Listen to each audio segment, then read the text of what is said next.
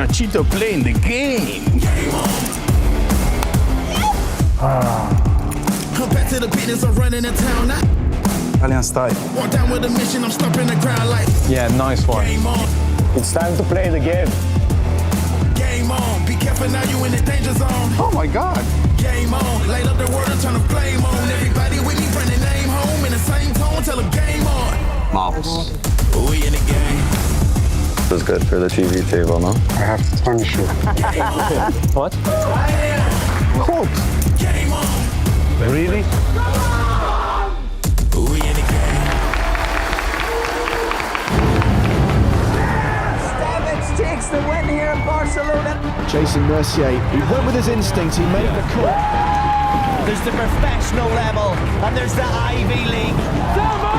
Sebastian Pauli coming to terms with what he has just achieved. Nicky Corrin has done it! 2 main event titles! Sebastian Mallets has gone from poker fanboy to poker champion. This is why people love the EPT. Hello once again, welcome to Monaco and the PokerStars European Poker Tour as we switch our focus to the 2026 EPT Monte-Carlo main event. Day 3 about to get underway. It's James Hartigan with Joe Stapleton. Hello, my babies. And Sam Grafton. Hi, everyone. So yes, 4 days of main event coverage. Tomorrow, that's Friday, we play down to the final 2 tables. Saturday, we play down to the final table. Sunday, we play down to a champion. We are live every single day at 3 p.m. Central European Summer Time, and we look forward to reading your contributions in the live chat on Twitch and the live chat on YouTube. We are also on other PokerStars social media channels as well. Which ones? Instagram, Facebook, and X. Ugh.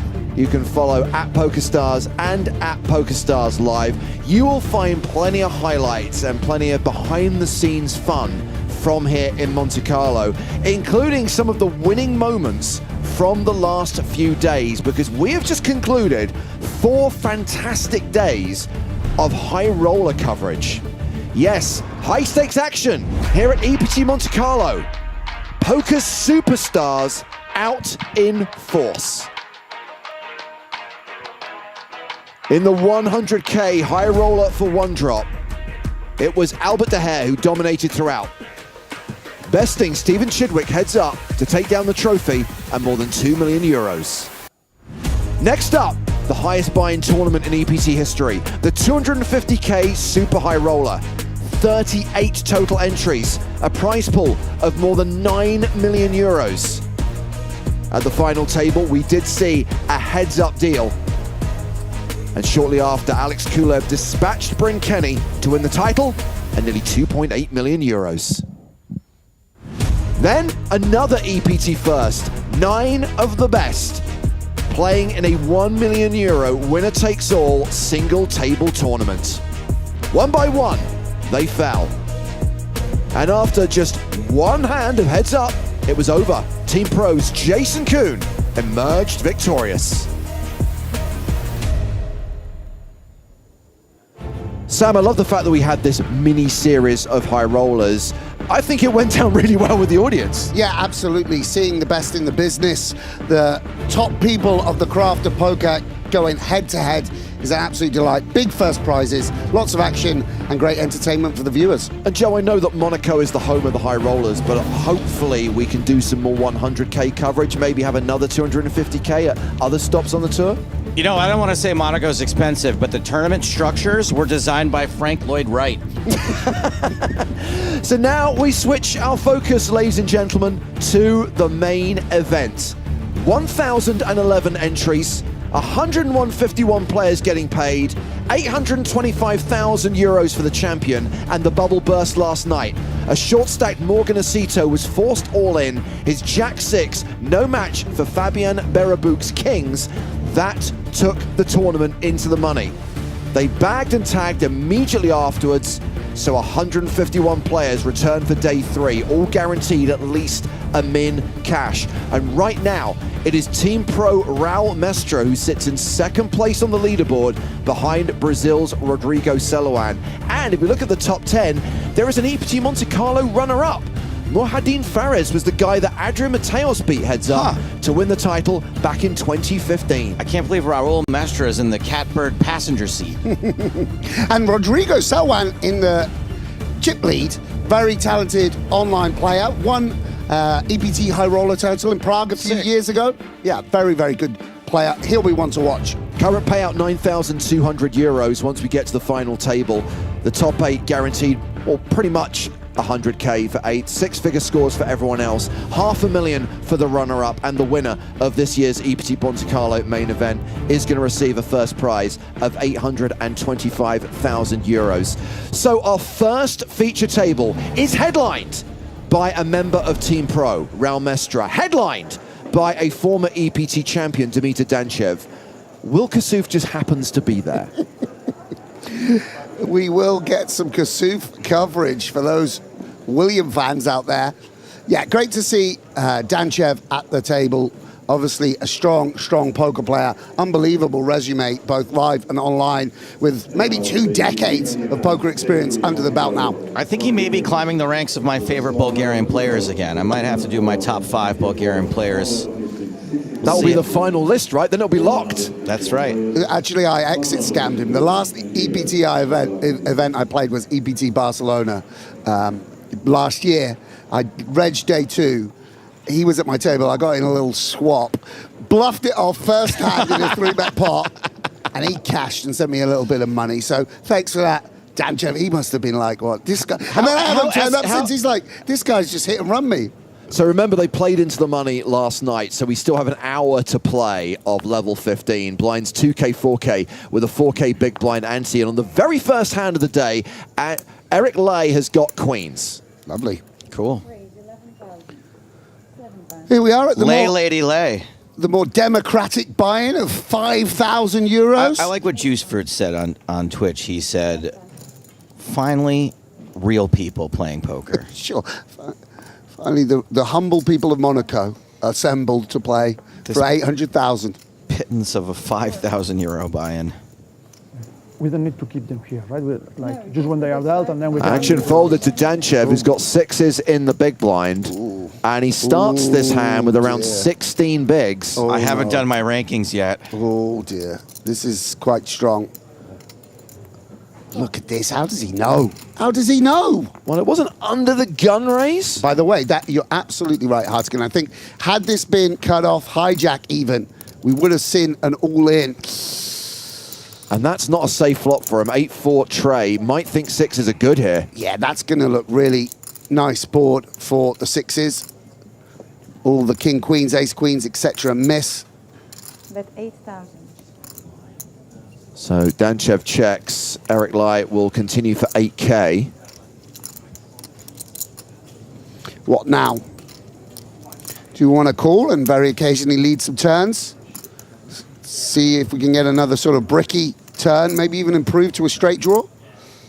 Or is our hand good enough to raise now? Man, I kind of want to take it down here. Oh. He's much better than me, though. Navigating the streets. Makes the call, taking this hand to the turn, which is... Ace of diamonds. 5 of diamonds.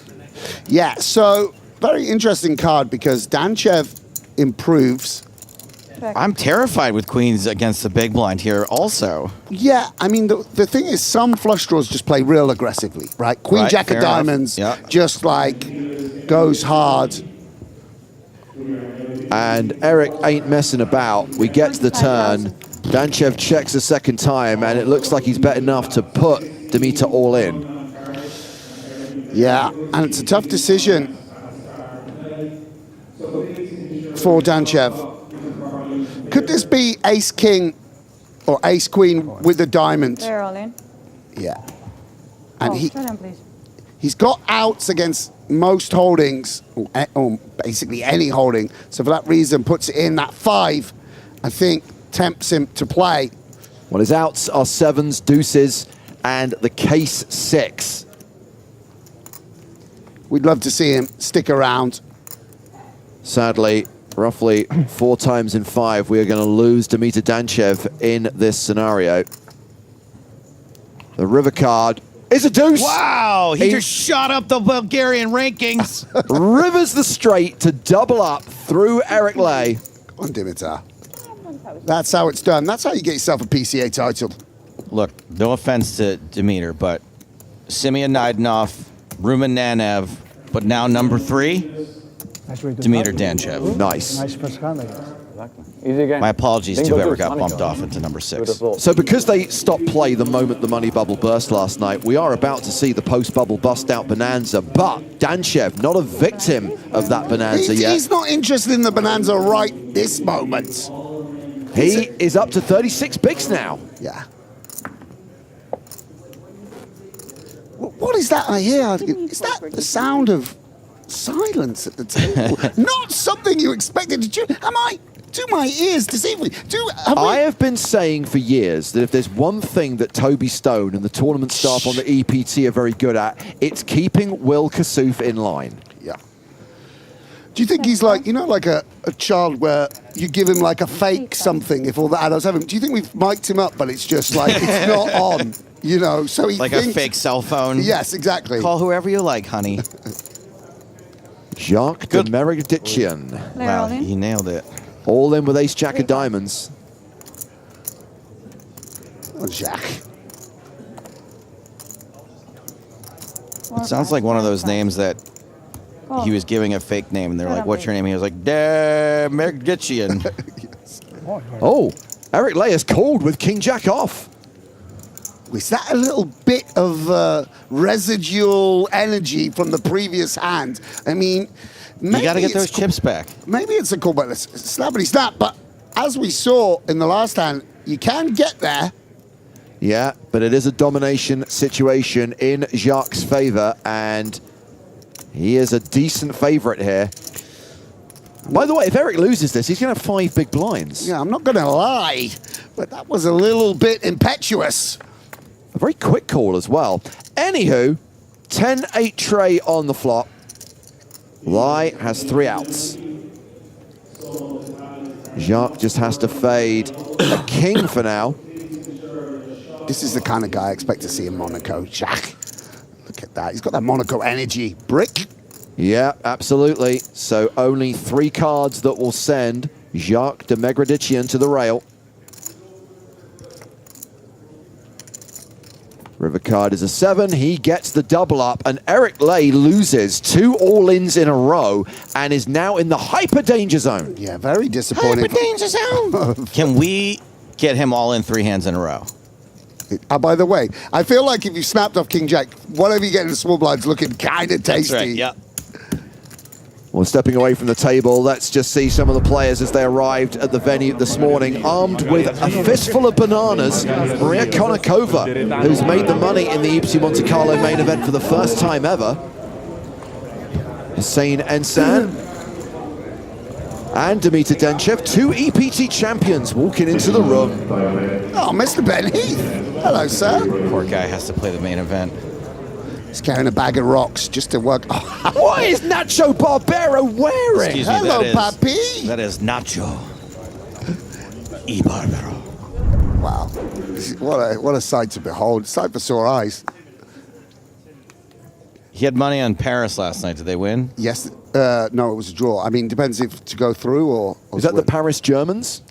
Bro. Saint Germans. I played 100K hands where I'm like, he's betting into me, but he's also got like more than my net worth on like Crystal Palace versus Hull, and it's like the flush is coming in and he's just throwing out chips, and I'm thinking like, has he seen the river card? Are we sure that he knows what the? He's just such a legend, by the way. By the way, I just want to flag something about Nacho filming himself there. Acty95 says, why is he using the camera like this? We all know that the camera on the back of the phone is better than the one on the front. How anyone is able to film themselves without actually seeing the screen, though, I give him credit for that. If he's perfectly framed, salute that man.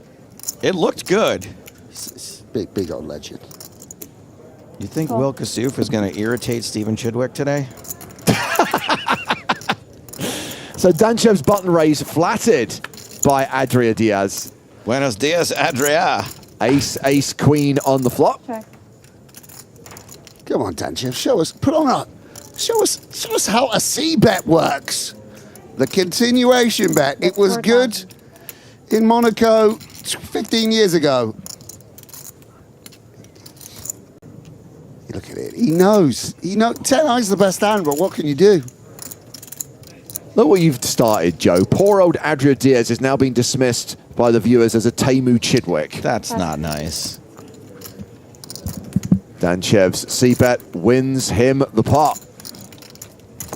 Great start to day 3 for Dimitar Danchev, now hovering around the 40 big blind mark and officially second in chips at our first feature table. Raul Mestre, the table chip leader, and of course second in chips overall.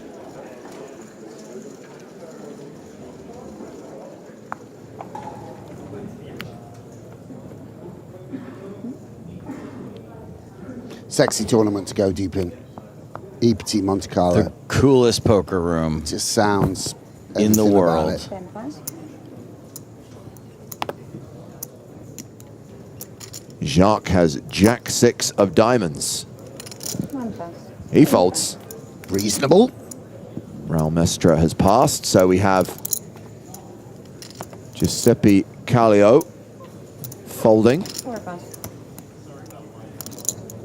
5 pass. Danchev is out. Come on, Danchev. Play the Jack 9, mate. Frustrating for Lai. He does have 4 hands before he has to post anything. Maybe we want to just wait for something better. I think that's a smart decision. No shame in folding. Hi, there he is. He's mic'd up. Don't worry. Did say big blind special. 13,000. Raise 13? 13,000. More than 3x? Why so much? What are you scared of? Guys, I'm not gonna lie, I'm very entertained by Will Casino. No. Don't. I don't like that number 13. It's unlucky. Unlucky for some. It's going to fold. I give you Wow. respect. I give you respect. I see it on TV, don't I? Yeah. You bluff me, I see it. Yeah. Yesterday I might lie to you, but not today. Yeah. Oh, you didn't tell me, by the way. You didn't tell me yesterday. I told you. I told you. I had, that's one you had aces. Thank you. The king I bought with the 2 diamonds. Maybe it was aces or sixes, I don't remember. Oh, come on.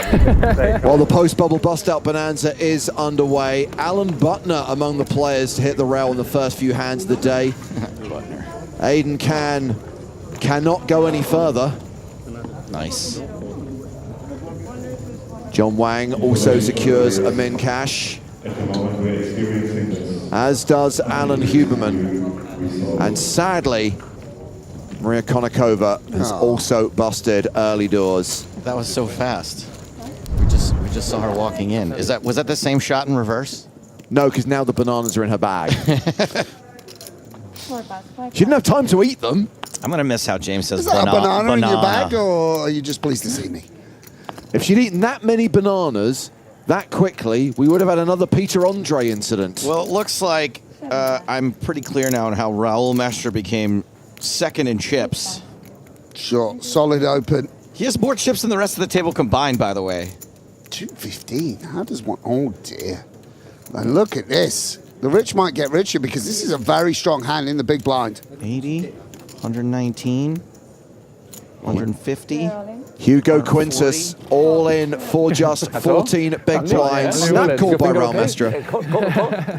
I should have listened to you when you said you run good. Didn't he just win the Spin and Go championship? He did. Won Spin and Go Live Championship in Paris just a couple of months ago.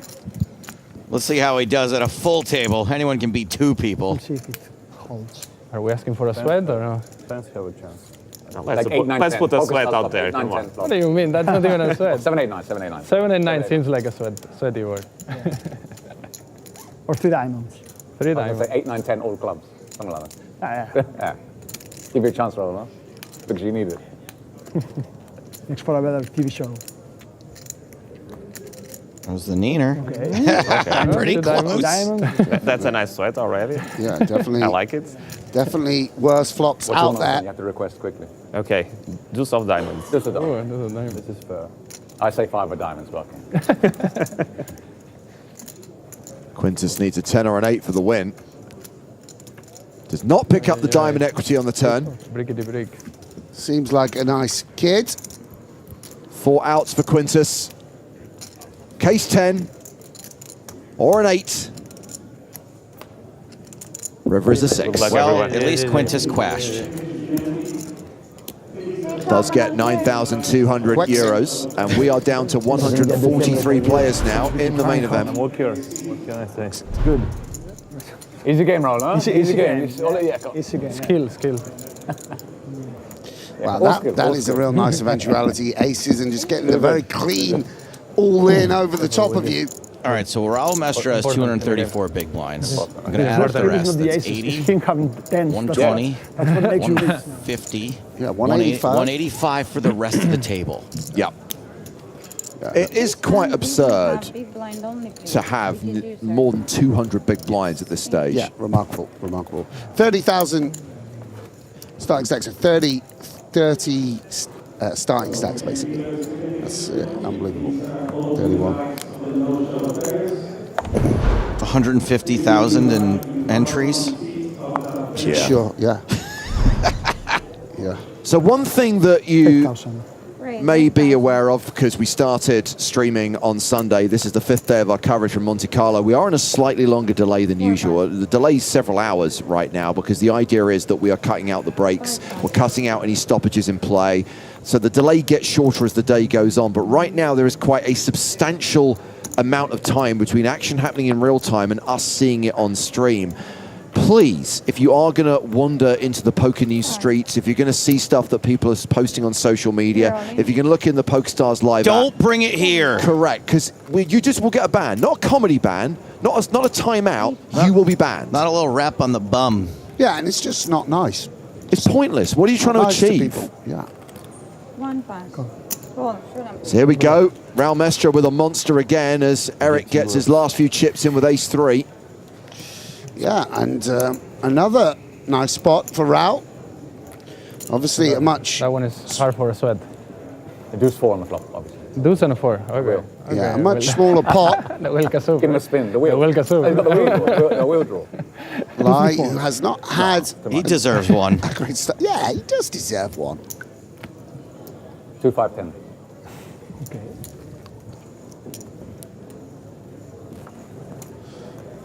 It's nice to have Kasuf here as a co-commentator. Is he getting a paycheck for the four of us? You are kind of the anti-Kasuf. Like you've got, Thank you. you're equally matched with your physical powers. But you're a chaotic good, is how I would describe you. No. Barry Greenstein required to save Eric. He's happy with that. No, muy bien, muy bien. Muchas gracias. Only ace. Only ace. Only bingo ace from space. Sam's just shaking his head. I love it. All right. There we go. Raul Mestre wins another one. Dispatches Eric Lai. Raul Mestre now playing more than 240 big blinds. Playing it like one of those shootout events. If they can't pull people off the floor quick enough to fill up the feature table. They must feed Raul Mestre. Easy game. No, this is too easy for you. You should play a different game. This game is too easy for you. Yeah, if they keep giving me aces and jacks versus like 3 blinds, it's going to be. I love Do you have a bucket napkin? hacks. Do you have a tissue by any chance? I don't think so. No? Well, we're not even half an hour into the broadcast and our mod Ed is already asking everyone on YouTube to like the stream. Remember, tickle Joe's bum, click the thumb. You do have one? Right. Yeah. Yes, well, thank you very much. Thank Lucky you. I had a spare one. Lucky. It's because he keeps The his only one, phone in his not back this one. pocket. Yeah, no, It's not used, it's right? pretty fun. New one. Lucky I kept the spare one. I have it plugged in today, so you guys can't drain my battery. Thank you. Will. I will not raise you next. Exactly. You see? I help you. I help you, or you help me. This game is about that, right? Anything else you want? You want some sweets, some chocolate? You want pizza, burger? 4 pass. Queens for Danchev. Raise 8,000. I think it's too late to get a swap in. Pop down. 7 pass. Very Eskimo Clark of you. Yes, indeed. Just hang around the lavatories and say, oh, how much you got? Oh, I've got the same. No way.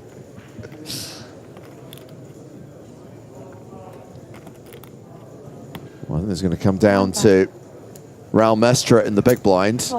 He defends with 10-6 off. Yeah, hand that doesn't match up too well against queens, but he will catch a piece of it. Yep, second pair. Yeah, and with so many straight draws out there, you know, a very connected flop, it's a board that we can go big on if we're Danchev, if we're so inclined. We'll just have a think about what sizing he wants to go. He actually checks back somewhat deceptively. This is something you might imagine with aces. Takes a lot of confidence to do it with queens. I'm quite surprised by this. Bet 12,000. And Mestre will come out betting. Leads the turn for 12K. Bless you. I wonder if Danchev can go for a raise. Is that overplaying our hands? What do we make of 12K? Is this a balance sizing, which he would make with very strong hands? Will continue the slow play. So, just a set on the river. Yeah. And Mestre trying to think about what hand he's up against. Is there anything he can extract value from? 5,000. Can he bet one big blind? Maybe that's not much use. 21. Oh, wow. I'm very surprised at this. Targeting, quite sure what. There are a lot of draws that have missed. I mean, obviously Raul's going to have his approach. I presume we're not bluffing, so we need to get called by ace high and ace 3, something of that nature, pocket fives. But we know that Danchev, with top set, probably raising despite the potential straight out there. We got to raise. We got to raise here. I think a straight will go bigger. At least some of the time on the turn. 75. Yeah, there we go. And Damon on Twitch says it best. This is why you fold 10-6 off in the big blind. Yeah, I mean, he's played it quite aggressively. The turn bet is maybe fine. You've got to just be really careful against a top-level player who will mix in some slow plays and can make some bluffs. And what does Raul... What's the 10? It's not a great card to have, is it? Hey, you're blocking some queen 10s. You are blocking queen 10, but queen 10 I don't think just doesn't raise from that early. Well, it doesn't call the turn. I don't think. Probably bet the flop, right? Queen 10 and a half. That's all I got, Sam. Oh. I mean, he's just puzzled because can ace queen raise? Wow. Raul Mestre makes the call with a 6. Loses in spectacular fashion to Dimitar Danchev's set. And Danchev's great start to day 3 continues. He's up over 64 bigs now. I mean, Ruminanev, you are in danger right now. I mean, the man got very lucky, you know, making that call in the first hand of the day. But that was an expertly played hand. Took a line that I just wouldn't have and got paid the absolute maximum. Maybe, you know, a tweak based on his opponent or his perception of his opponent. But really big pot there. Obviously, a nice run out. I mean, there comes 9 of diamonds is a little harder to make a raise there. The Queen of Spades, very, very pure river, but nice from Dimitar. Obviously, we do have the shot clock in play. Interestingly, a change to the EPT main event structure. The shot clock now brought out at the start of day 2. So the shot clock was in effect during the bubble as well. 30-second time bank cards given to players. And we have Kasuf here, who is the table short stack, raising with ace-9.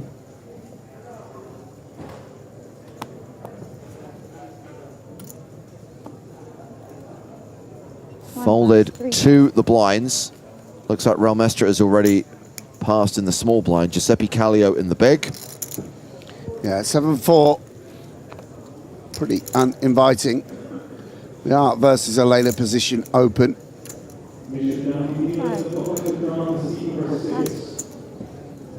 And Kallio folds. Still 40 minutes to play at this blind level, by the way. Nuts today with this stack. Still on level 15, 2K, 4K blinds, the 4K big blind ante. Aces, jacks. It's a great skill to have. If you always have that, you're going to do great. When I'll grow up, I want to be like Raul. Just for the stack, that's it. That's just the stack.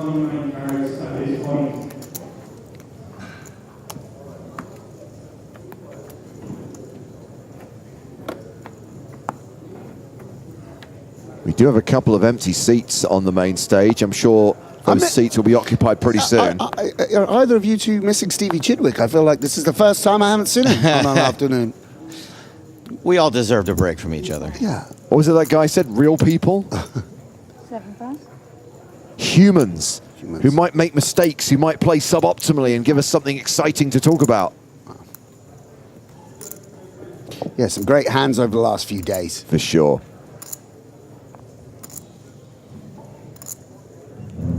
Come on, Jack. Come on, mate. Ooh, he's not going to do it. 1 pass, 3 pass. I reckon he'd be a great character on a night out. It's a bit of an EPT reg, Jack. Seen him around. Well, this is folded to Kallio in the small blind. He is going to complete with 10-8 off. Danchev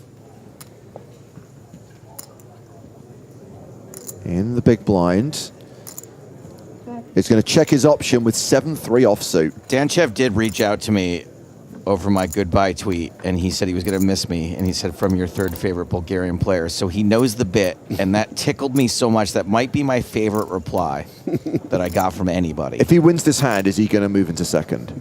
If he can win with 7 tray, sure. Absolutely. Well, why not bet? Knock out some hands, turn some equity. He's so controlled, isn't he? He loves a little check, doesn't he, Dimtar?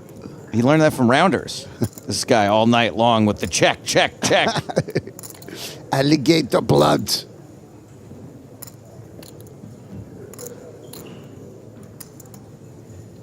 Nice to see some young Americans on the tour. Yeah, flying in. Yeah. It's like the old days. I mean, even he's got that Fifth Element haircut. I like that. So bear in mind the comparison between Diaz and Chidwick violates the rules of bad lookalikes, right? Because you're not allowed to compare poker players to poker players. But we accept Kallio as a bad Johnny Depp. He actually might be the good Johnny Depp.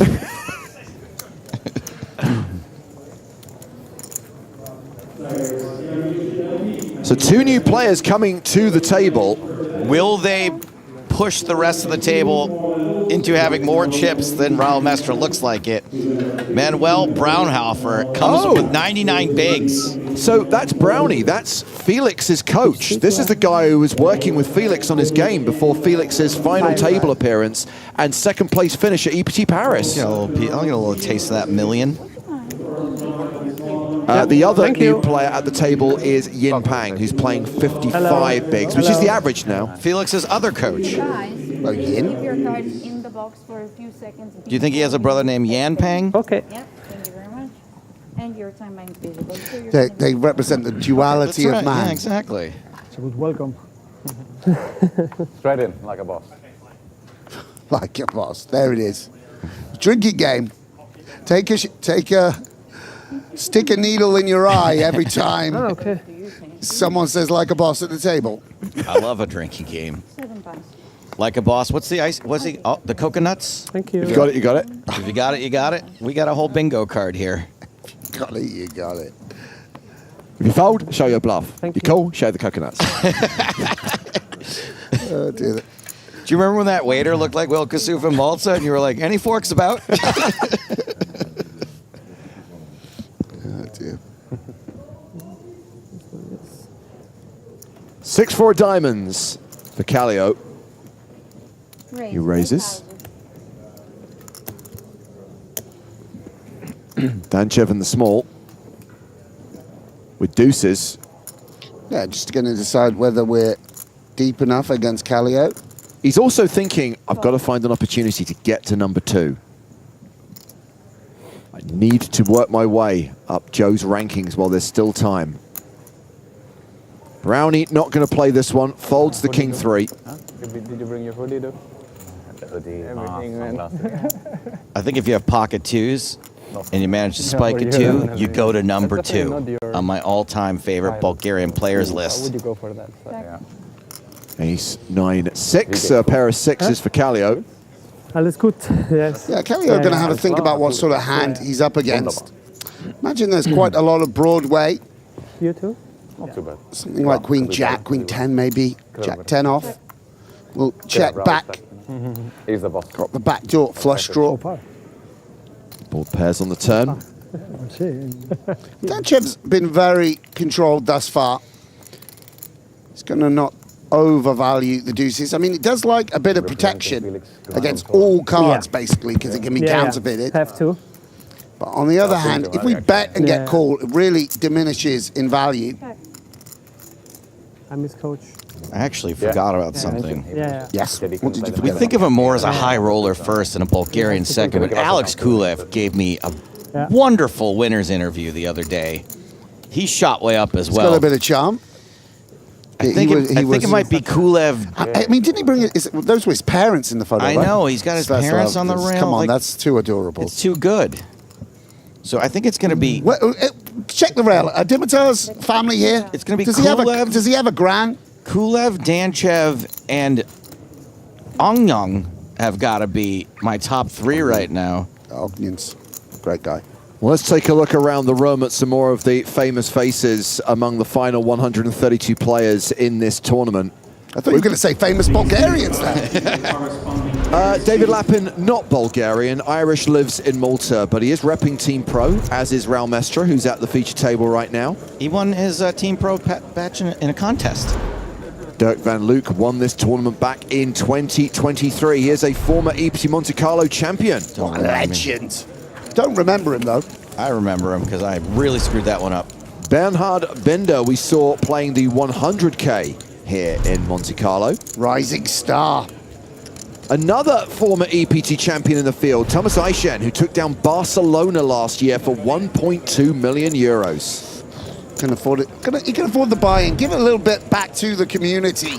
And there is the start of day chip leader, Rodrigo Celoan, aka Celoan 1991 on Stars. Yeah, big legends. Plays on PokerStars under the name Sam Chartier.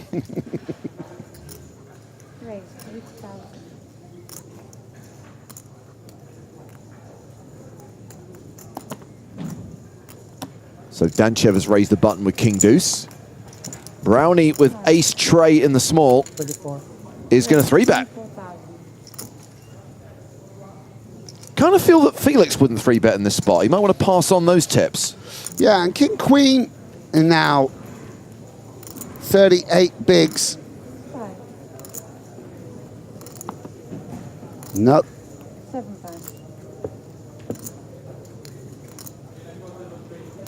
Danchev going to need to defend some suited kings. Don't know whether King Deuce suited makes it in.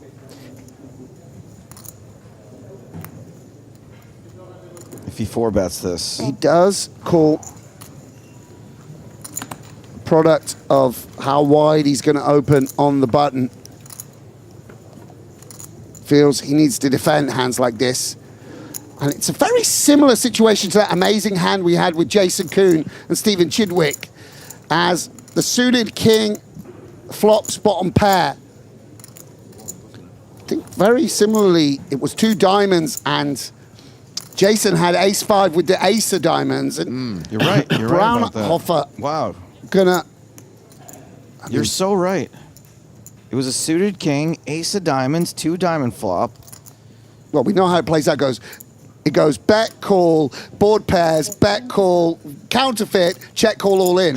So you can tune out. If you saw the hand yesterday, action replay here today. So 20,000 and Danchev having called pre. Going to be forced to continue. Hard to make a really nutty hand. Ooh, but that is the way to do it. Oh, my days. Improves to trips. Ring-a-ding-ding. It's such a good feeling, by the way. I mean, the board did pair again. Yes, indeed. One amazing 30 minutes of poker for Danchev. Yeah, and by the way... Number 2, by the way. Yeah. Deuce on the turn, number 2 on my all-time favorite Bulgarian players list. History being Dimitar made. Danchev. And he's going to continue the story here. Oh, he's going to force out some hands like Ace-Jack. Force out some hands with equity like the backdoor clubs. Maybe a Jack-10 that takes one off. Because, you know, if we check, we can't bluff catch against those holdings. And look at this, a little bit of acting here from Danchev, the frown. Oh, yeah. Oh, my goodness, what can this mean? I'm not sure I believe you, sir. The look of concern. Key question, Joe, if he boats up on the river, does he go to number 1? Quads he goes to number 1. Quads he goes to number 1. Quads he goes to number 1, Quads he goes to number 1. We need the case deuce. And a diamond here. What might Braunhofer be considering to do? Oh, he did! Oh, my God! Ring-a-ding-ding, we have a new number 1 in the world, ladies and gentlemen, on Joe Stapleton's. It was a 1-outer to beat the guy who brought his parents and gave me an all-time great interview. Dimitar Danchev is not only going to win this hand, he is also number 1 on Joe's ranking of Bulgarian poker players. I'm going to go give him a hug. And actually, it may be a little bit of a bad card in one way for Danchev, because that might slow Braunhofer down. The Ace of Diamonds, not a good card to have now. Interfering with a sort of Ace-10 of Diamonds, something of that nature that might call fold. And the brakes are applied.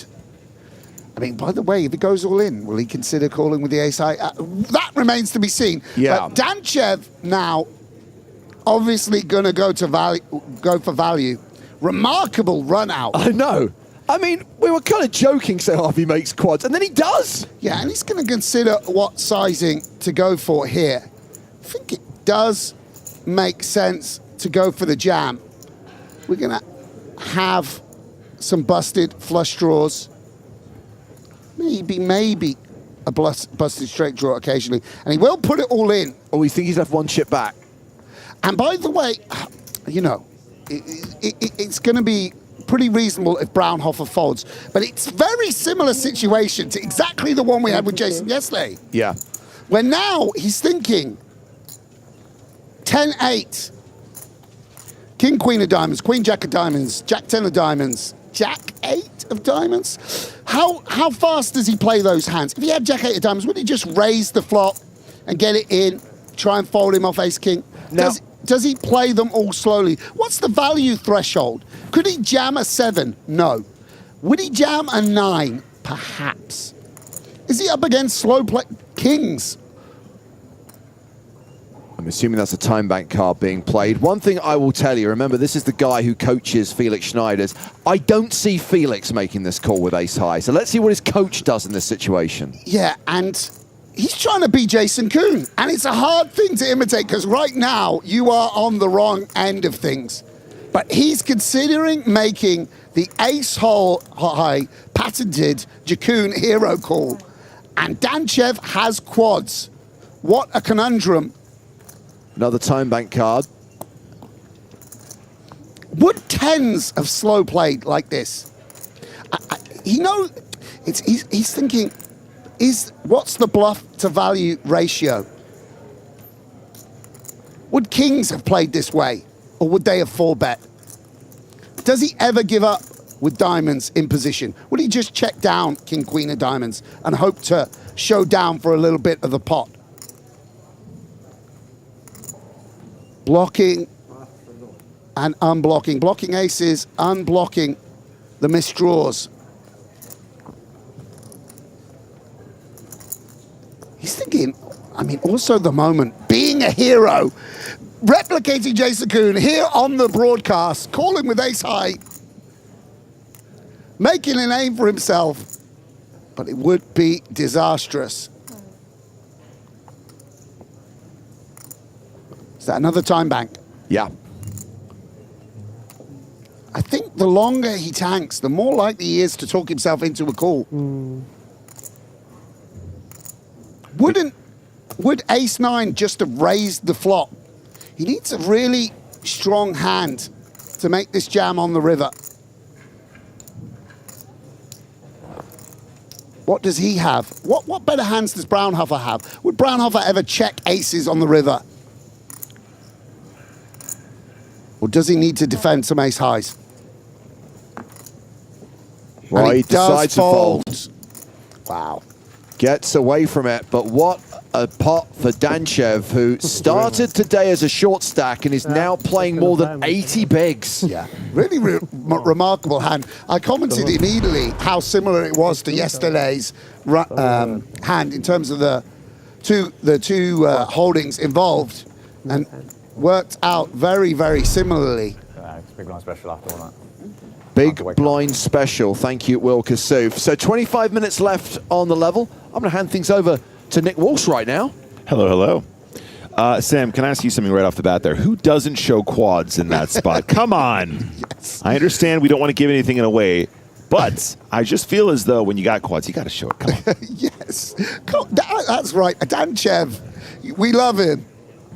Don't tell Joe it'll relegate him back down to second or third on the Bulgarian hero list. It's an important list, so I don't want to influence any decision making. I'll tell you what, it's such a great game. I always say this, you know, when I used to talk to people in broadcasting talking about showing poker, I say, if you just show people playing cards, weird stuff happens. Who could have the running deuces there? Such an unlikely hand to end up with. Well, Sam, it's like I always say, you never see that stuff online.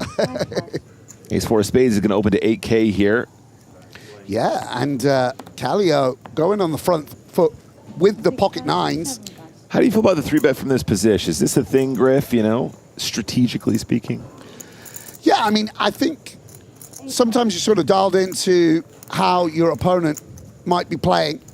Got to be tempting with 215 big blinds to open that a little bit wider. And maybe Kallio senses that. Yeah, and with Kallio being in the hijack, trying to take control, does get called by the ace-4 of spades. Now, Sam, I got a bone to pick with Mestre here. Team Pro, fellow Team Pro member, love him to death, really nice guy. The fact that he won the Spin and Go Championship before I did makes me want to kind of quit the game forever. But I don't feel bad about it. And look at this. And look at the flop. This is how it's done. This is how you win Spin and Goes. Yeah, very nice flop for Mestre. The top pair and the backup of the wheel draw, the backdoor flush draw, a lot going on, so that if for some reason we are beat, we can get there. And Kallio going to understandably c-bet. Support that.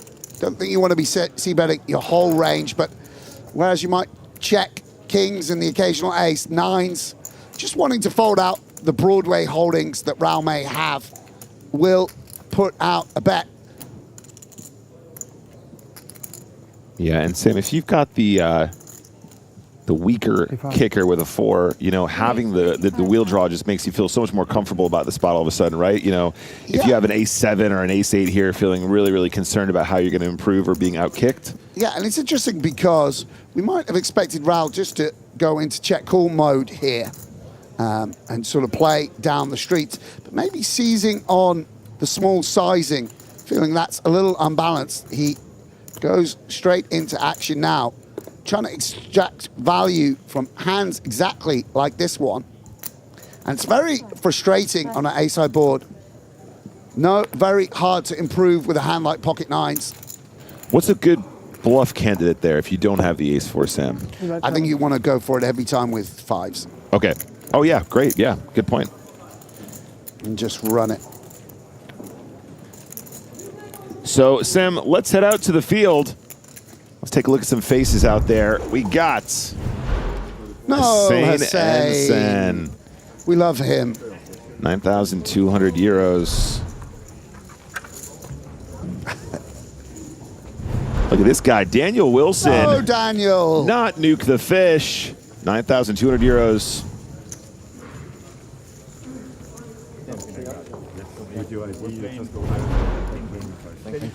No, Juan Crespi Maragua. I don't know John, but I'm sure he's nice. Sick face tattoo. Nice Love tats. That. Nice tats. That's sick. I wish I could pull that off.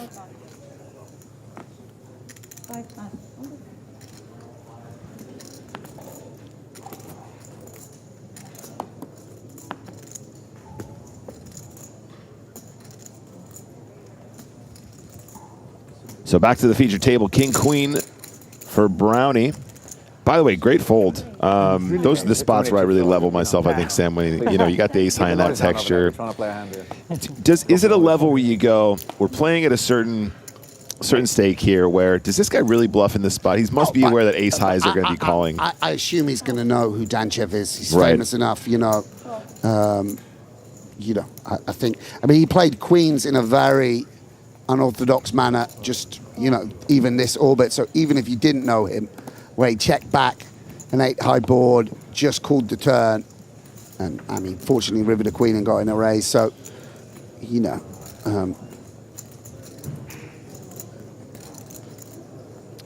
I think it was worth thinking about, though. Oh, it's for sure. Pretty good bluff catching candidate. For Absolutely. Sure. So the board is ace 5-8. It is Pang who flops best.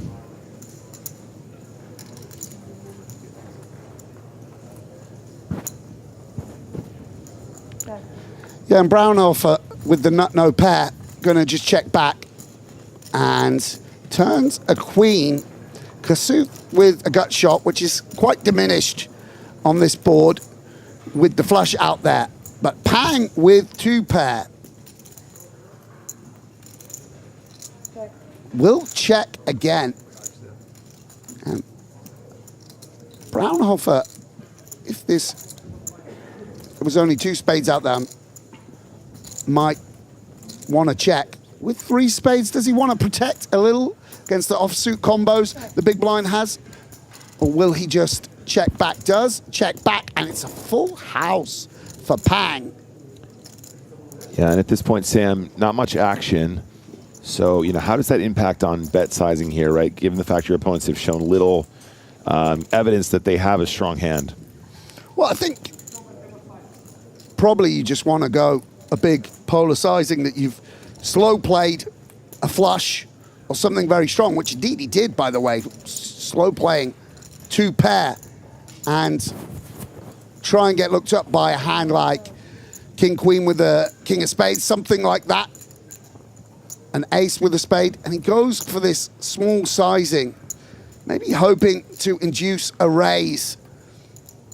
Don't know when. Yeah, exactly. It's going to mean an easy call for the king queen, which is pretty legit bluff catcher. I think. That's all? Just full house? Is that it? Is that all you got? Just a full house? You can bet with just a full house? On the coconut. Good to know. He's got the coconuts. Take a shot. Will Kasuth said coconuts. 20,000. I'm going to find out where I am. Yeah. Find out where I am. Behind. I'll get threes, I'll get I'll have threes. been behind. Going back out to the field now, Sam. Who is this? It's Enrico Camashi. Oh, Enrico. Oh, Enrico. There he is. Hey, everybody, it's Enrico Camashi. Can't believe it. When he busts the tournament, he can't believe he's stunned. It's like so unusual. Yeah. So foreign to him. It's hydrating to get in the next tournament. True pro. Straight to the 50K. If you've ordered a coffee in Monte Carlo, you're going to drink every last drop. Every single drop counts here in Monte Carlo. And 14, still 2K, 4K, 4K ante as we return to the featured table.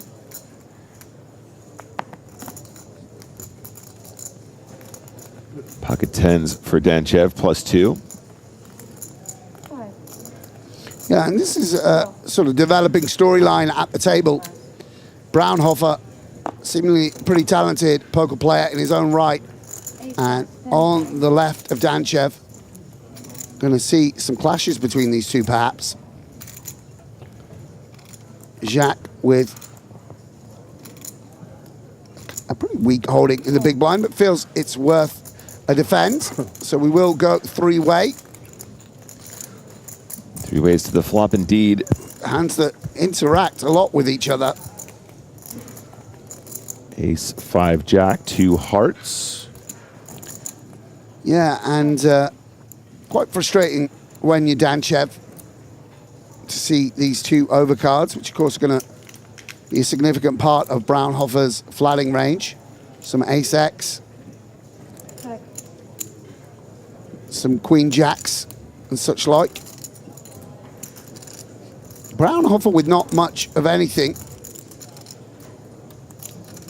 is having nothing here a reason to bet or a reason to check? He will decide.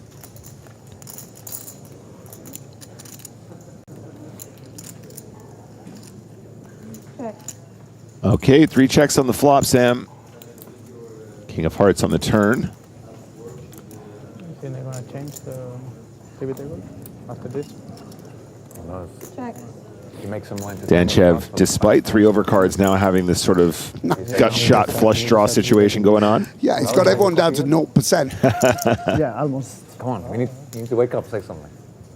Yeah, and with the way it's played, I'm not sure he's going to put, obviously having 2 10s, he's not going to put Braunhofer on 10-9. Might feel like it's likely his opponent has a hand like 6s, 7s, 8s. You want to stay? And with Bet 15,000. the backup of the heart and the gut shot, he's going to bet. It's going to allow him some flexibility to sometimes turn his hand into a bluff also. Yeah. Should the big blind stick around. This is super interesting here, Sam, right? You know, because a lot of players defaulting to just check here, right? You know, kind of have showdown with the 10s, trying to get to showdown. I got the extra equity. Do you think perhaps, you know, checking there gives your opponent the keys a little bit to start, you know, blasting in position? Depends on Raul. Yeah, I mean, it's not so much that, but it's just keeping your range wide and uncapped there by betting allows you to make some determinations. You know, there's three-way, can always sort of give up against the in-position player who's going to have some quite strong hands and really attack the big blind who might not, or vice versa, you know. There's maybe no flushes in in-position's range when you have the 10 of hearts. 4 plus. 5 plus.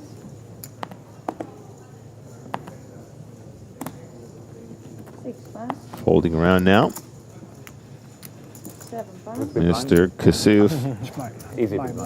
He's got the coconuts. I'm folding almost everything. I think so, yeah. There's a slight chance.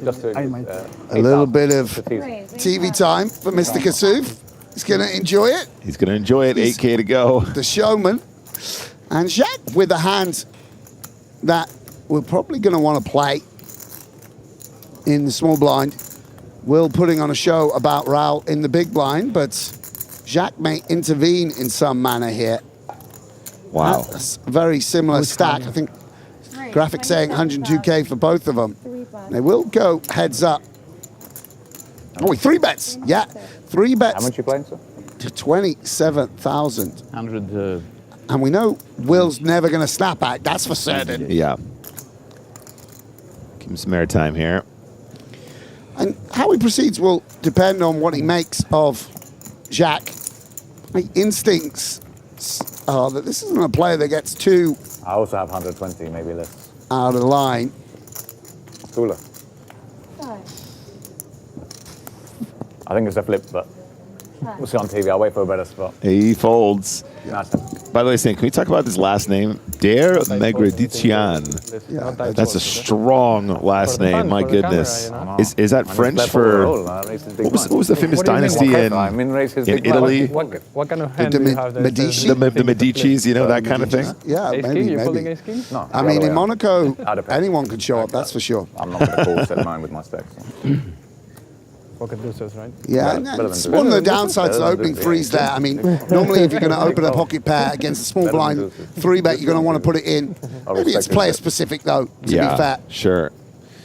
It was Megredici in there who had around 28-ish bigs, something like that. So on the shorter side, set mine kind of out the window at that point. Sam, what do you think? Yeah, of course.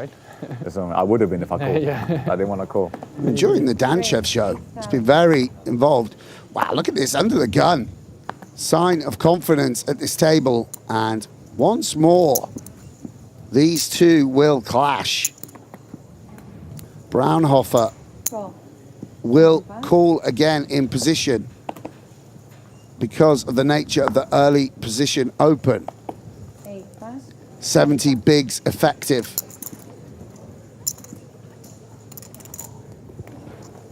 Danchev may reckon that ace-king is in the range occasionally, but in some ways, a little under-rect. And will allow Raul to come in with the queen 10 suited. A little loose versus these two positions, but the suited nature of it and the deep stacks enticing him into the waters, and he is very live against the two actual hands. He is indeed on the flop. We see 6-7 Jack of Hearts, so kind of that suited middle pin for Mestre. Flip, it was either 120 or less. Yeah, and Danchev actually has the best hand, although he can't 300K necessarily imagine that's the case. There's going to be a lot of pocket pairs in the small blind flatting range, hands like 5s, 6s, 7s. That's going to give everyone a little cause for concern. Brown Alpha with a very strong range here, entitled to bet frequently. But does Ace-King want to bet? What are we trying to achieve if we do so? Gonna have a pop, Sam. Yeah, I think this, by the way, I do think this makes sense. Again, sort of just keeping your range wide. And yeah, folding out better hands on occasion. Very nice. Look at the size here as well. Just the 8K gets it done, right? 8K into 32. 9 high like a ball. Very effective. 9 hoch, wie ein Schiff. Take a drink. Natuurlijk, ja. 9 high like a ball. Oh, no. It's catching. Don't It's encourage catching him. on. Don't encourage him. Come on. By the way, I got absolutely flamed yesterday for saying that. Me and Kasuf actually get on all right. Chad hated it. And at this point, I'd like to welcome back Mr. Griffin Benjer to the booth. How you doing, Griff? Hello, everyone. Anyone interesting on this table? Hello, buddy. Oh, dear.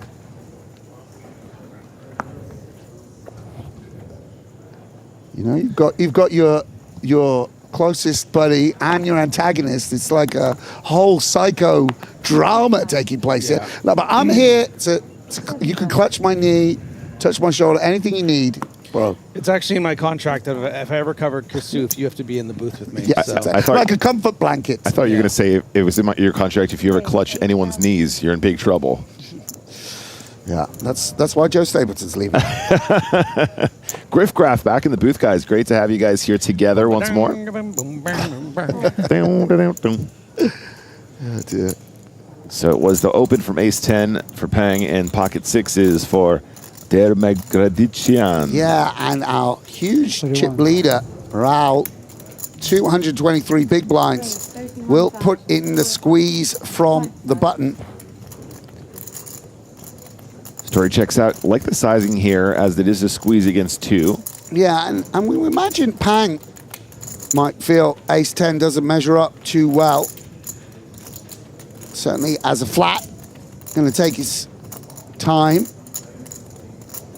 A pang of regret at opening this hand, perchance.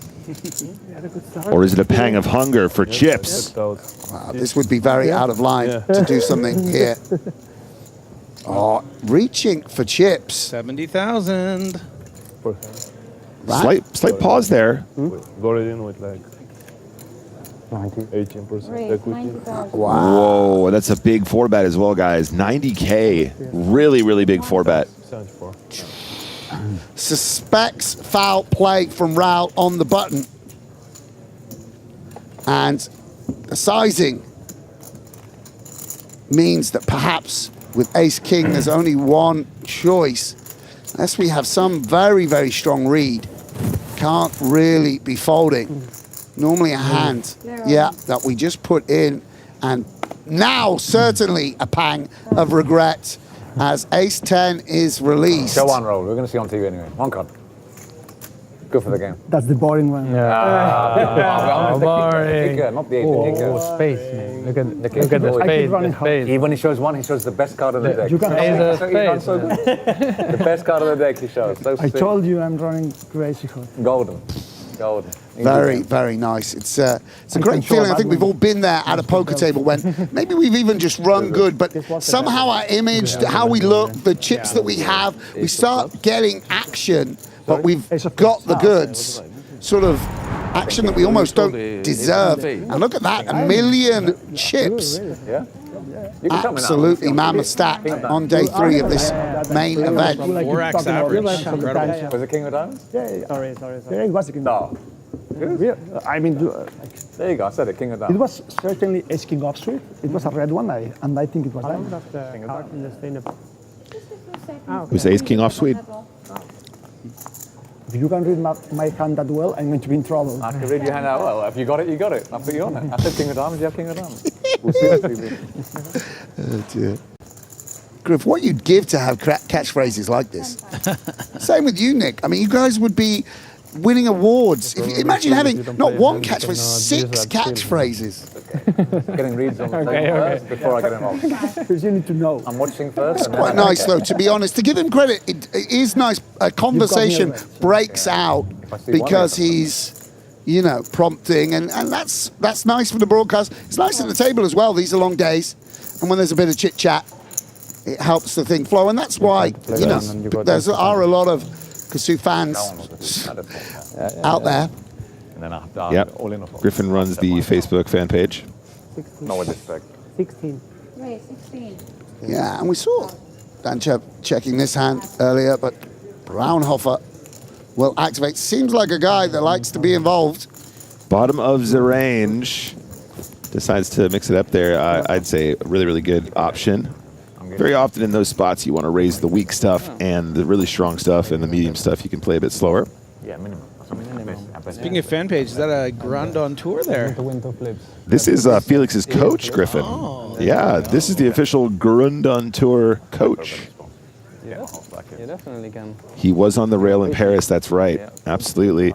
By the way, one of my favorite EPTs of all time, watching Felix arrive second. However, first in our hearts. Here we go. Pocket tens for Kasuf. He has 25 big blinds to start the hand. 15 seconds is way too long for him to have to act each hand. Can we? Can I make a prediction? If he gets 3-bet, he's going to say, if you got it, you got it. I love it when Americans do English accents as well. And Callio... Americans? Sorry, North Americans. Callio with the King-Queen. And will take a flop. 25,000. Or attempt to take a flop by calling in position. It's a 3-bet time. Oh, it's a 3-bet. It's a teeny tiny 3-bet. Interesting. I don't know whether this is a little too strong against someone like Kasuf, but decides to make a move. All right, Sam, now really quick, just pause. Let's see what he says. You're welcome. 75. Yeah. Thank you. The perfect opportunity has arisen.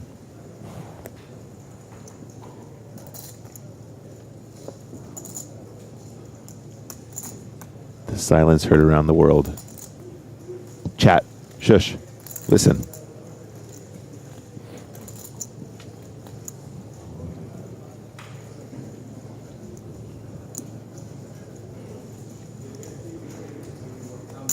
Ooh, and very interesting. Elects to call with a hand that's... One of the problems with calling is we let King, Queen, something like this, realize in position.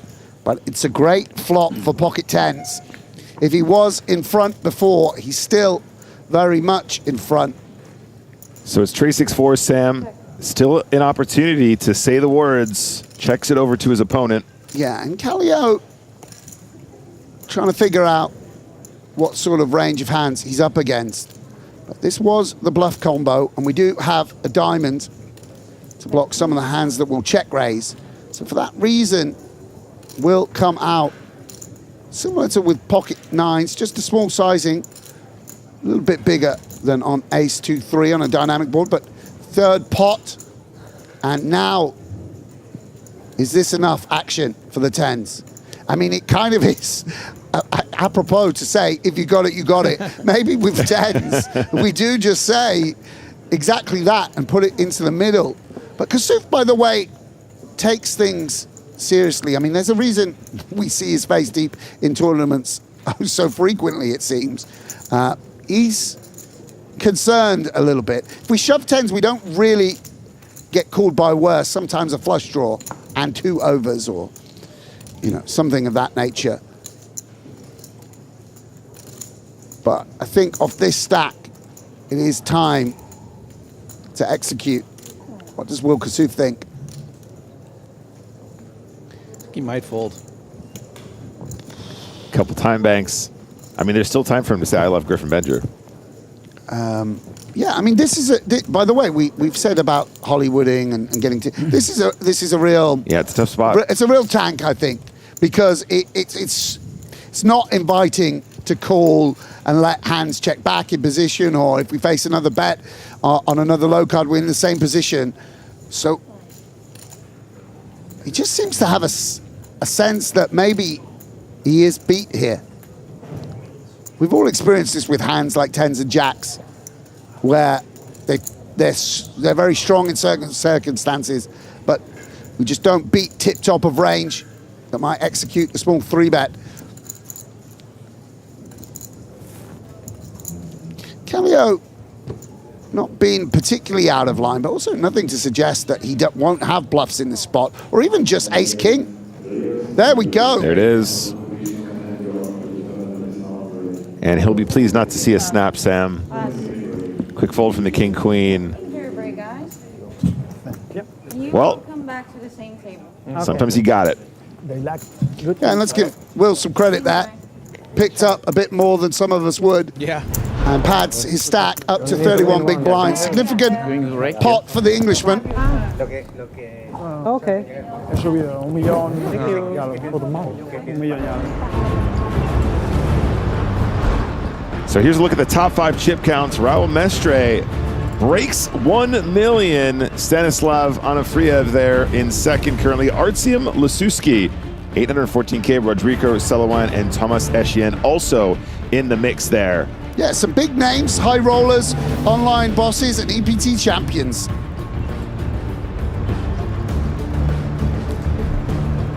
So with that in mind, let's take a look at the chip count on the feature table as well. Raul Mestre, a player we just saw on that previous list, breaking 1 million once again. William Kassouf after that exchange, 31 big blinds. It's Giuseppe Callio with 16 bigs who needs to do a little work to accumulate some more chips and get back in this event here in EPT Monte-Carlo.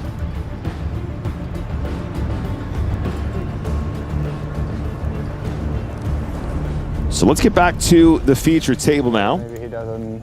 He won't go. He's gonna spend the whole page on man. Raul Mestre is way out in front right now. Can he continue to extend that lead as we round into the final 118 players in the main? Lines are still 2K, 5K, 5K ante.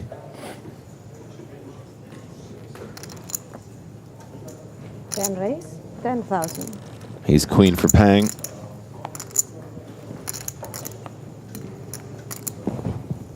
Yeah, nice hand to find under the gun. Off of 30 bigs. And Callio again with those 9s. 3-bet with them earlier. Is on a significantly shorter stack now. And for that reason will shove. Just a situation. It's not ideal. Can't get called by too many worse hands. But just good enough. And Diaz will make an assessment from the small blind.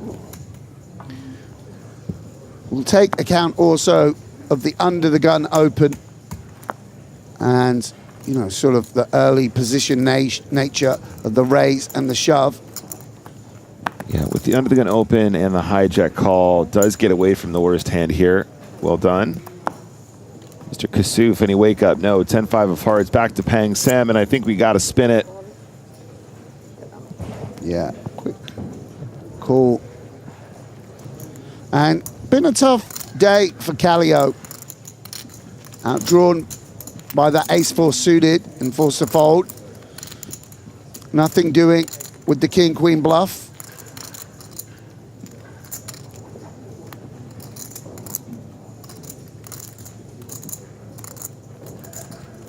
So I think that was a quick call from Pang. The graphics haven't quite updated here, but we do see a queen on the board. 7, queen, king, advantage Pang. Yeah, that's pretty tough. King of hearts on the turn. 9 required. We will lose the American Giuseppe Callio.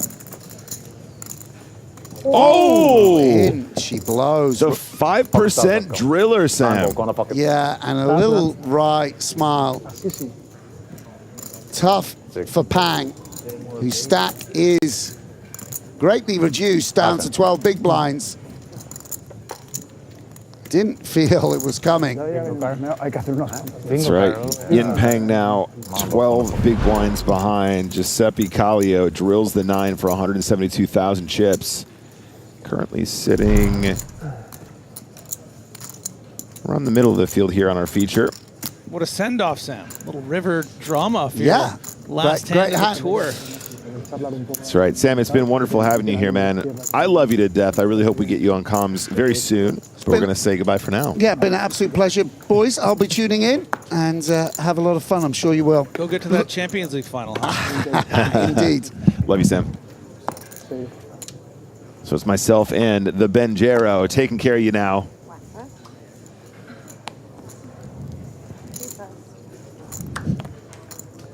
Six-five makes the fold +2. And it's Mr. Danchev in the hijack. With King Queen definitely going to be a player here.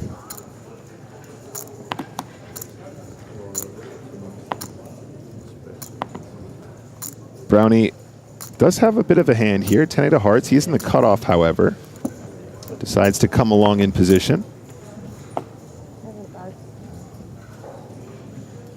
Mr. Kassouf with a very pretty hand, Jack 10 of clubs.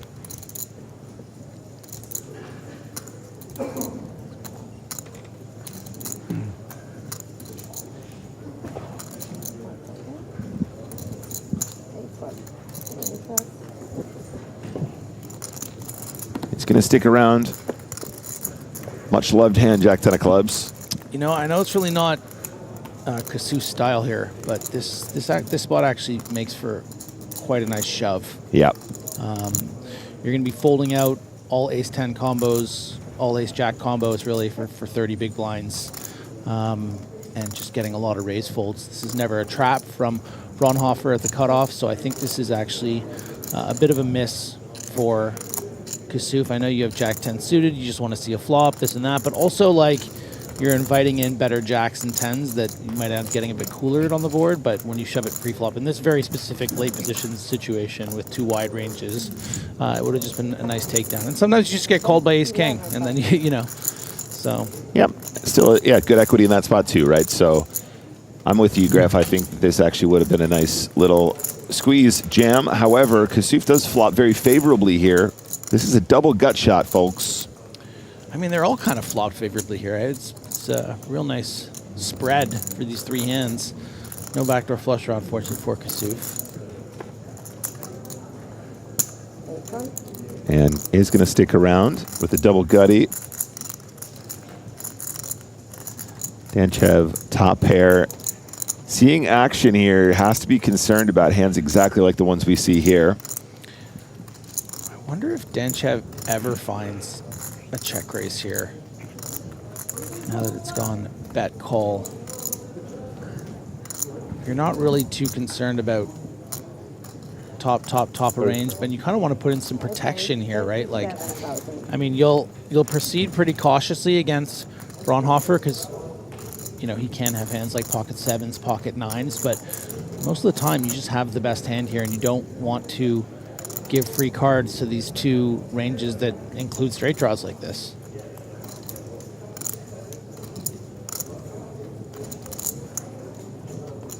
He's mulling it over here, Griff.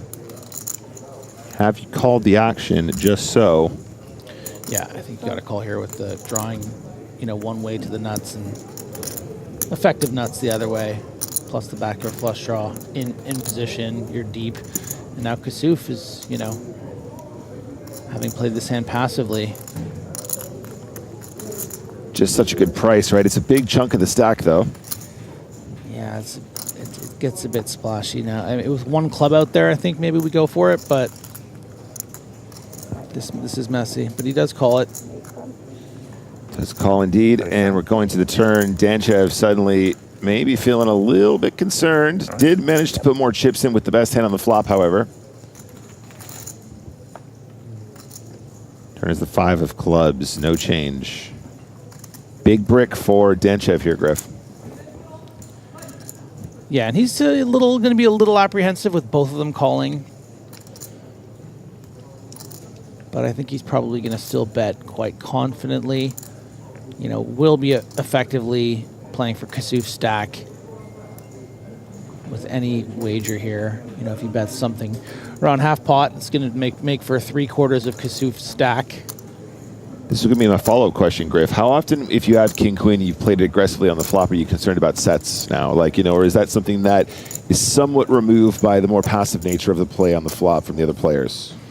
No, I think we're going to be expecting just calls from sets from probably both parties here. And that's, you know, it's... So I think that's where Danchev is a little concerned now. This pot has really bloated to 30 big blinds.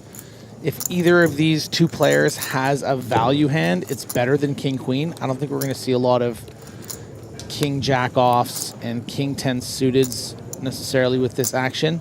I think maybe Braunhofer could have something like king-10 of spades. Well, in this case, the spade blocked by Danchev. Maybe a king-10 of diamonds, king-jack of diamonds. And the river comes a 10, pairing both of them. I gotta be honest, it's kind of Kassouf's pot to win if he wants to somehow turn this into a bluff. But easier said than done. He does have the jack in his hand. But would he really have queen jack in this spot? Probably not, so.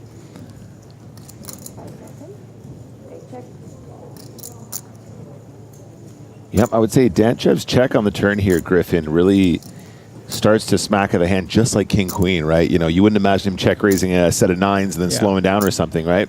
But it is a check from Kassouf, being first to act. Danchev probably desperate to get to showdown for cheap if he can. Yeah, he's happy with what's out there in the middle.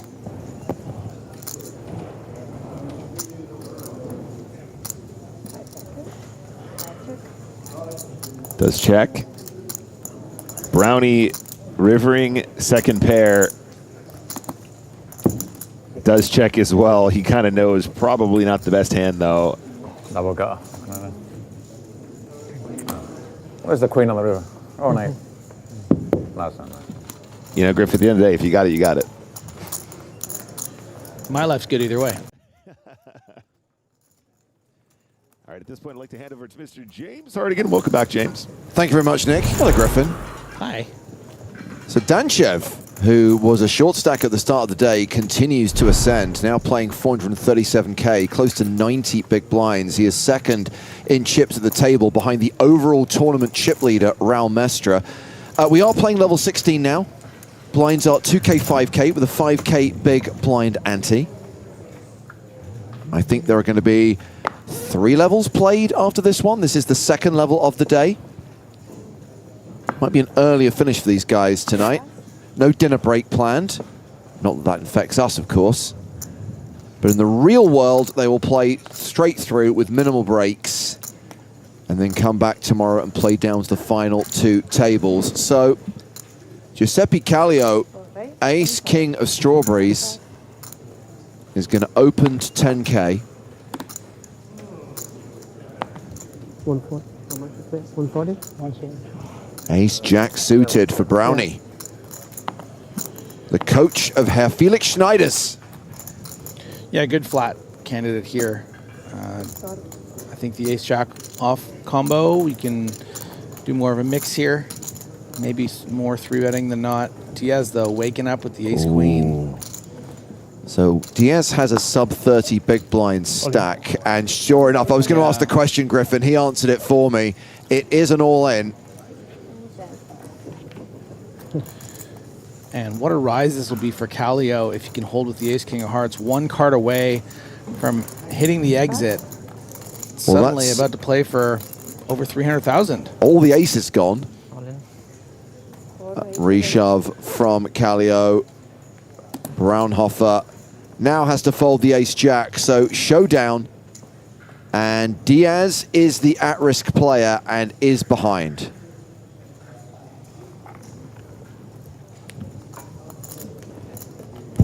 I love the fact that Kopech was hoping someone would wake up with aces after we had a raise from ace-king, a flat from ace-jack, and a squeeze from ace-queen.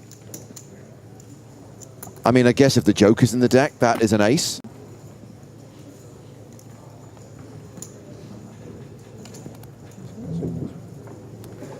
%29% chance of survival. Queen high flop, domination rotation. Yeah, it's a big rotation. And it was ace-jack of clubs for Brownie, right? Certainly was.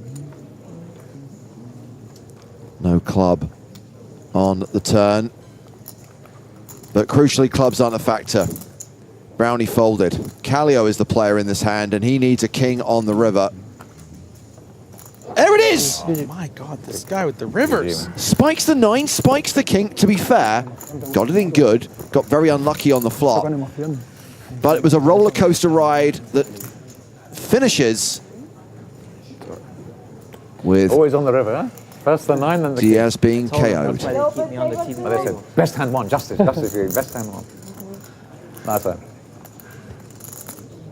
That's right, it was a rotation roller coaster. We had the rotation, we had the restoration.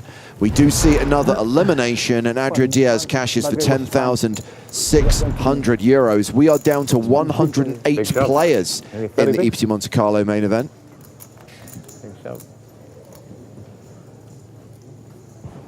Maybe he knew the queen was coming on the flop, but he didn't know the rest. Wow.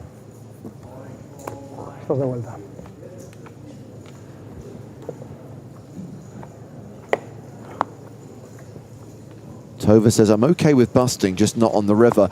If you don't hit the queen, it doesn't feel as bad, right? Because you've got it in bad. It's just annoying to be flashed. That little element of hope. It's the hope that kills you. Yeah. You get that hope on the flop. More and then than a little hope, too. It's just like, you're buzzing off that flop.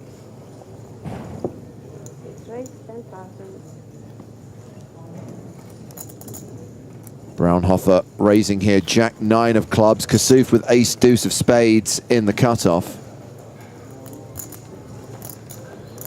And with the current game meta, you can really find some nice little intricate small 3-bets here off 20 big blinds with a hand like this.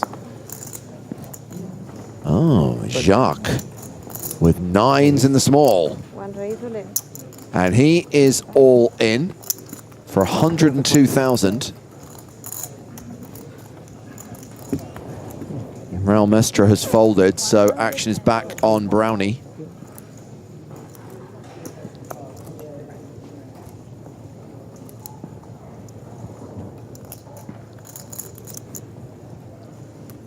He folds, and I guess Kassouf is going to have to fold as well.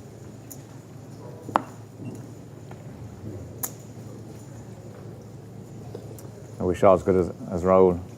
Best card in the deck, but I can't do it. I can't do it. Suited as well. Suited ace, suited. Well, Jacques Megredichian picked up a decent amount of dead money there. He is hovering around the 25 big blind mark. Kassouf's playing sub 20 bigs. Yin Pang, the table shorty with 12 bigs. Still 74 minutes until the blinds go up again. 14 tables still in play, and of course, side events as well. That's the thing at an EPT, Griffin. You know, you bust one tournament, there's always another to jump into. Yeah, absolutely. Great offerings at all our EPT events. People love the side events, the late night hypers. I knew you were going to mention the late night hypers. You're a high roller champion, Griffin. That's the thing you should be kind of like amplifying, not the hyper turbo trophies that you've claimed in the last few years.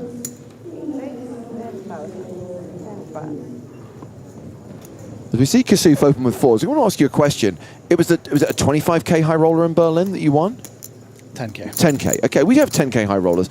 If you entered a 10k high roller now, how competitive do you think you would be against the players who are in that field these days? You have to tell me. Pretty competitive, but I don't think I'd have a huge ROI. But I think I'd probably be okay. Yeah. Okay, I like the self-confidence. I guess what I'm asking is, do you think you had more of an edge back in 2013? Yeah, probably. Yeah, I just had a lot of I mean, ignorance is kind of bliss. I had a lot of brash confidence back then, and I was sort of the height of the online stuff and whatever the meta was. I was really feeling myself, and I think that can translate quite well. But if you're going to feel yourself, do it in private, please. Kallio checks top pair over to Kasuf.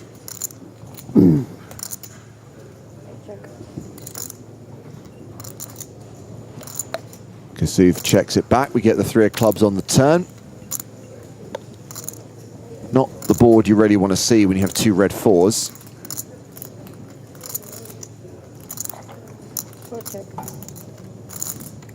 Kallio checks a second time.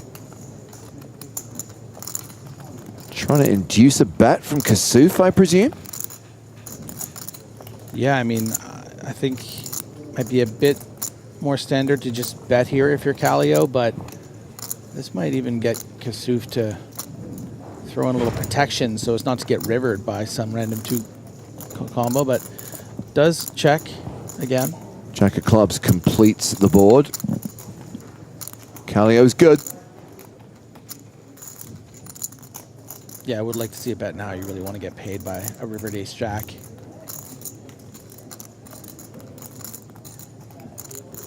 Which is certainly in the range of Kasuf's line here.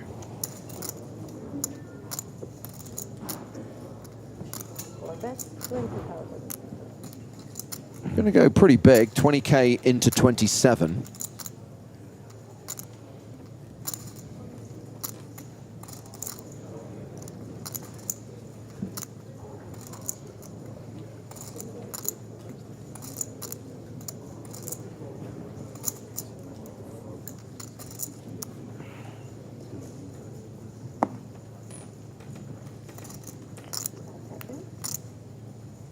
I'll see this one, it's easy. Could be a bluff with the best turn. I'm not calling, it's all in our fold. Nice turn. Has Will ever folded quietly? Such a classic Kasuf idiom.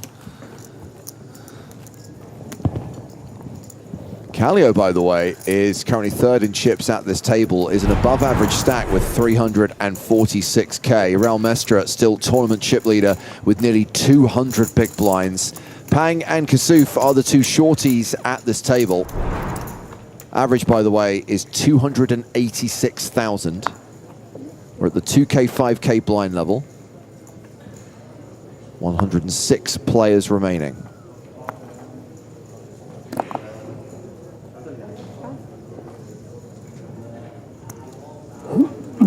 Ace Jack.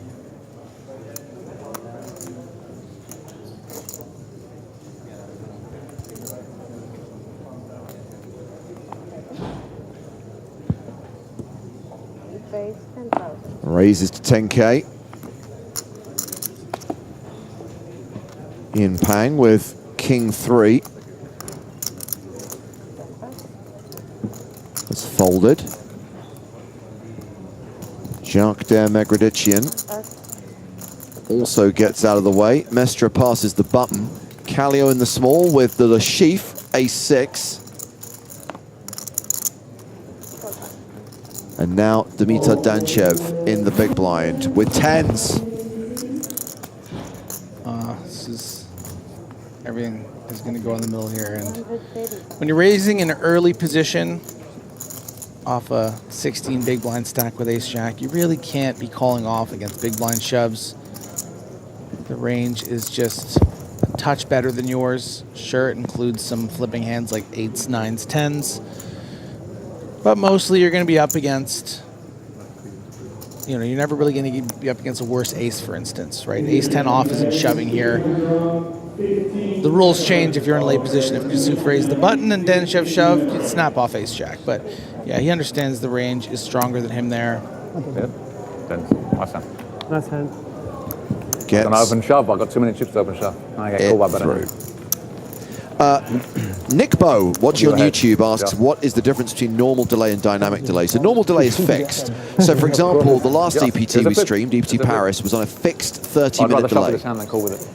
I just have ace high. The idea of a dynamic delay is you start with a longer delay. So we started today on a 3-hour delay. As the day goes on and the players go on breaks or there are any stoppages for tables breaking, we just cut all that out. All the dead time is gone, so you just get uninterrupted continuous action, which means the delay reduces as the day goes on, as we're removing all that extraneous time. 250. Literally bending time. And again, we're not going to say for 1 second this is anything innovative. Other broadcasts have been doing this for some time. We're doing it for the first time here in Monte Carlo, and I think the experiment so far has been mostly successful. So I'm hoping we can do this from here on out. The only negative, Griff, and we did experience this earlier on today, is we're so far behind real-time action that people are seeing spoilers, not just on reporting sites, but also on social media. You just have to kind of seal yourself off from other information about the tournament. And if you do see spoilers, by the way, don't post them in chat. You'll just get perma-banned instantly.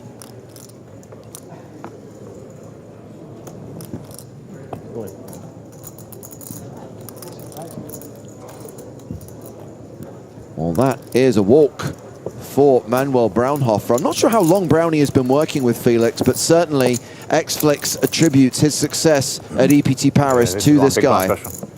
One double up, give me a chance. Muchas gracias.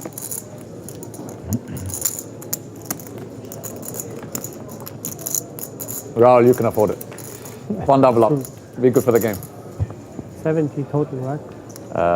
50, 60, 65. Oh. Well, 70 including the ante. Yeah. 65. Thank you.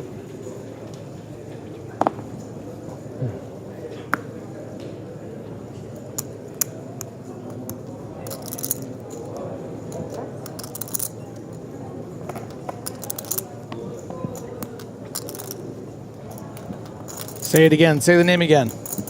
Jacques de Maigre-de-Tian. There aren't many better names in poker. I think it's up there with Orpin Kissakoglu. That is a great one.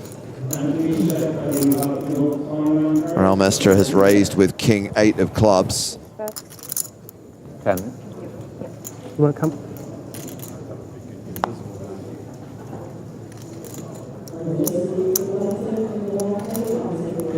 Not this time. I can wait. I tried. King high is good.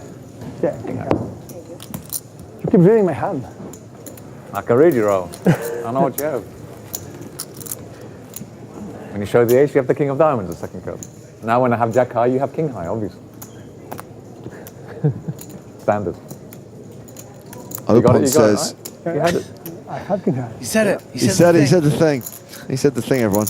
Open says there's no such thing as a permaban on YouTube. No, but I can hide you on the channel, which is arguably worse, because you don't know that nobody can see what you're writing. You're literally firing words into the abyss. Stephen King Not the most stuff right impressive there. hand ever, to be honest.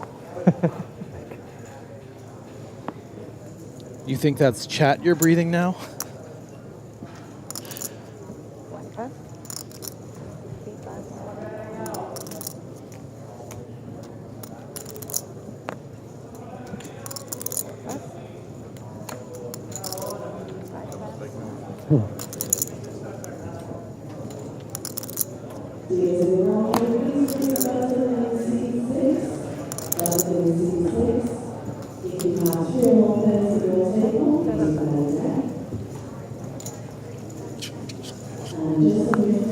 Round to Kasuf in the small blind.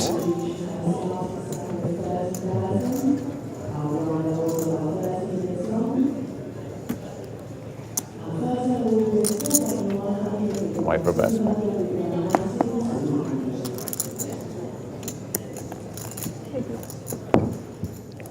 Let's step away from the feature table and check in on a hand at one of our outer tables. It involves Team Pro's David Lapin, involved in a three-way pot against Ognian Dimov and Dorian Macchio.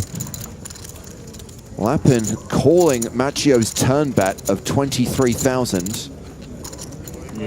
Action on Dimov, he calls as well. The board is the deuce of diamonds, 5 of clubs, queen of hearts, 10 of diamonds, the river card, the ace of diamonds. Straighty flushy board.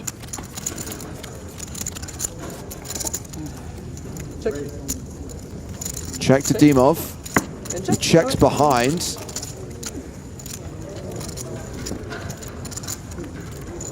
And David Lappin tables ace-10 for 2-pair. 2-pair is good. He wins that pot and is now playing a stack of 171,000. Below average. Tune into the jump. But still relatively healthy. Have a go.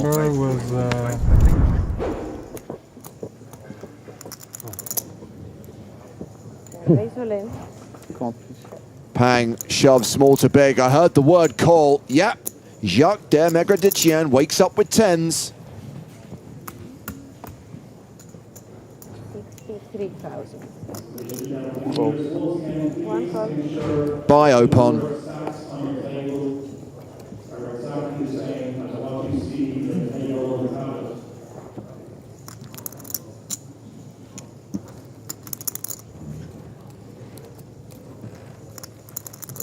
So Pang with 1 overcard. Daniel predicts the jack is coming. Don't do it to him. Don't do it to him.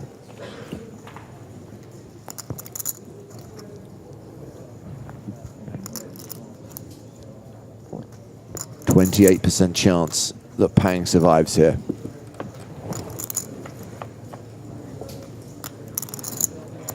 No jack on the flop. King, king, 5.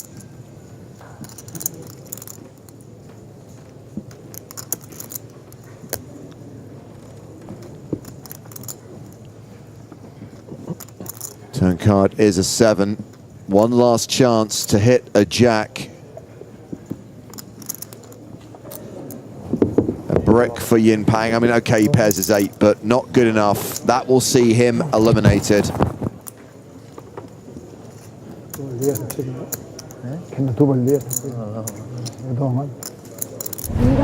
Pang cashes for 10,600 euros.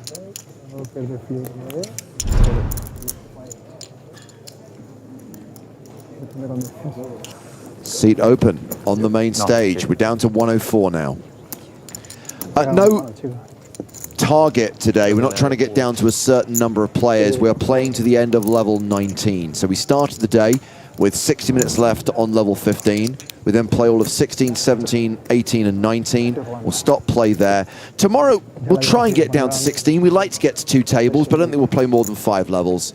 Again, soft target on Saturday to get down to 6. The only hard target is Sunday, is the final day. We needed the tournament to conclude, so we will crown a champion on Sunday. But the great thing is, it doesn't matter, because you're going to be with us every single day. You're going to watch every single hand, aren't you? 3 p.m. local time, PokerStars Twitch and YouTube channels. We know you're going to join us. And we're not even giving you breaks anymore. Stay with us always. My chance now, huh? Easy, big blind.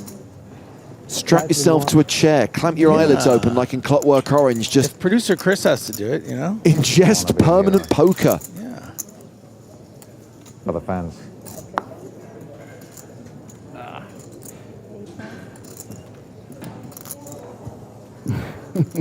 Oh, you have some stack now, like earlier.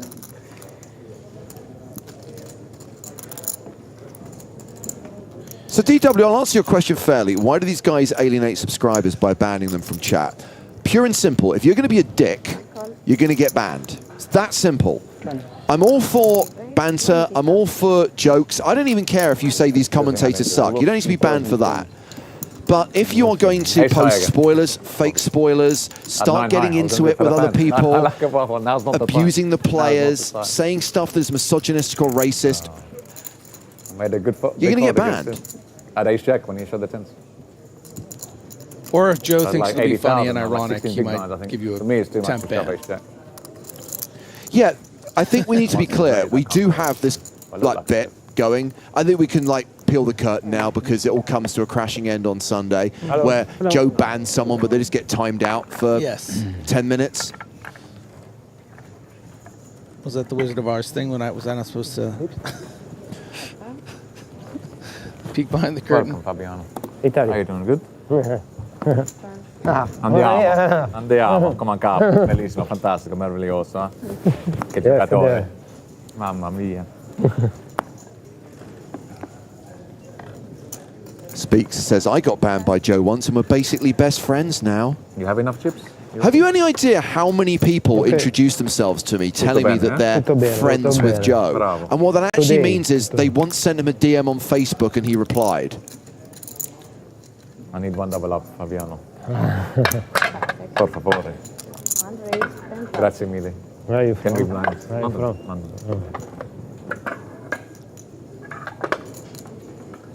I think this is your box, this man. To put the cup. Exactly, Marlover. Just behave like adults, enjoy the show. Don't know why that's so hard for people. You're still the chip leader on the table, don't worry. Still second in chips in the tournament, don't worry. Or maybe you're chip leader now. I don't know. So button raise from Jacques. So modest, Raul. Flattered by Giuseppe Callio with the ace-10. 1 million, huh? More than one. Kind of a nice spot to play this as a check raise, but 1,020,000 or something. the check back from the Jack 9. Yeah, and now, top tizzy. 2 pair.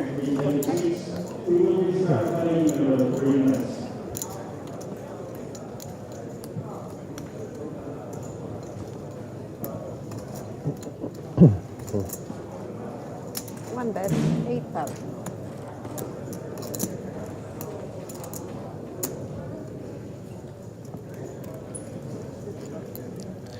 If this were sized larger, I think Callio would maybe consider just calling, sort of staying under repped, get an even bigger bluff on the river. This kind of looks like, you know, a 40. See where I'm at kind of setting price type bet. Now I understand he has just Jack 9, like he is going to have bluffs here in this spot as well. But I think Callio recognizes, okay, if my opponent does have, let's say, ace 6 off, I don't want him to bet 8K here and then check back on the river. So that's why I think he activates with a big check raise, despite having the whole board really, you know, clipped here with this ace 10. Well plus.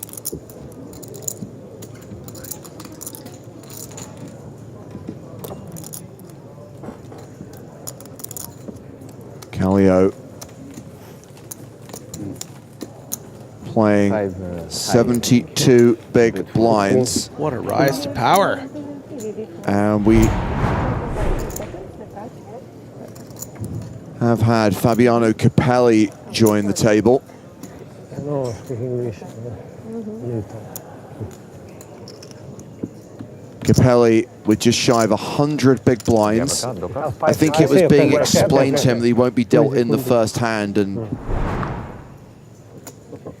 Yeah. he says he doesn't speak English. Like 5 maybe 6.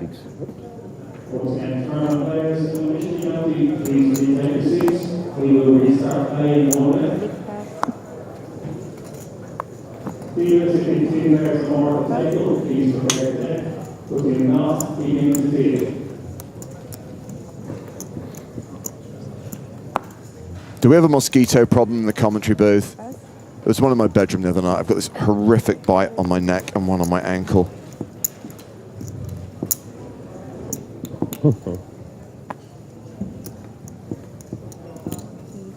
I think I have tasty blood, Griffin. They always come for me. 10,000. I've always felt that way about you. I could tell. You can tell just by looking at me. Yeah. Ooh, if I was a vampire. James is the first guy I'm going for.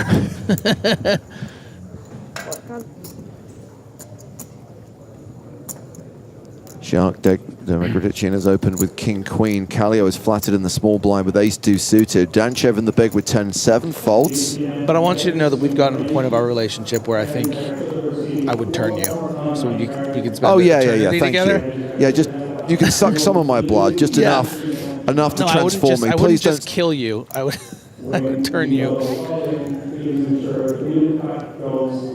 I mean, this is amazing. Imagine you switched on the stream at the exact moment that Griffin talks about sucking me. Don't say it like that. Turn top pair. 4. Jacques. Should I try? Der Migredician. Migredician. I mean, I gave you the perfect out, Griffin. Just call him Jacques. 11,000. Why do I call him Chuck? Take down. Yeah, so interesting dynamic now with Jacques hovering around the 40 big blind mark and only one short stack at this table, getting pretty short actually. Kassouf with 11 bigs. 192,000 for Jacques.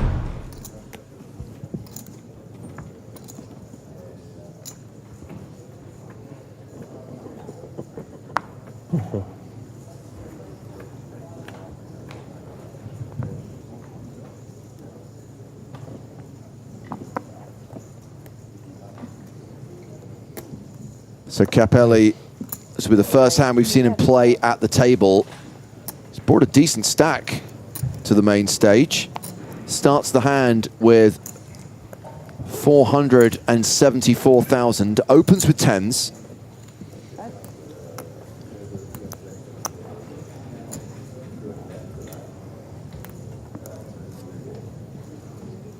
What does?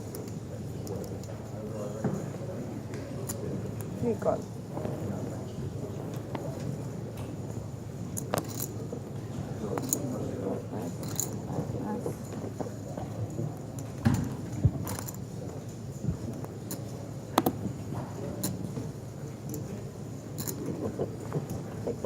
Raul Mestre has flatted with sixes. Brownie not going to come along from the big blind with ace-6. Heads up to the flop. That flop 9-5 tray. Capelli 9-1 favorite. I mean, Mestre's not hating this board, Griffin. No, not at all. Should just go bet call here. We'll say Braunhofer did fold a 6 in the big blind. So improving that way is going to be difficult for Mestre, but some backdoor straight outs.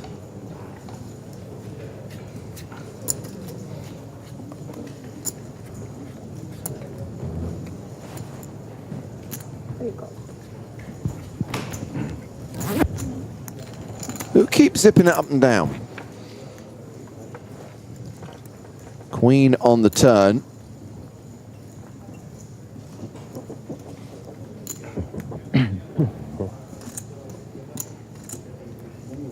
Is Capelli going to fire a second barrel? It was 22K on the flop. His turn bet is 40,000.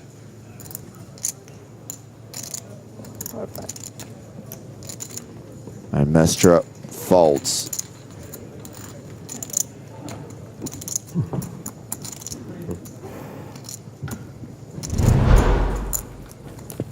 Capelli's moved over the 100 big blind mark, 519,000. Average stack, 306,000. Cadbury's Flake, 99 remain. Double digits.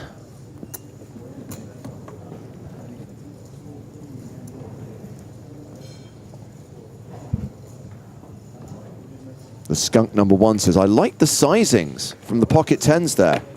I'm glad. It's skunk approved. I give it a 10 out of 10. Nice.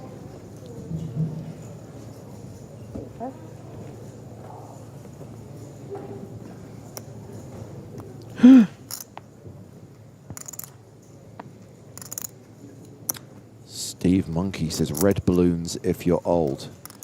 Luftballons, 99. And Jacques de Megredician opens aces.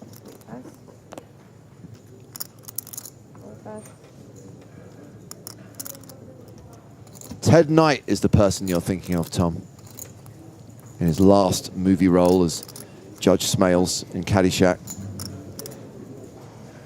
A lookalike for Jacques. Bad lookalike, obviously, because that's the brand.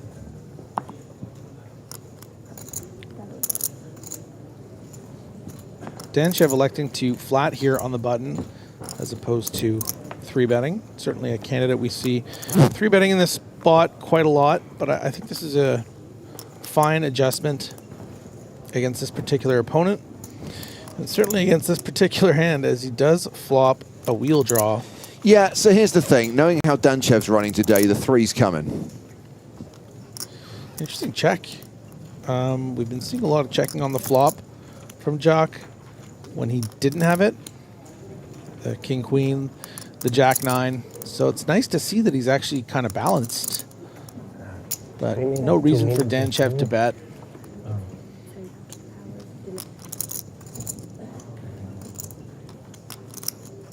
Well, we're waiting.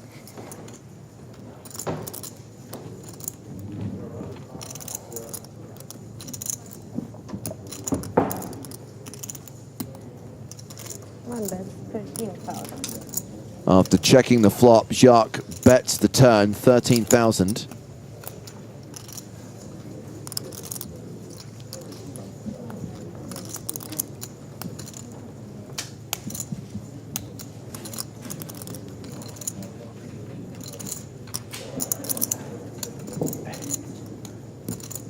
And Danchev calls, this hand going to the river. No three.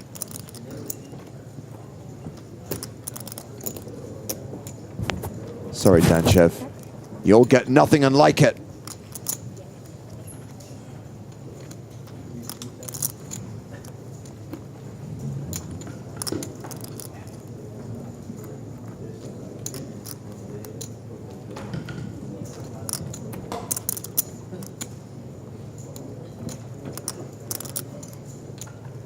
I mean, Jacques checked the flop, Griffin. I'm surprised he didn't go for two streets of value with aces. Well, he's going to get some value here now. Yeah. Elicits a bet from Danchev, quickly calls.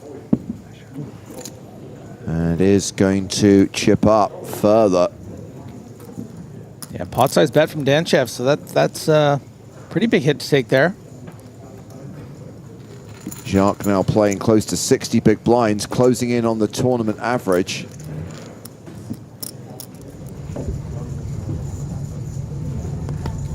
Look at the outer tables in the most beautiful poker room in the world. Trust me, when the curtains are open, when the roof's open, this is a magnificent venue. The Salle des Etoiles, the room of the stars.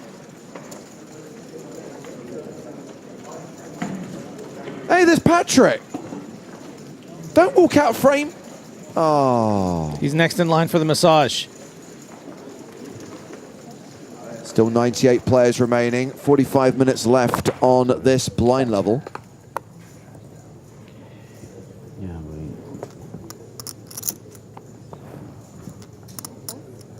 And as we reach the halfway point of level 16, let's bring Joe Stapleton back into the mix.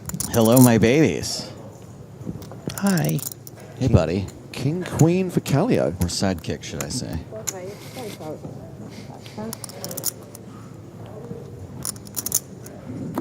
A raise to 10,000, that's crazy. The blinds are 2-5. Oh, my bad. Yeah, get yourself up to speed, buddy.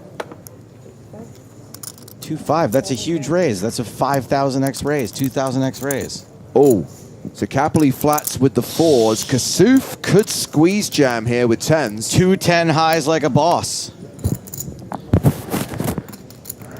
Yeah, this is a nice little spot for these tens. But Callio, see, this is the problem with, you know, losing pots going down to this amount that you can't even fold out a hand like King Queen for 10 bigs and you're flipping against it. You'd love to see Callio fold and then Capelli call. Before Kassouf moves all in, he doesn't first have to check his privilege. There it is, almost all of it. Remember, you fold, show your bluff. You call, show the coconuts. One day I will remember to do this move, the almost all in. I don't know when it's applicable or why, but I'm going to do it sometime. Yeah, it's just about pay jumps. Just gives him the opportunity to take a peek when he has to put the rest of the chips in, see if he can, you know, if it's worth using some of his time banks. But there are other times it's used differently, like when you want to, if you're bluffing and then you get caught, you still have the one chip left. Mm-hmm. That's the, I mean, you know this as well. It's more. Jason did it with value the other day, I think, if I remember correctly. Yeah, well, you want to be balanced, right? Yeah. Did Kallio call already? I think so. Yeah. Okay, so Kasuf almost all in, only has 13K behind, and we are going to see a flop. I love King Queen. Makes a great top pair. For most of us, that's all we can ever hope to hit. Jack 9 deuce. So Kasuf does not want to turn a set.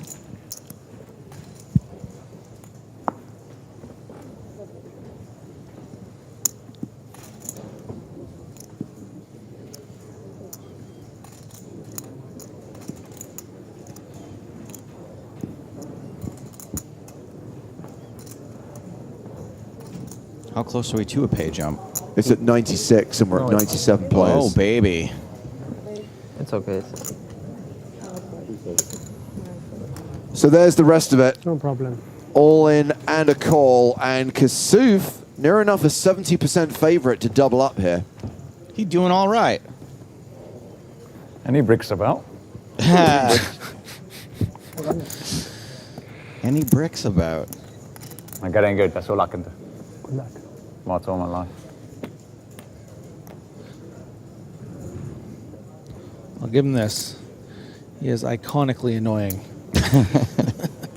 Kings, queens, and tens are Kallio's outs. What about now? Any kings about? King, a queen, or a 10 on the river would eliminate Will Kasuf. The river is a queen! Always on the river. Always on the river with this guy. Very lucky. Nice man. GG. Right. GG. Bye, bye. Good luck, guys. Bye. Yeah. GG. Am I the only one that feels bad? We just lost one of the superstars of the game, a dynamic presence at the table. I mean, you are trolling Griffin so hard right now, and I am here for it. I can like both of them. It's not either or for me. Pick a side, or the side will pick you. Sidekick. Thank you.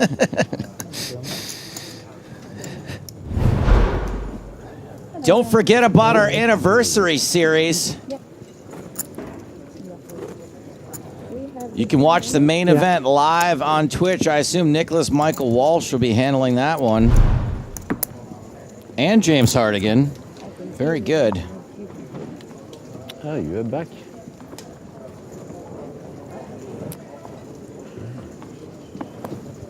The commentary never sleeps. Live, online, live. Before you know it, it'll be time for the Winter Championship of Online Poker.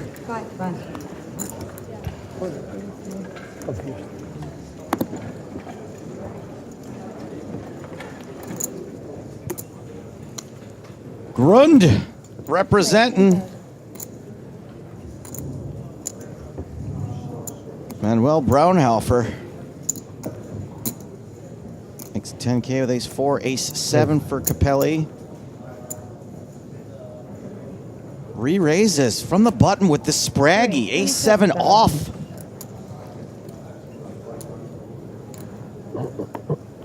What are we calling this guy, Jacques? Yeah.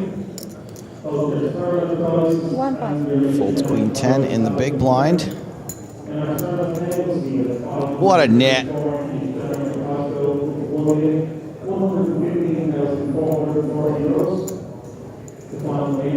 Not a bad candidate to 4-bet if you kind of want to get a little out of line here.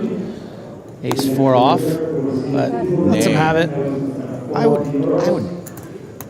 Can we just play honestly, you know? Don't be 4-betting ace 4. Capelli, I would think he's got it most of the time. At least something better than ace 4. He didn't got it. Just because he's beating ace 4. I'm just saying I would be wrong. Oh, yeah, okay. I would just be like, you know what? My snap judgment of this person is that he's got it. And I would be wrong.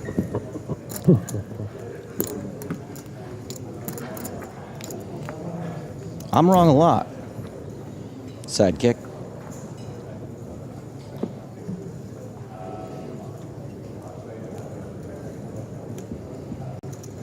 Griffin sent me a meme about two best friends who both think each other's the sidekick. 5-5. When I sent you that meme, by the way, it wasn't supposed to be about us at all. I just thought you'd think it was funny. Oh.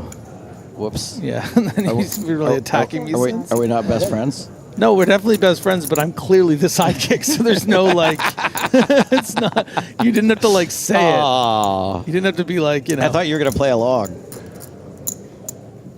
It'd be like Batman playing that game with Robin. Yeah, but it was also a little unclear to me, like, I'm like, is he making a joke about someone else in the, you know? Oh, no. No. Top pair for Der Megredician. That's French for the Megredician. So dumb. 13,000.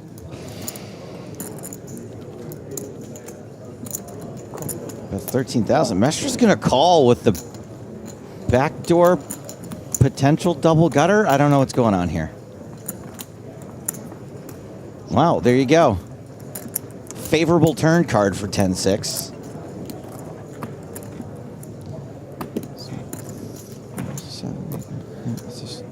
Gut shot. Man, if Raul Mestre is good enough to runner a gut shot in the middle of 10-6, I don't know if I've ever seen anything like that. I mean, you can't fold out. You improved, homie. I know people like to Irish exit. I do more of a French Megredician. A Dinan Megredician? Yeah.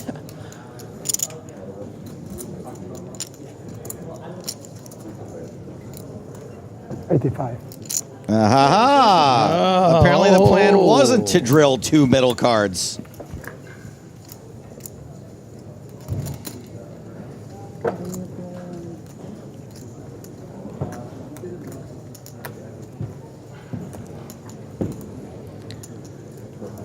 Pressure. Under pressure. Hello. Dude, I fold so fast here. I know. I mean, unless my other card's an 8, maybe a 7 or a 9, I am ripping up those cards. Yeah, you've already pulled up Scrabble on your phone, waiting for the next cards to be dealt. I am the easiest person to get to fold.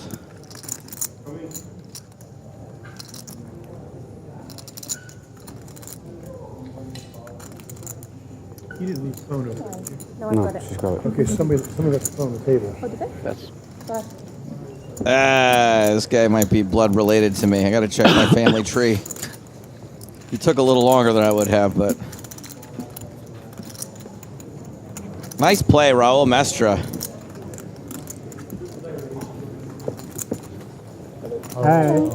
Oh, who's this? Keep the cards in the box 30 seconds before Who's this meatloaf roadie?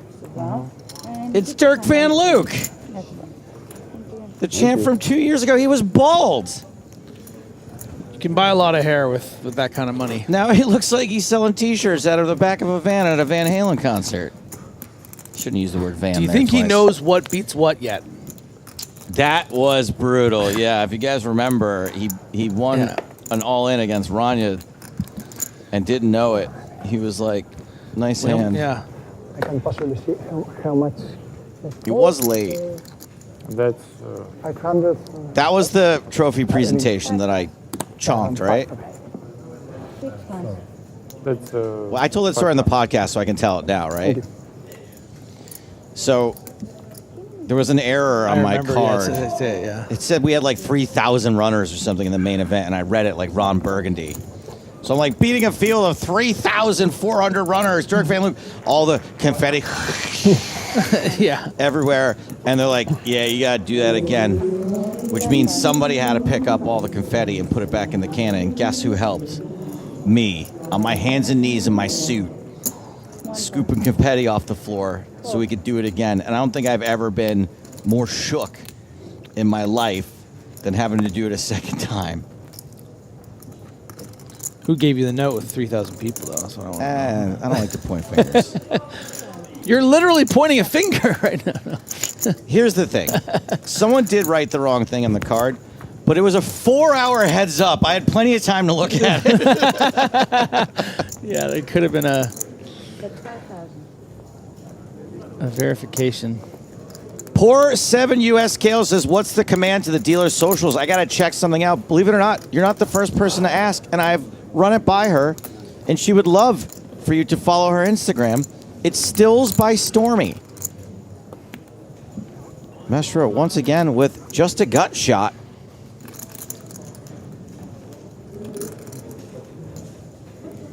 Stills by Stormy. That is Alex. You're of Romania. Lovely person. Her boyfriend, Andreas, is also great. We have had a meeting, by the way.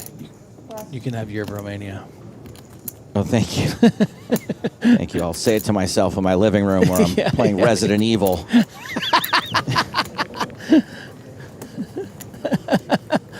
Hey, let's hear from Will Kassouf. How about that? It's been a fun feature table.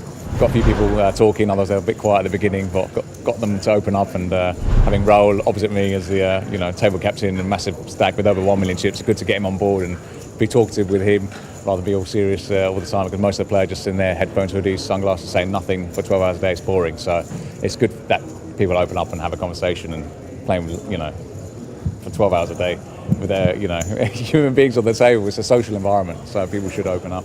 But no, it's been fun. Just disappointing, frustrating, obviously not going further. You've got to win your flips, obviously. If I held there, then I'm back in the game, 20, 25 bigs. And then anything could have happened. But no, still a good run. Satellite in for 530 euros online. I won an extra ticket here for 5,300 euros and then cash for 10,600, I think it was. So yeah, it's not been too bad. Not the result I wanted, but still not a bad payday overall. It's not often he opens up. Yeah. No, congratulations to Will Kassouf, palming 10,600 euros. Oh my goodness. I heard that. We didn't even ask him a question. He just walked up to the camera and started going. Jack 10 Trey, another gut shot, this time for Danchev.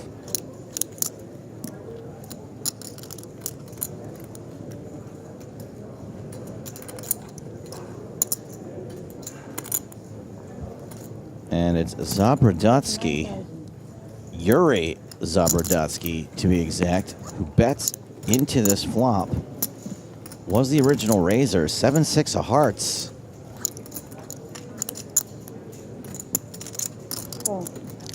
Yeah, Danchev going to be happy to continue, especially with this king of clubs in hand. And that 5 gives Zabradotsky a gut shot. So many gut shots. It's like Reservoir Dogs.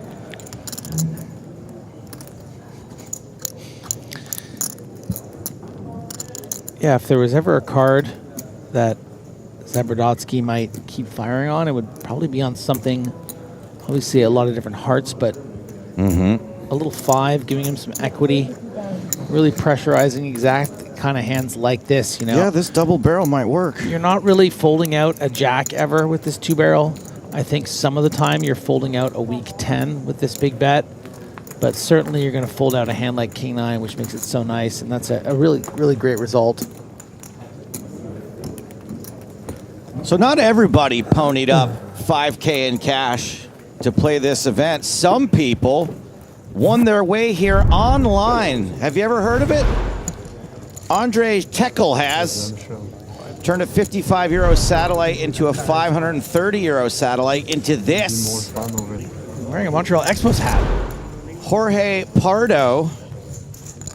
Paul Buffano won a 250 euro satellite. Nikolaus Marutis went from the 55 to the 530 to the 5K. Rep in Greece. Very good hand. Jose Malpelli Played a 250 euro satellite. And a nice, shiny gold pass was waiting for Andrei Shmakov. It's a great name. Whackity schmackity doo. And I'm being told by our Spanish commentator that that was not Paul Bufano, nor was it Jorge Ufano. Apologies to them both. That was definitely Shmakov, though. Somebody needs to get schmacked. Pocket fives for Acapelli. Makes it 11,000. Calio calls on the button as he is wont to do. Pocket eights for Danchev in the small. Also gonna just call. Can you fold any two cards in the big blind? Let's see what Felix's coach, Manuel Braunhofer, has to say. You can fold any two cards. Apparently ace tray. Yeah, 4 ways, that kind of price. Might want to flick it in with the wheel combo. The aces we can see is live, but he's a genius. King 7 deuce misses everybody. 7 of hearts is kind of fun.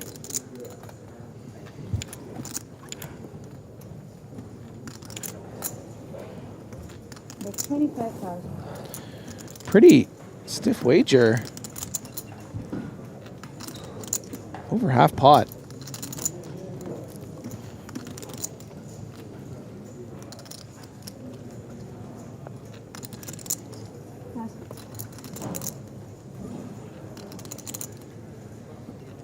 Half pot gets rid of one of the competitors. Danchev should be good for 1 here. Danchev has been playing above the rim today.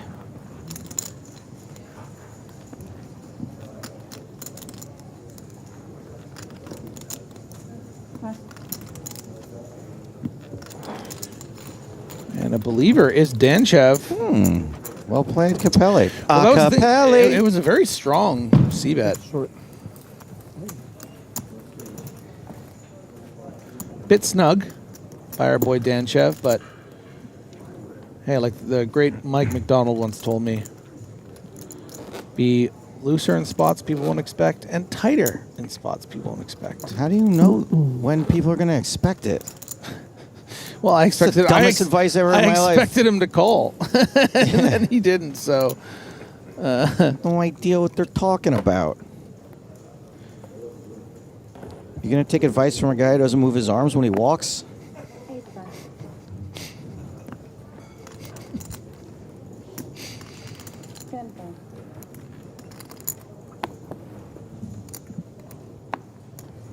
Well, somebody picked up on the Patton Oswalt reference. Nice, Ajax. Do you know that I was offered a chance to feature for Patton Oswalt the day I had to leave for this trip? No way. Way. Wow, you must. That's a real tough. Sophie's choice of attention. Yeah, right. It's like all your coworkers just fawning over you, or Patton Oswalt. Patton Oswalt. I mean, in my mind, you know how kind of like when you fold a hand and then the board you would have missed anyway, so you're like, good. Or like you're like, I would have got bad beat. Like, what if Patton hated me? So I dodged the opportunity for him to hate me. 10-4 versus King Queen, ace high flop, 1 diamond. Gut shot again. This time for Danchev.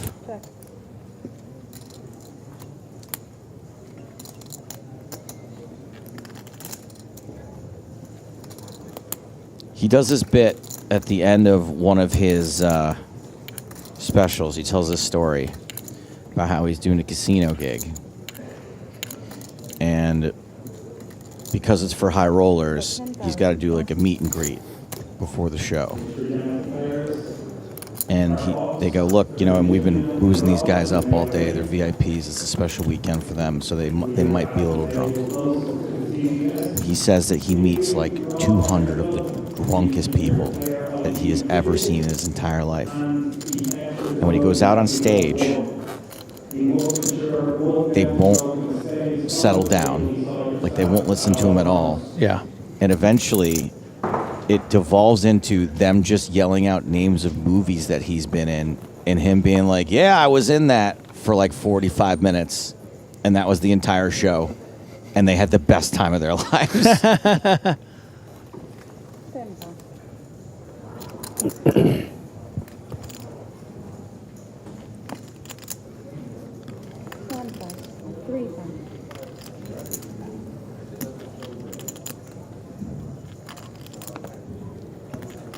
Action on Coolio. What was the one that where you got a lot of buzz for? Like you played like a kind of like a fan, like a stock. It was called Big Fan. Yeah, Big Fan. Yeah, I saw that one actually in the theater. Not to be confused with The Fan, Wesley Snipes. Or I believe there was another The Fan that came out a couple years ago, directed by none other than the lead singer of Limp Bizkit. Yes. Starring John Travolta. And I think, Poker Connection, I think Randall Emmett might have been a producer on that one. Hey, do you know this song? These guys were really great. Back when I was a kid. All right, we're the going. most subtle Easter egg of any film. 3 ways to the flop. 3 ways. King, 5, deuce. Anyone have a gut shot? No gut shot, no flush draw. 2 sevens looking good. 2, 6, 3, 6. Yeah. But Callio with the range advantage in the backdoor clubs and might come out with a bet sometimes here, but he goes with a check. Paul Bufano! I don't know why, but I'm calling this like it's a horse race and comes to Danchev. It was just because it was the Derby. You bet? I did. Did your horse win? I don't think so. I don't know. It's My my buddy just takes a bunch of money from people, and I gave him $100, and I never heard back, so I assume we lost. Or he's in Mexico now. yeah. It's funny. That's actually where he's been spending a lot of his time lately in general. Callio elected not to continuation bet, but is going to check call instead. Yeah, I don't hate it. Queen on the turn. Coolio checks a second time.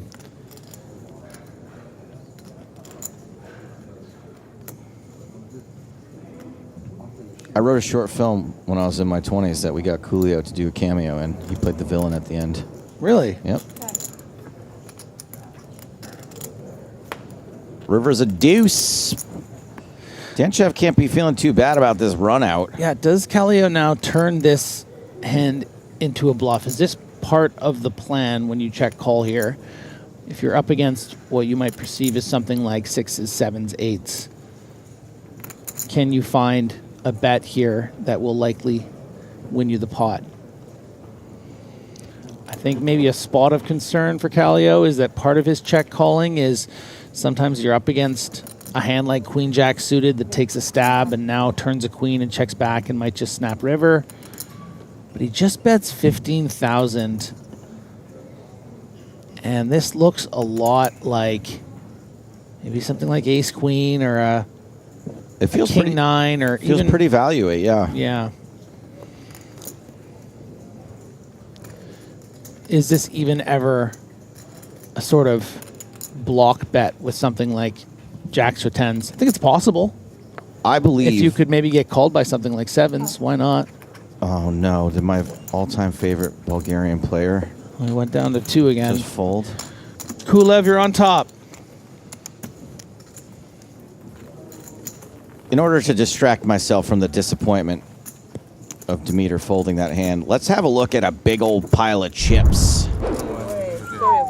Thomas Aishen is the chip leader. This guy is something else. 1.2 million. That's well over 200 big blinds.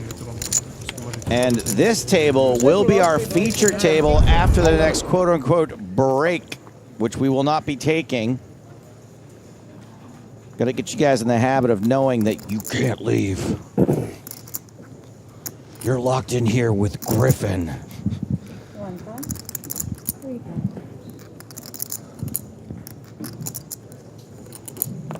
Ace-4 for Coolio. You can never leave, but you can live forever.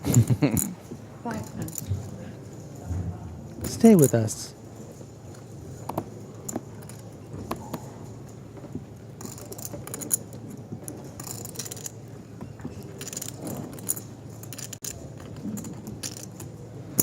Fraunhofer activating from the cutoff 10,000, 7,000. with the equator, I like to call it. 220. One of my Before the weakest poker names, the equator. It's a tight race there, isn't it?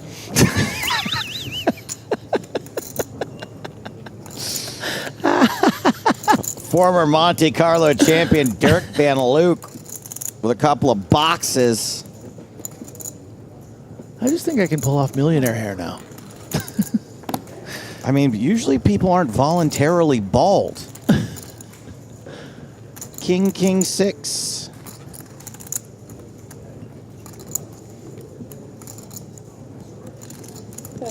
Yeah, maybe he was just starting from scratch or something. I don't know what happened back then. Tell you what, when it starts growing back, that's when the real scratching happens. Are we still talking about it? I don't know, being bald when you can grow hair like that feels like just riding around in a wheelchair for no reason. Yeah, it feels insulting to me personally. But he doesn't even need those glasses. Definitely doesn't.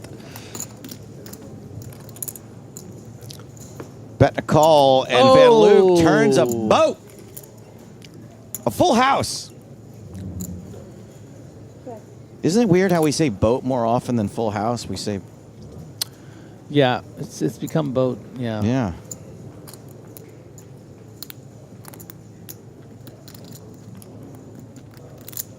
Anyway, that's a good hand. A real deceptive hand. Do you think that it was more often called Full House around the time of the popularity of the show Full House? Like, you know? And now boats are kind of in.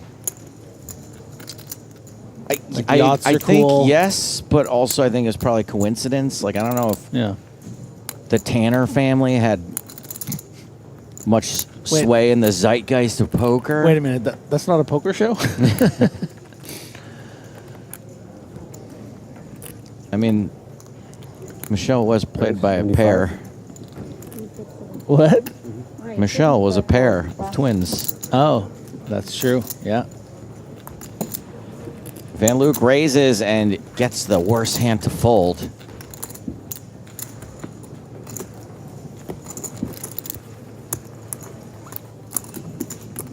Did you want to hear my Monaco joke from today? Yeah. I don't want to say Monaco's expensive, but the tournament structure was designed by Frank Lloyd Wright. I don't know that one. You don't know architects? Not really. What if I had said Anthony Gaudi? Yeah. You would have got that one? Okay.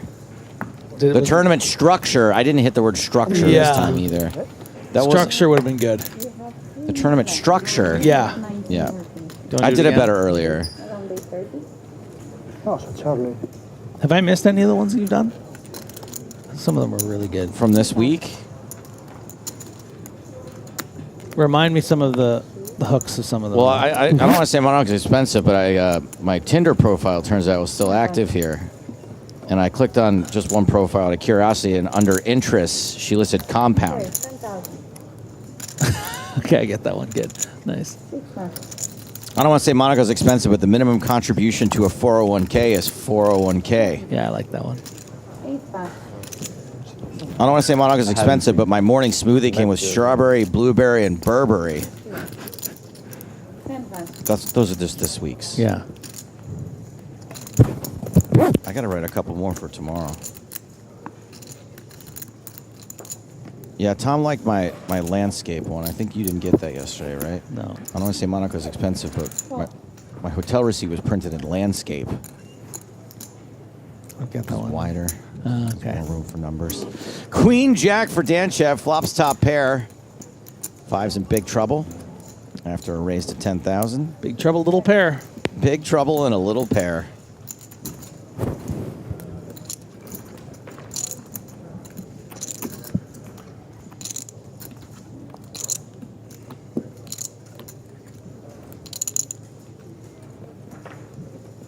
The filet fish is market price. That's an old one, though, right? You've done that one before? Yeah, that one's real old. I like that one.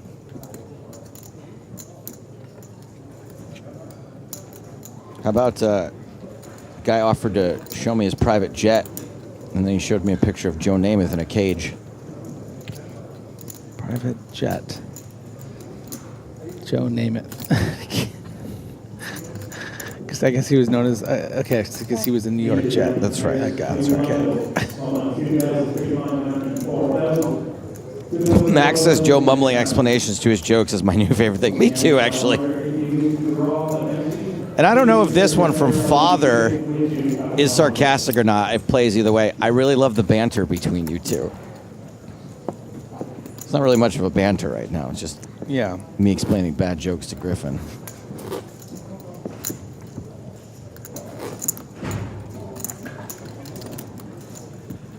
$12 minutes left on this level. We're at 86 players. Pay jump at 71. Everybody now guaranteed 12,150 euros.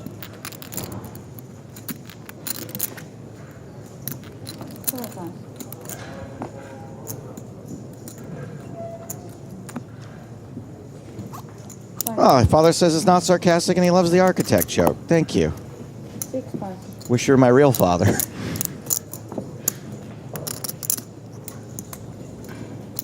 You know who loves his son? Griffin's dad.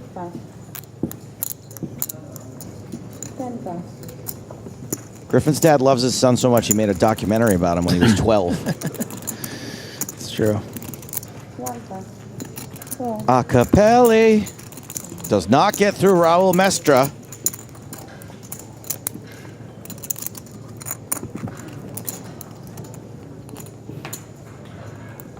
Queen, Jack, 6. Capelli pairs his 6.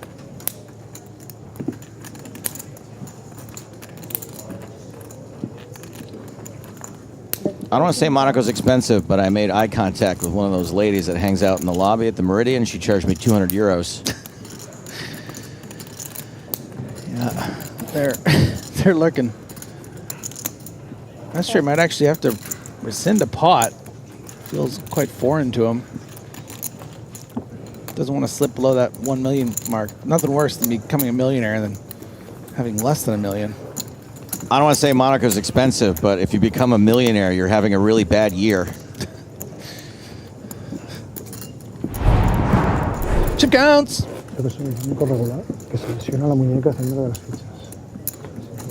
On the Spot Mon wants to know if your documentary was called An Early Bloomer.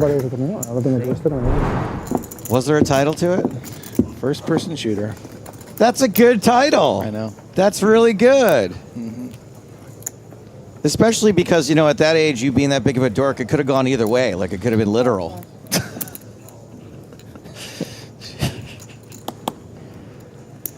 Queen Nine of Clubs. Your brown offer. This really is your last stop, huh? Going out in a blaze of glory. Yeah. Going out, guns firing. Brown offer opening the Queen 9 suited.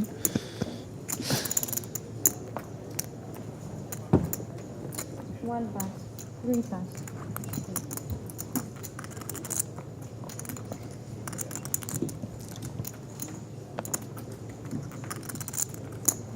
Coolio. Ace 8 in the big blind. Flick it in. Four.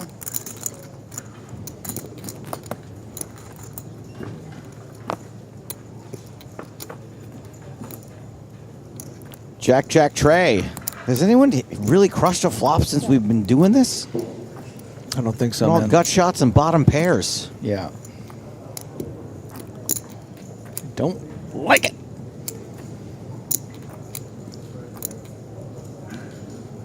Only Sphinx says commentators are best part of the show. I swear, never get rid of them. I got some bad news for you, pal. Yeah.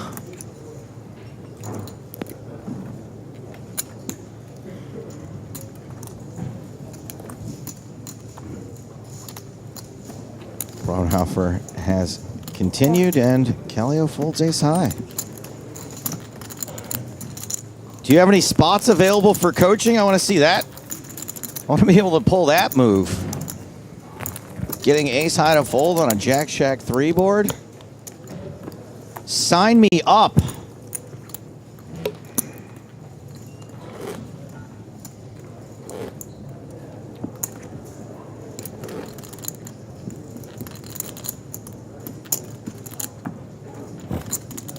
Seven and a half minutes left on this level.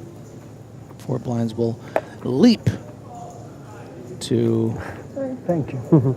Easier. 4-8, 3-6, 3-6. Of course, it's 2-5 now. 3-6 will be the next blind level.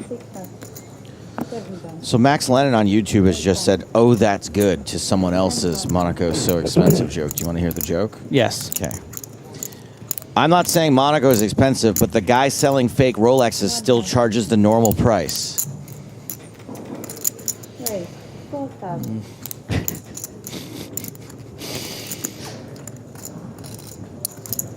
This feels like a Norm joke from the Bob Saget roast. Bob, he's a good. He looks like a flower, a cauliflower. Hey, my good friend Gil Godfrey's here. So the sign out the back says, "Gentlemen, pay it no heed. Go right in." King 9 deuce 2 hearts. Again, a bottom pair flop and a backdoor flush draw for each player. 9. That's 9,000.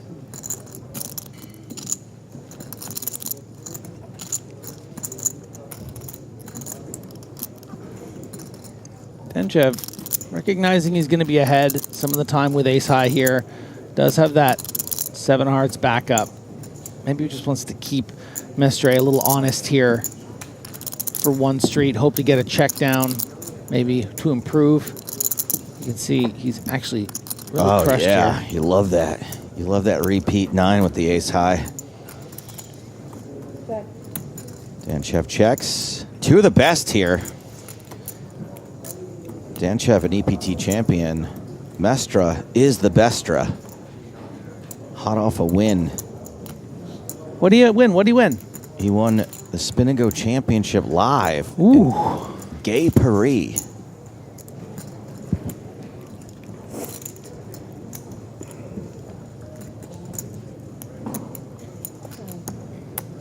Check. Check, check. 5 on the river. Doesn't change much.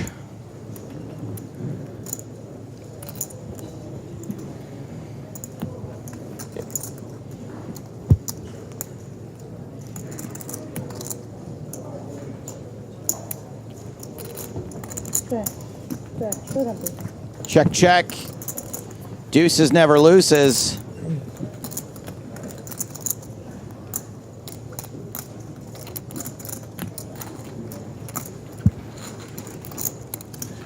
You're doing great, Danchev. Don't you worry about that one. You just shake it off.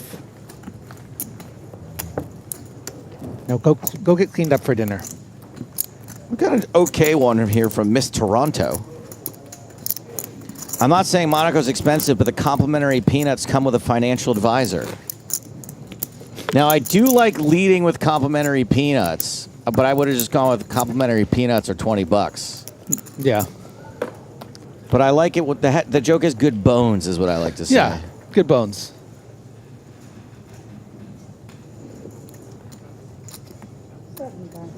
We'll work with you on that one. 8,000. Griffin's accepting coaching clients. 10,000. I'll coach you, Miss Toronto.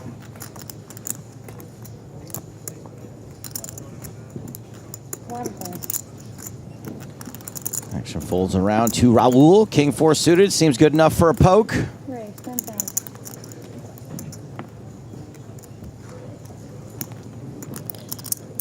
Does this mean I could have been doing Monaco? I thought that was kind of like your thing, but I guess it's like everyone. My friend, I will gladly hand you the very expensive baton.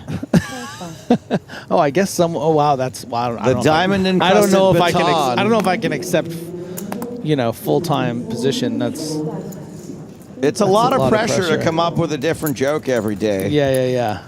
But I could take that on.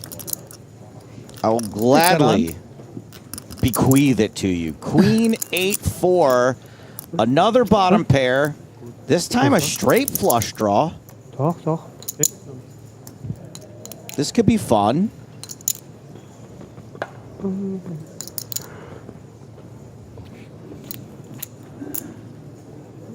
I'll probably get in trouble for this. But in the upcoming big game episodes that I believe start premiering on May 17th, someone does make a straight flush. Come on. That's a spoiler of sorts. Yeah, Sunday, May 17th. Also known as a street flash.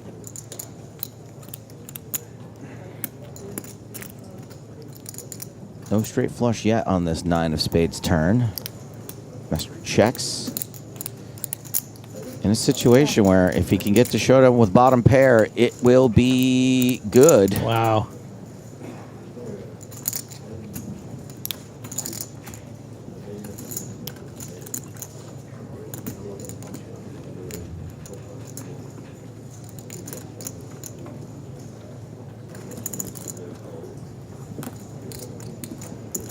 Are you guys sick of seeing Raul Mestre flop bottom pair and get to showdown with it and win every single hand while no one makes any other hand ever? It's just gut shots and backdoor flushes that don't get there. Are you guys sick of this? Because if so, I've got good news for you. We're going to shake it up. Oh, hold on. Wait, don't change the table yet. Someone's doing something. 32,000 is the bluff from Kallio. Griffin, is this a convincing story? I mean, 9x does make sense, having checked back the turn.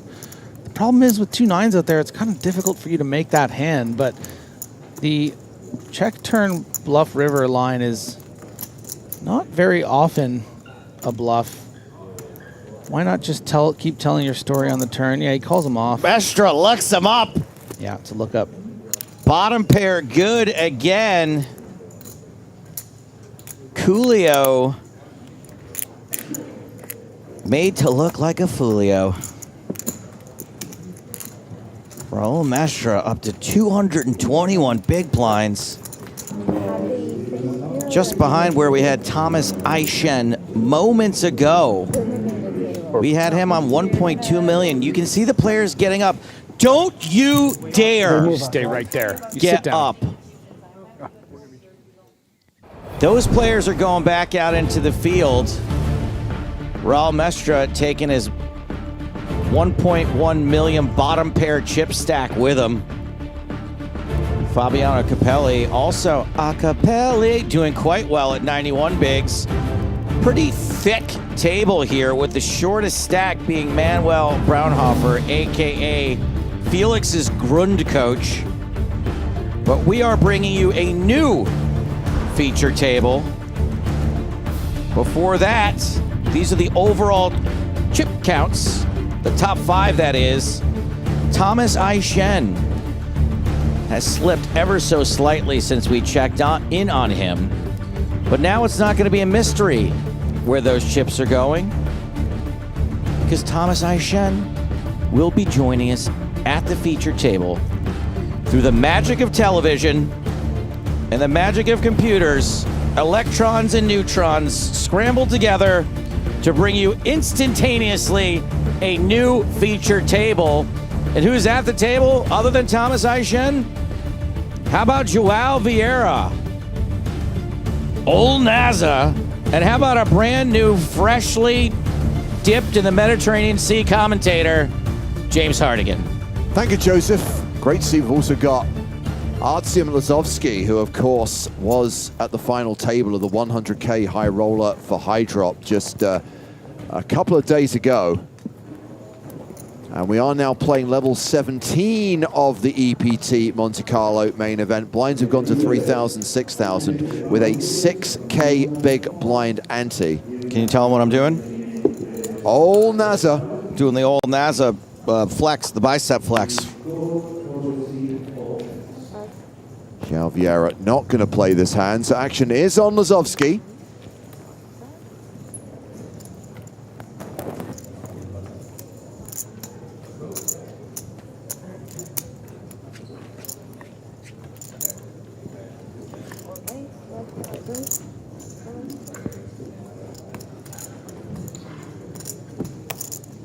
Is this Joel? No, it's Florian Rubisch. Not even the same spelling. I love the way that was a classic case of mouth engaging before brain. We literally heard your entire thought process spill out of your mouth. I've made a career out of it. I did go to Joel Robuchon once in Vegas, and I was so hungover I couldn't eat anything. It was mostly foam anyway.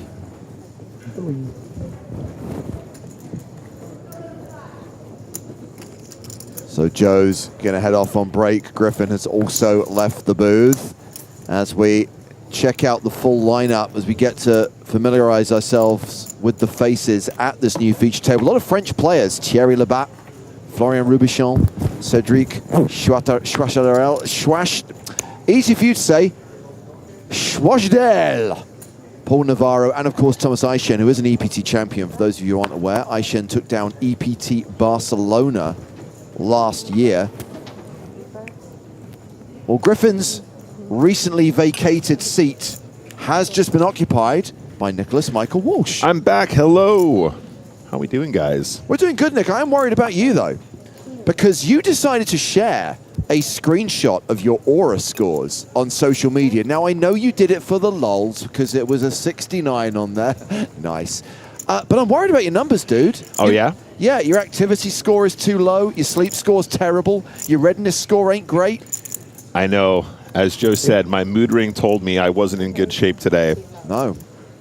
I normally think you were out drinking last night. I was having a couple adult beverages in honor of my friend Joe Stapleton.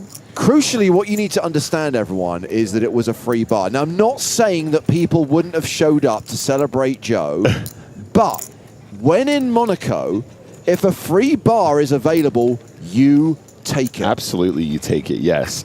In all fairness to me, I did almost cry on one occasion. He's not dead! He's dead to me. Also, we still have 3 days to go. I know. I was swept up in the moment. Ace-3 versus King-Jack. A king-high flop for Schwashed. Why can't I say that Cedric? Cedric's got pair of kings. Schwedel, that's it. Schwadel? I'm still going with Cedric. Okay. Because also Cedric's a really good name. 45. Sorry, Chad. I'm not trying to joke on the accent. I legitimately think it's difficult to say it without trying to do some sort of French inflection. About a 45K here with the ace in the tray.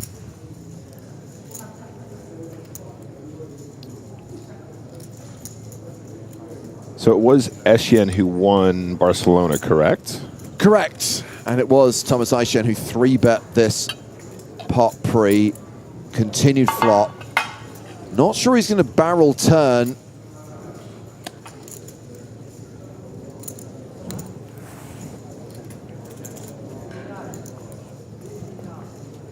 Yep, does seem like maybe just a C-bet, having the ace of spades somewhat useful here if you decide that you're going to go ahead and have a little crack at it, but does check.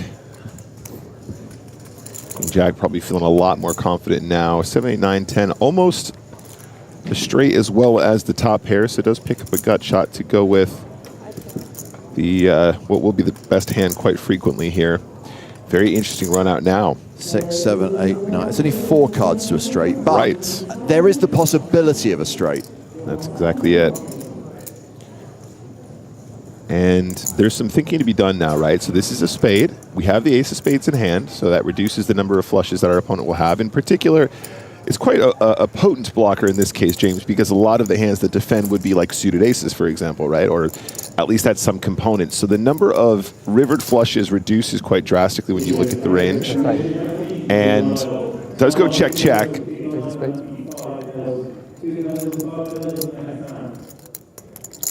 King and Jack will take it down. No, you're right, James. They were low scores. What was your highest ever sleep score, by the way?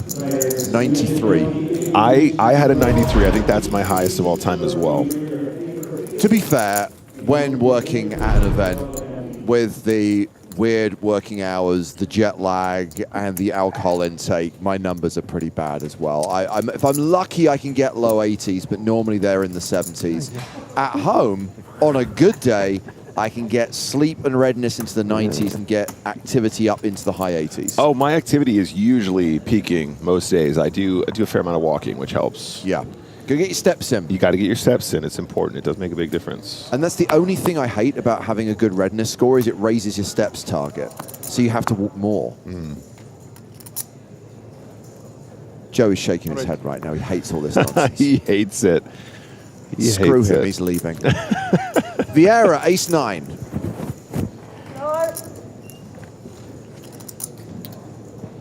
Lord, TV.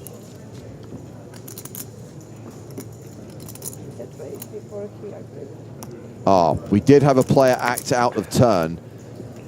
Looks like Lazowski tried to raise before Vieira did anything. Now, I understand the ruling here normally is an aggressive action from Vieira changes things. So Lazowski's raise will go unless Vieira raises first, in which case he'd have the option to take it back. If Vieira calls or folds, Lazowski's raise will be committed.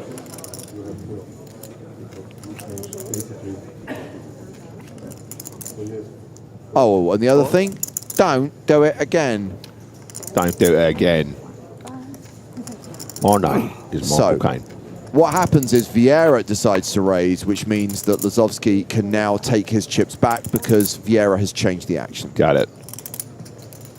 Oh, hello. King, Queen, offsuit, Navarro, button. Navarro has 42 big blinds here. Vieira, 50.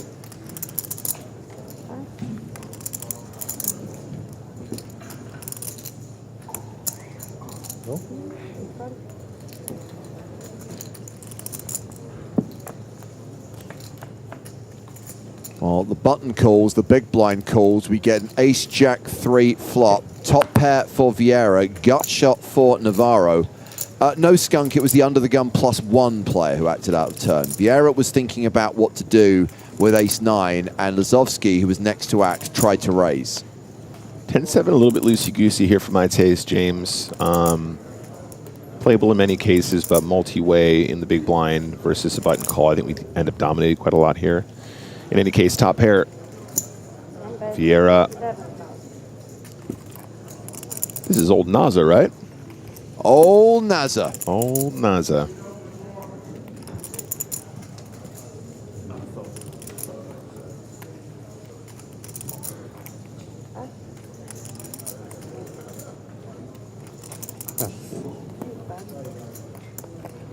Nice to see the Japanese flag represented, though. Yeah, it's quite common to see more and more Japanese players on the international poker circuit now. Monte Carlo has always been a popular destination for them. As we see Vieira chip up to 350K, just below average. The average stack right now being 370K. As far as what I've seen so far, I feel like Japan is an emerging market of sorts. I feel like there's a lot more poker being played in Japan. Yeah, but it's weird. It is weird, I mean, talk to Joe about it because he actually went to a series out there because you can't play for money per se. You play for prizes. Yeah, so more players doesn't increase the prize pool. That was the thing, right? It's a set prize pool regardless of the runners. But all I'm going to say is the games must be really, really soft if Joe can finish runner-up in a PLO event.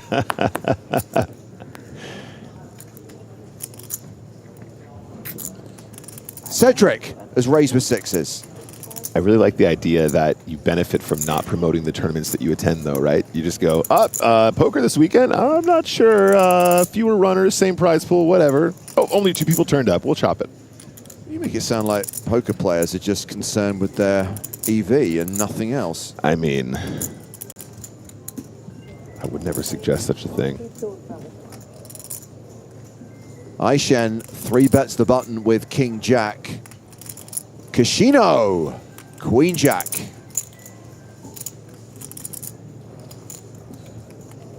By the way, the name Casino at a table is legit. That is a slot machine, right? Casino? I'm pretty sure. Yeah. Casino with a K, even more baller. I mean, do we think that guy is the creator of Casino?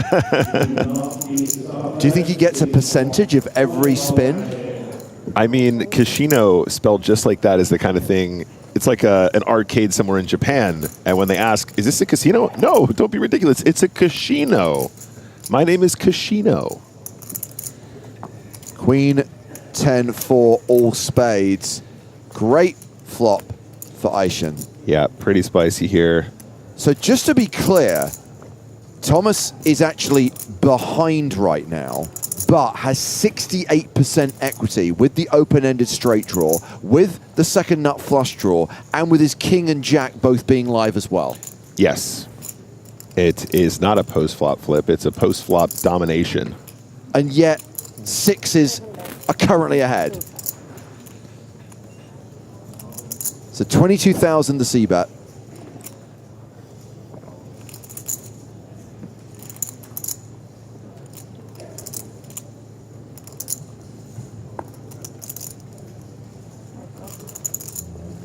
And that bet is going to win him the pot. Thomas Aishen among the tournament chip leaders and definitely boss at this table with just over $1 million, close to 190 big blinds, just over 180 in fact. A reminder that we're just 12 minutes into the 3-6 blind level. So officially, James, since Barcelona last year where he took it down, he took the main. Yes. We've had just EPT in between, right? Sorry, EPT. Just EPT Paris in between. No, we had Malta and Prague. Of course we did. I'm like, is this a bit? Are you trolling me? I'm not trolling you. Are you doing a I'm Joe Stapleton, my memory's terrible act? I'm doing a I'm Nick Walsh, my memory is terrible, confirmed true. You may remember that Thomas Brzezinski, who was at the final table in EPT Barcelona, then won EPT Malta. Malta, correct. Okay, my goodness. I'm concerned, James. You saw my readiness score. I apologize. Yeah, I was going to say, need to work on getting those scores up now. Yeah. I mean, the good thing is, James, I posted it. You can be my accountability buddy now. I'm not posting my scores. Navarro has raised from the hijack with ace-10. Vieira in the small with king-5. Folds. Lazovsky has 10s. Thomas, can you just lean a little bit to the left, please, mate? Thomas. Cut. Lasuski here. 55. Big chunky stack, 139. Big blinds, 837,000 chips. So he is going to re-raise. 3 bets to 55,000. Action back on Navarro. Just to address the questions about how many players we're trying to get to today, there is no target. We're playing a set number of levels. So this is level 17. We're going to play levels 18 and 19 after this, and then that's the end of day 3. Tomorrow, we have a soft target, get down to 16. As Lazovsky wins that one pre. It's kind of fun jumping in on this day, guys. Straight into the money. Yeah, interestingly, they didn't play out the level last night. As soon as they got into the money, as soon as the bubble burst, they bagged at that point. Yeah. Oh, okay. Lazovsky second in chips at the table, by the way, with close to 150 bigs. What's funny, James, is this is the event that tends to have smash numbers, and then we're concerned about getting to the end, right? No. However, it does have a history of running very long regardless. So it has normally a conservative field. I mean, I still think 1,000 runners for a 5K is respectable. Of course. But it's not Paris, it's not Barcelona, it's not even Prague. In recent years, I think we've been, is this table made of wood? Touch wood. we've been okay, especially with us understanding how to balance the days, moving to hands per level at the final table. But there were a couple of years when Monte Carlo went the distance.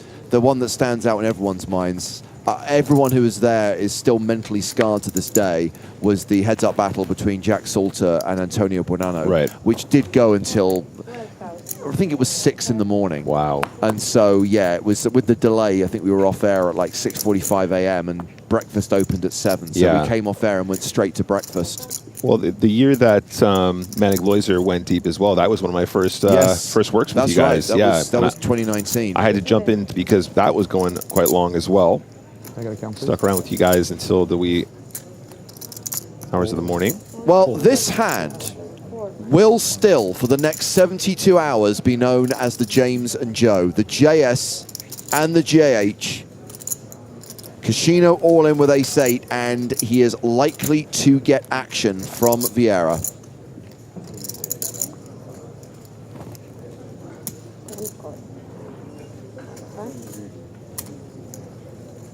Just a call. So Florian Ribuchon was the original raiser. Labatt's folded the big blind. He's out. And I imagine Ribuchon will fold the ace-4. Yep, seems a little bit trivial. I think that, especially that cold call, James, is so terrifying at this point. You got to be pretty honest. You should have 30 seconds. All in, right? So here we go, Casino at risk and behind.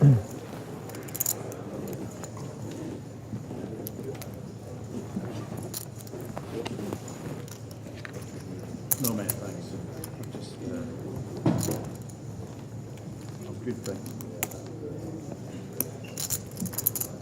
Vieira, a 71% favorite to eliminate this player.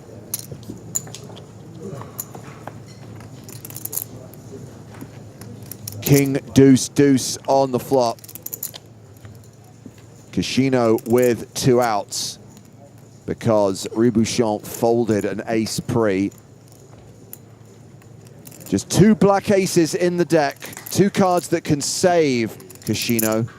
He's looking for Casino Royale. No. He is KO'd. And for now, this partnership is strong. The JH and the JS send Casino to the rail, and he will cash out for 12,150 euros. GG. Got some pay jumps, though. That way, that way. What? 3. 3.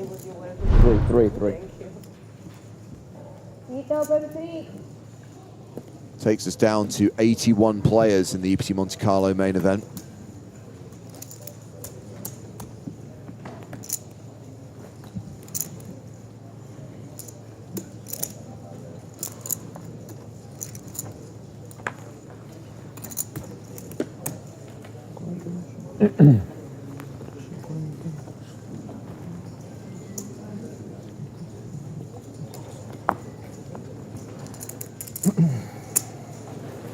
Action folded to João Vieira. He folds. Lazowski on the button. Ace-5. Yeah, I think definitely one we want to play here. Certainly not for lacking chips here. Almost 1 million chips in the stack. Going to open up the button. Jack-9 for Ribuchon in the big blind. Yeah, I think we need to defend this one. Too pretty to fold for a steal from that position with wide ranges. Queen 6 deuce. Ace high still ahead. Lazowski 3-1 favorite. Yeah, I'd say might do some checking here, but for the most part, just bet Queen 6 deuce most of the time. It's a very, very dry board. This is a great example of an ultra dry texture. Acrid. Acrid. Sahara. And with the continuation bet, Lazowski takes it down. So yes, we do have the reigning EPT Barcelona champion on our feature table, that player being Thomas Eichen. Barcelona will be the next stop of EPT 2026 as the European Poker Tour returns to its birthplace once again. August 16th through 29th. Expect live coverage on Twitch and YouTube, and of course you can register for an EPT main event using a gold Power Pass. Power Pass continues to run every day. How many Power Path tickets do you say you have? I've got a whole bunch. I've still got a brass pass to use because obviously now the bronze pass is $530. What was bronze, 109, is now a brass pass. I think that needs to be a thing. I love that. I've got 3 $55 Step 4 tickets. I've got 2 $11 Step 3 tickets to use. All of these, by the way, have been won from a 50-cent spin. I always start at the very beginning.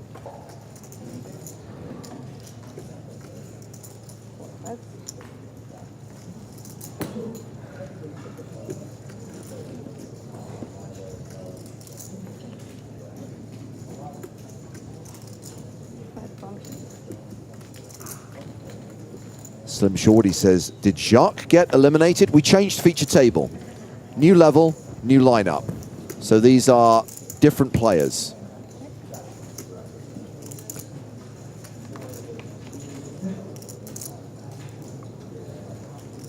I hope you didn't go away thinking there was a break. We don't be doing breaks. We don't do breaks anymore. I don't even use that word anymore. If you need a break, have a Kit Kat. So this is a good one to potentially consider check raising. We got the gut shot backdoor diamonds. I'd say this is actually a very good candidate for a check raise bluff. And you might be thinking to yourself, well, you know, is this over bluffing? I think actually if you're not check raising hands like this, you're not check raising often enough, and then your check raises become too strong and therefore not paid off when you have value often enough. And just like that, we do see the check raise. This is a textbook move on this board.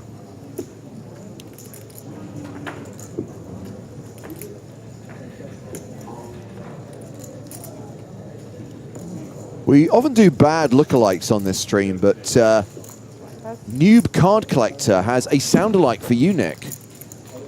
This announcer sounds exactly like John Oliver. I don't think you sound anything like John Oliver.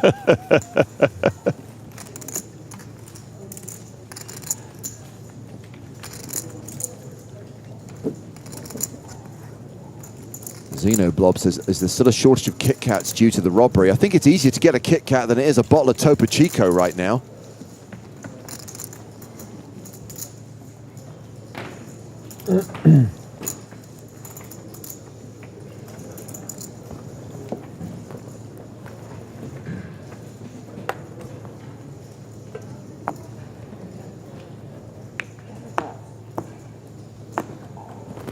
As we see the action folded to Florian Rubichon, who's got ace-8 on the button.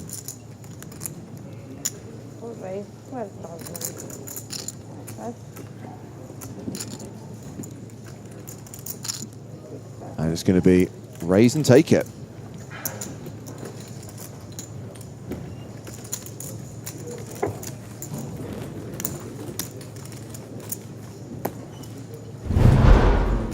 Spot that watch, James. Rolex. I can't see it. Sorry, I don't want to misidentify. Okay. It's got a bit of a date just look to it, but I don't. What was confusing me was the light bouncing off it, because Rolex are pretty good with their anti-reflective coating. So I'm not saying it isn't a Rolex, but I'm gonna. John, I think Jason yesterday was wearing the watch he won at Triton. I think it may have been a bespoke watch made for Triton winners by Jacob & Co. Today, saw Jason, he was wearing his Kermit. He was wearing his Rolex Submariner with green bezel. I really, really think we should bring back the PokerStars watches. A new one completely. James can advise. It was a Citizen Eco Drive before, right? Dude, I lost that battle. When during the pandemic, when we decided to bring back trophies for WCoop, I fought so hard that for Scoop we should bring back the watches. That'd be so cool. That would be so dope. Tried, failed.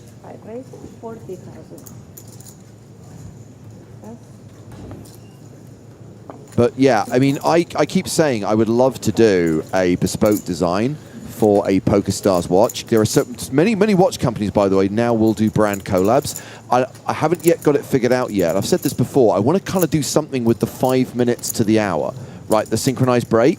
I kind of feel that you want to like mark that time. Yeah, that's like, you know. That's a really, really good idea, James. Like, you know, rather than the emphasis on the 1 or the 12 or what, you know, whatever, just have the 5 to the hour be highlighted or something. That would be very, very cool. So this was a 3-bet pot, guys.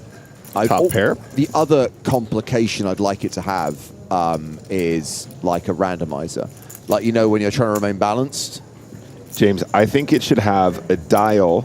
As you said before, do you remember you wanted to use a Casio watch to track your big blinds? Yeah. So have a dial that you can spin that's manual so you know how many big blinds you have. It goes up to 200 or something. And then have the randomizer as well, a little ball that spins or a dice that rolls or something. Yeah.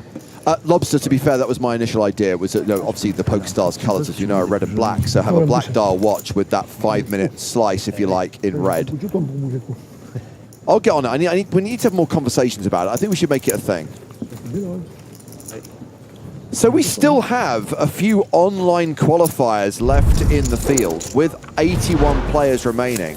Christopher Putz won his way into this tournament by a €530 satellite. In fact, I think all the players we're about to see are €530 satellite winners. Paraskevis Zakaridis among them. Charles Laboissonnière from French Canada.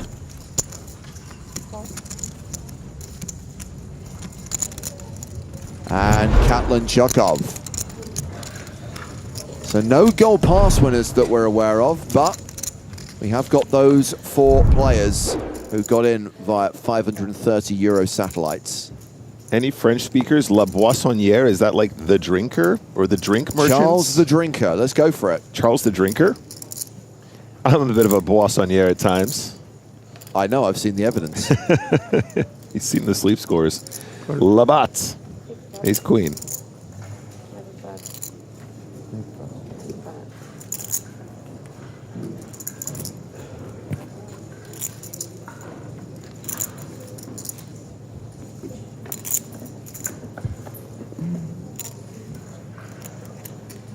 Board is ace high, both players with the same hand.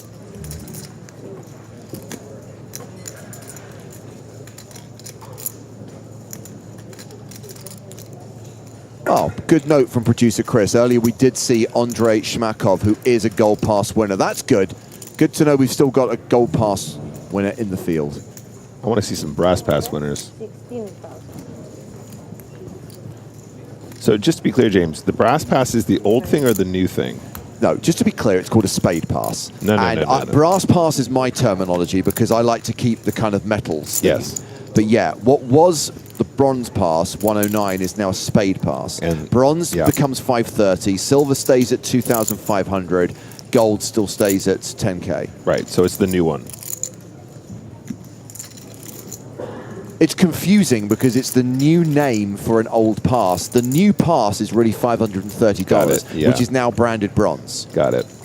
But yes, how we didn't end up with brass pass is beyond me. I thought we had branding experts in the business. We need more watches, James, and we need more pass naming rights. Absolutely. What you're basically saying is they need to pick up the phone to me more often. Amen, buddy. Amen.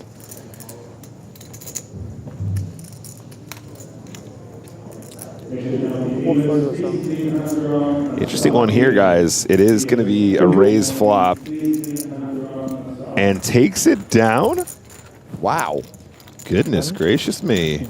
His image paying dividends there, I guess. Hold on a second. You flop top pair with a queen kicker. You continue, you get raised, and you fold? Yeah, it was a chonky raise, to be fair. Raised to 72,000. Initial bet was 16. I'm really confused about how both players played that hand. It was a case of who wants it more, James, and Labat wanted it real bad. Est-ce qu'il y a une religion dans le poker? Est-ce qu'il y a une mieux?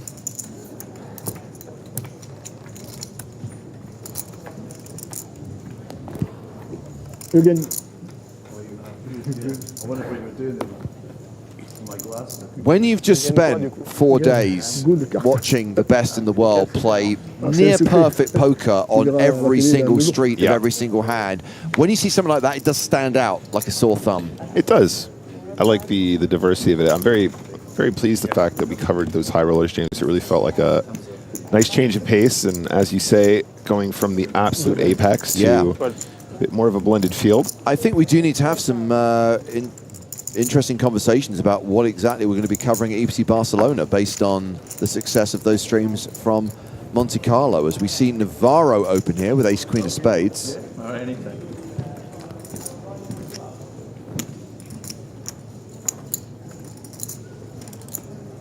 OE26L, the Domino's Pizza one, is it real? Yes, it is real. Rolex did collaborate with Domino's Pizza in the 1960s. Wow. There is a Rolex with the Domino's Pizza logo on the dial. That's so cool. I wonder how much they go for now.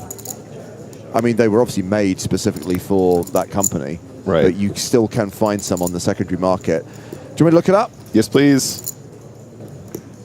It is a 7. Pair of 7s versus ace queen here, so 2 overcards got shot. 2 checks. Jack of clubs, no change.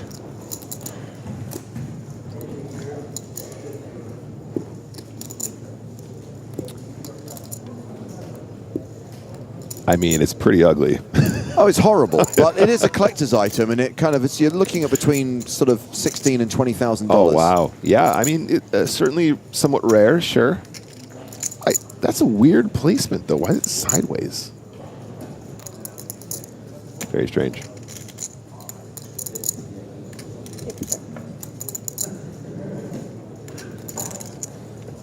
We are checking to the riv here. It is 5 of diamonds.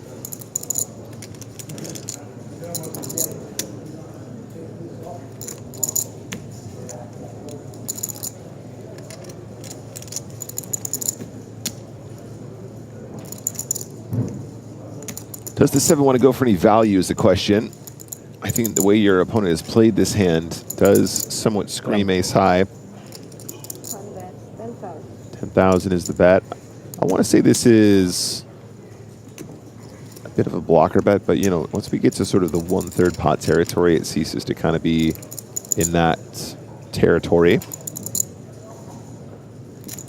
Just so happens that there's not very much in the pot though anyway. I think that's probably the issue here. Does call with ace queen and gets shown the bad news. Muskuski manages to get value from the 7 trade clubs.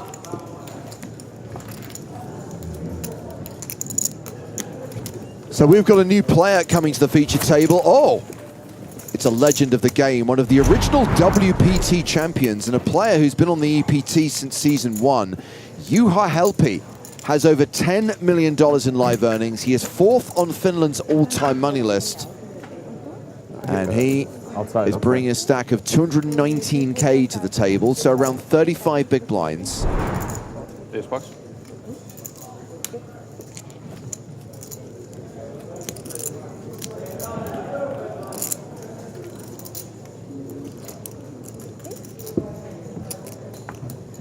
The frightening thing is he doesn't look that different to how he looked when he won that WPT back in, I think it was 2002. Check his sleep score. I mean, Patrick looks different because he used to have hair. I mean, don't get me wrong, very handsome man, still very good looking, but he has gone through a physical transformation. Helppi, like maybe looks 5 years older. He's been taking his vitamins.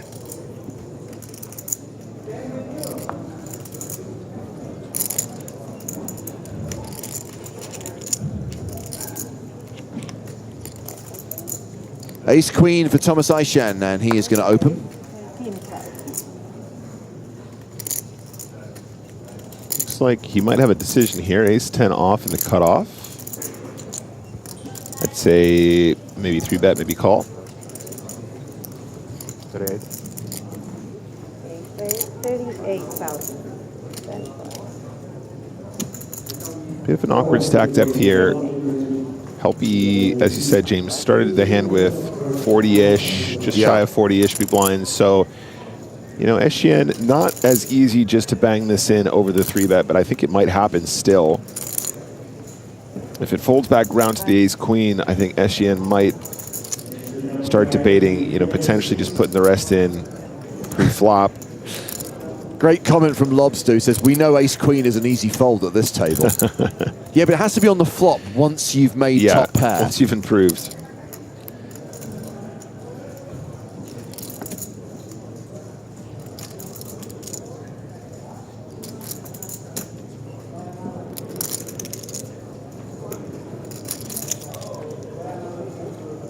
Oh, a fistful of yellow. Those are the 25K chips.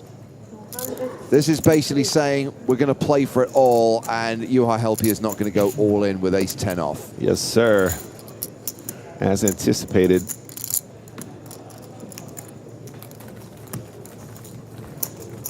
Aishen extends his lead, 1.1 million, close to 190 big blinds, and still more than half this level to play. 77 players remaining from a starting field of 1,011. This is the third day of a 6-day tournament. Concludes on Sunday. We're streaming it every single day, live at 3 p.m. at local time. On Sunday, they'll play down from 6 to a winner, and you will see a new champion crowned on the European Poker Tour.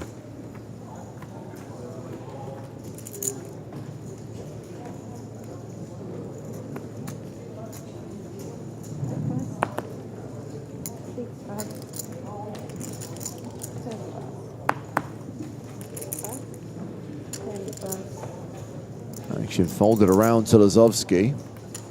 Ace-9 on the button. Yep, he's going to want to play this one, James. Coming in with the open, I think.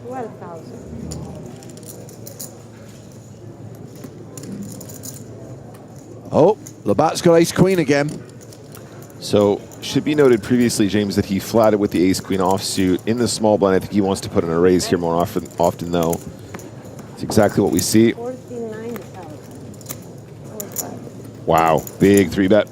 I mean, it's the same as that raise he made, right? In the hand against Navarro. Huge raise. Yeah, I mean, in fairness, he's out of position here. This is, you know, 4x. This isn't that uncommon, but strikes me as the kind of guy that, you know, makes a hand and then confidently represents it with big sizes. Yeah. Not too much subtlety with the sizings, but just as effective here.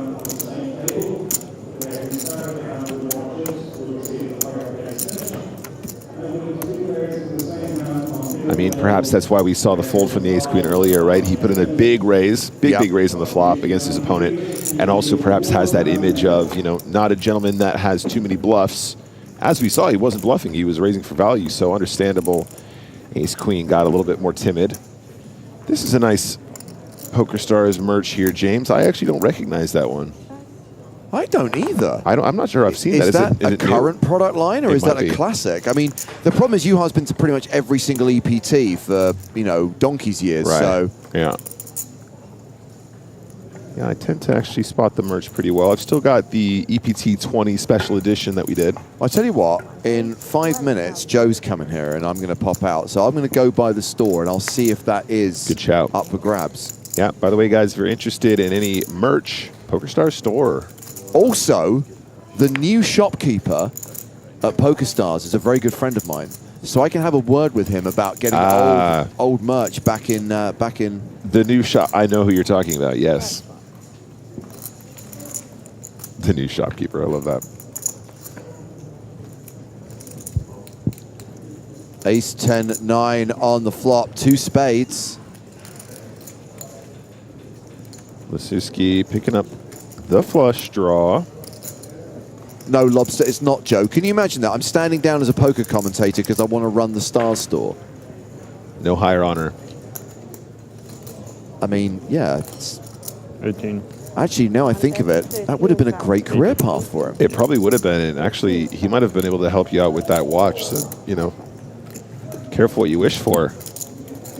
Well, that's... Oh, yeah. Okay, so we've got the... Hang on, let me write it down the list. Juha's hoodie, watch...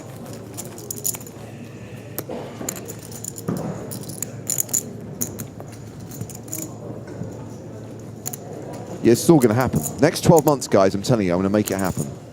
That would make me very happy, James. I'm really into that. Just something very subtle, right? Like something that only the poker players would understand. Oh, yeah. I mean, it will be... What brand will it be? I don't know. I mean, you've got to look at affordability. You've got to look at who could potentially make it. Patek. That's not going to happen. I hate to break it to you. Jacks for Juha Helpi, and he's raising.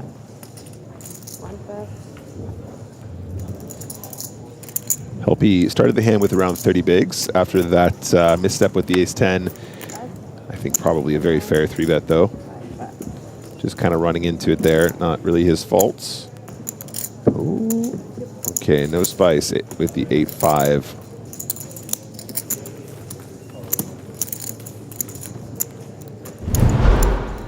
You are hovering around the 30 big blind mark.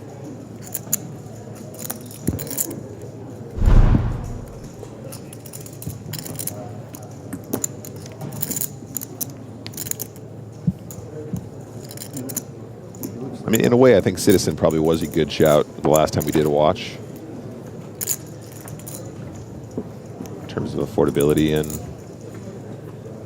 production.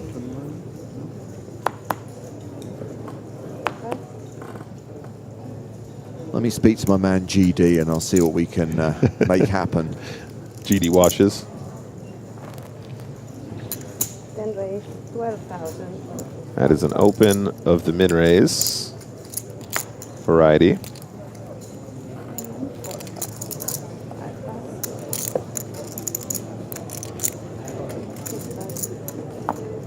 Also, don't forget that one of our key designers, in fact, the guy responsible for a lot of the branding you see around our live events, is also a huge watch guy. So between the two of them, this is gonna be a thing. Yeah. Yeah, it's a good point. I'm so excited. I've never been more excited to go on break in my life because I need to get all these ideas out there. Ooh, nice flop for Eshian here. Queen 10, not so much. Still the best hand, but not winning in equity.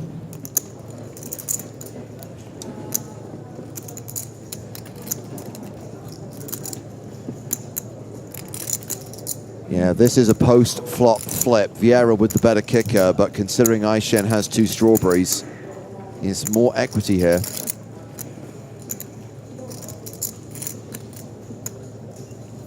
think Vieira probably just has a pop on the flop, maybe 10K, something like that.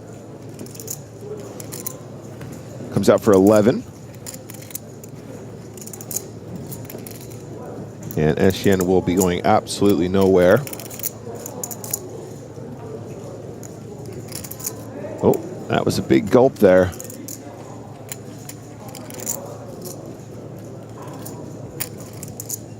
Definitely a sign he's excited about this situation. Or nervous.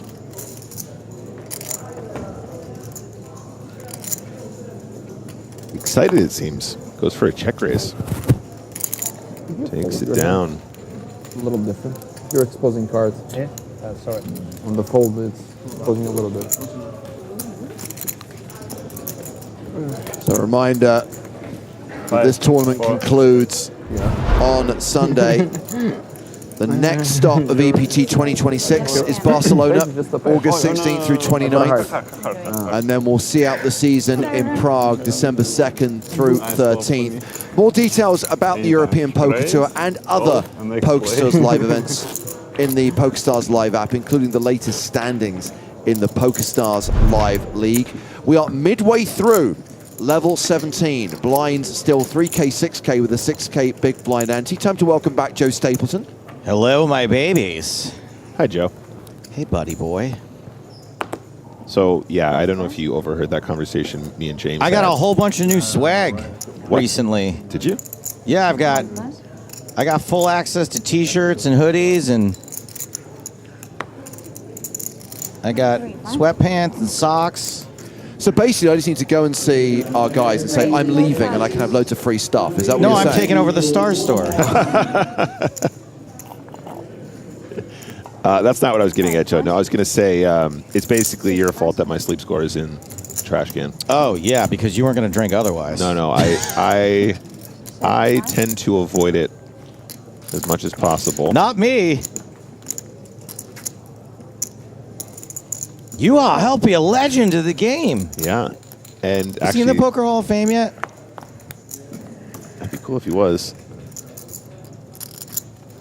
It's real hard for Euros to get in. 7 ace. Check.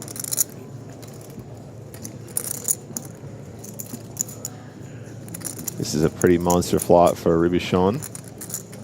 Doesn't look like it. 10,000. It's a shame. Whoa, is this another straight flush draw? This could be sick, Nick. This could be sick for the King of Hearts. It's a street flash potential. Oh my goodness. Oh my goodness, to the turn. It's the 6 of Hearts! Oh my goodness. We did it! This is real street flash. This is very, very bad for Juha Helpy. The only thing that could be worse is the Ace of Hearts on the river. Yep, not only I gotta look bored. A pair, oh, boy. Second nut flush draw as well. So not only have you managed to make a straight flush, but your opponent also has a hand that might continue calling. Is it on me? Oh boy. Is it on? I guess I'll bet. What was the size? 38,000? 38,000. Interesting. I guess I'll bet. What's the minimum? Helpy with just 168K behind. Yeah, you know, this size might actually just push him out. With a king. Oh, he doesn't have the flush yet. Dang it. I mean, no offense to you, Helpy. He's going to be aware he's got a pretty good shot at winning this pot most of the time, right? I mean, we can see drawing dead. However, if you're calling here, what you're really saying is, I'm trying to improve. And when you put in that much of your stack on a draw, you generally don't like it much. It's not a good situation to put yourself in. And it's not as though the heart is always going to be a payday, right? So you can't even assume that you're going to get paid if you get there. Flushing. Yeah, it makes the fold. Honestly, Robuchon. Did he show it? Did he show it? You gotta show. You gotta show it. Oh, come on, mates. Okay, so Joe, we saw quads earlier, not tabled. Straight flush, not tabled. What's going on out here? Where's the heart? These people. These people. They're too good. It's the problem. Thomas Eischen, still top of the heap here at our feature table. Juha Helpy does need a little Helpy. 27 big blinds for him. Robuchon in the middle with 62 big blinds. 3 players at this table with more than 100 bigs. 76 players remaining. I believe there's a pay jump at 71. That is correct. Everyone currently guaranteed 12,150 euros. The pay jump goes to 13,955. 3 pass. After that, nearly 14,000. 5 pass. 6 pass.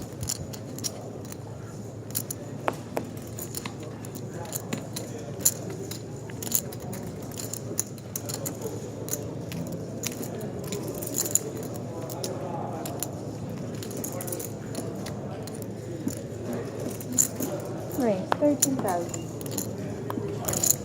8 pass. Thank you.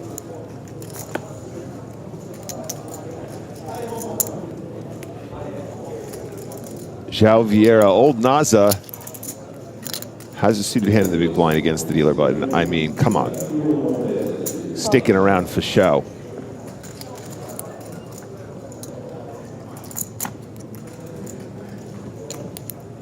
King 8 deuce top pair for Eischen.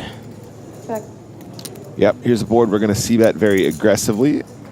And part of the reason why we do so is that we want to get action when we do have a hand as strong as King Jack here. So I would say maybe a 1/3 situation is quite common here. Did you know that Thomas Eischen used to spell his last name with an I in the front, but he got sued by Apple? It was Eischen, lowercase I. Lowercase I? Yeah. And then he had to put it and change it to EY. Pass. What was the size, guys? 12,000, 1/3 pot. I'm loving it. Nick Stradamus approves. It was lovely to see everyone come out to say bye yesterday. Joe, I know... It was very, very nice. I know it's not over yet, and I'll probably say goodbye on Sunday again. But I guys, you have to understand the sheer volume of humanity that wanted to come and pay homage to the man, the myth, the legend really moved me last night. I thought that was very sweet. It was very sweet. It was an open bar. I do recognize that, but I do believe that everyone there truly wanted to be there, and I felt very special. And it felt very special that my fiance got to be there, take part in it, and see what things are like for me here. She got to see, like, you're not a complete putz. That's right. Which is important in any relationship. I will say that when we got back to the room, she also did not see a complete putz. Did Artur Martirosyan come over and wish you a fun farewell, or was he just lost? He didn't. He was, really thought definitely lost. I really thought he showed up to pay homage, and he just realized he had taken a wrong turn. It was nice to see him for the 80th time this week, though. Yes, indeed. Aishen is going to repop Navarro.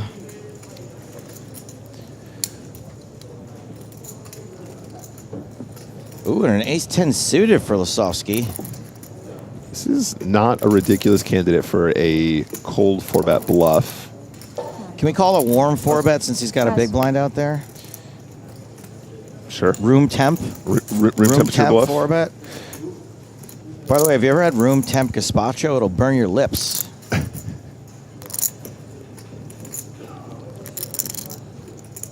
Back to Navarro. Paul Navarro, shortest stack. Yep. Nice try, Navarro. Yep, understandable from all parties here. So there are 76 players remaining, and these are but 8 of them. Other famous faces in the field include Jason Wheeler, saying hi, Mom. He's saying hi to your mom specifically, by the way.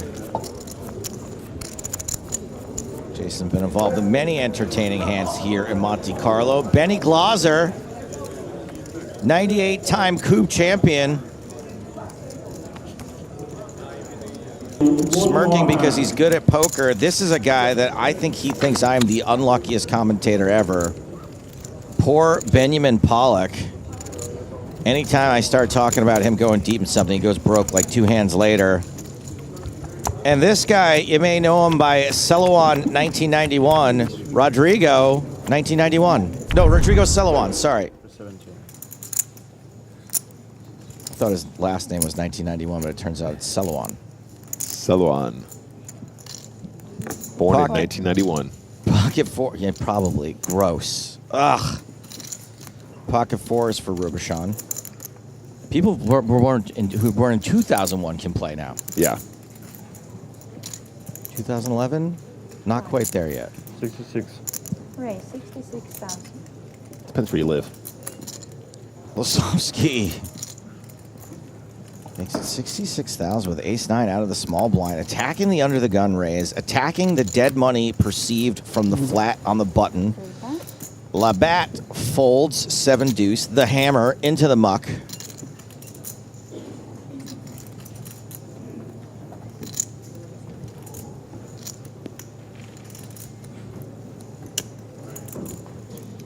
Yeah, Rubicon not loving this spot with 4s to go. I think maybe a little bit easier if you're just heads up, but there's still a player to act behind. Vieira on this occasion isn't going to continue, though.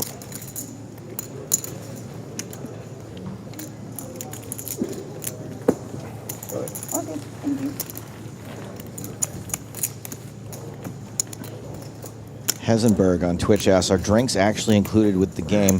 Not really a thing in Europe, free drinks while you're gambling. It's mostly a Vegas thing, or Nevada, I should say. Nevada. Please. Yeah, unfortunately. No, but it's like it's doing some sounds. Yeah. It's got some There's free water. I put bubblers all over the place. Bubblers. You guys don't have battery anymore. Ringing.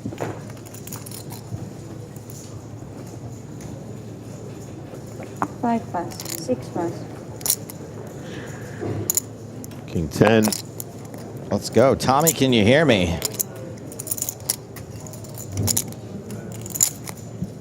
Raise 13,000. And she's looking so 10,000. locked in right now. And another ace-10 suited. Sofsky has been taking the aggressive route Call. the last couple of hands, but this time he's going to call in absolute position. Yep, super playable hand in position. Lovely stuff. Philip Racer says bubblers is very Wisconsin coded for sure. I remember people calling them bubblers in Wisconsin. A water cooler, a bubbler. A water fountain. I know the jokes you guys are making in chat. I've used both kinds. Ace queen for Robichon. Uh-oh, squeeze potential here. Nick, give me a squeeze. Raise Give me a squeeze. 66,000. There we go. All right, there we go. Yeah. Speaking of squeeze, Robichon's going to do it. We've had a couple of these, Joe, this sort of raise, call in position, squeeze. People take advantage of it, but this time it's legit. Ah.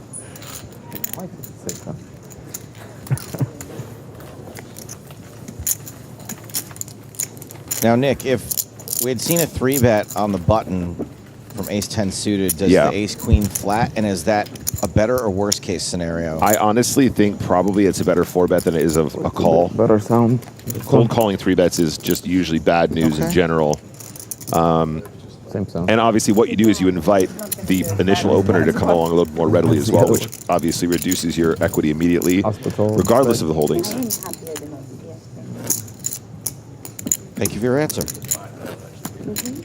Tom says, at my local poker room in Montreal, the food and drinks are included in the cash games, but the rake is very high. I've been to a few places like that where the food's free too. It's pretty cool. Makes you not care as much about the rake. I've played some games that are like that, but it does also make you feel like you're trying to profit, right? You're like, I got to make the most of this then. Oh, yeah. I was giving 9 fried rices, please. Yeah. Can I order from 4 restaurants, please? Thank you. And get the top shelf stuff over there. That's what we want. I also play poker with a guy that they call Whiskey Steve. Do you know what they call him, Whiskey Steve? He's a drunk? Well, yes. Is his name Steve? Yes. Okay, then. I nailed it. I bet you'll never guess what he likes to drink. Whiskey. He likes to drink whiskey. And he always... I made the mistake of drinking whiskey with him one time, and now every time I see him, he's like, all right, Nick, we doing it? 2 more. Good for the game, though. Good thing his name isn't Bleach Bob. Tired? I'm going to read this comment that is going to sound like a brag. It's not, because I actually have a request. Hey, you make sense of this. My brother doesn't even like poker. I sent him clips from Joe, and he says poker is the best commentators of any sport. Thank you for that. But can you send me the clips? Because I don't have my best clips. I would love... I'm going to need another job after this someday. I'm going to need to prove to people that I've done some good stuff. I mean, you're going to have to change your stand-up now, right? You got a lot of stand-up that is like, hey, I don't know if you guys know me, but like I kind of do the poker thing. Well, here's the thing. Now I get to say I'm a former guy from channel 1215. Right. Which is even more humiliating than a guy currently on channel 1215. I love it. Thomas once again in action with the artisanal sourdough, ace-5 suited. 4 5. 5 5. Sharati thinks he might be going to commentate on chess. Thank you. Bro, I can barely wrap my head around this game. And what do I do? Once I do all the horsey jokes, what's left? I mean...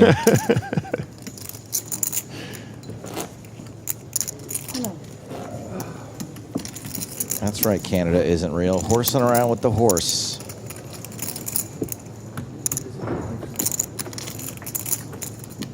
Dre Day says we need a Netflix special next year. We'll make it happen. I am not good enough for a Netflix special. I'm not a bad stand-up comic. 8 5. But 10 5. I am also realistic. I'm not there yet, but hopefully I'll have some more time to get better. Raise 12,000. Lasovsky, king, queen, and another ace, queen. Just don't open any hands at this table. Just fold. 4 pass. Labatt has flatted the ace queen. Schwadel 5 pass. 6 folds pass. ace 9. I just wanted to say 7 that.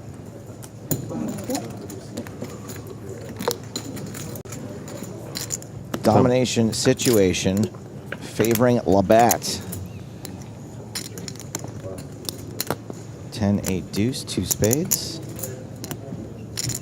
Let's see how he plays it this time. We had Labatt calling in position with the ace queen off previously.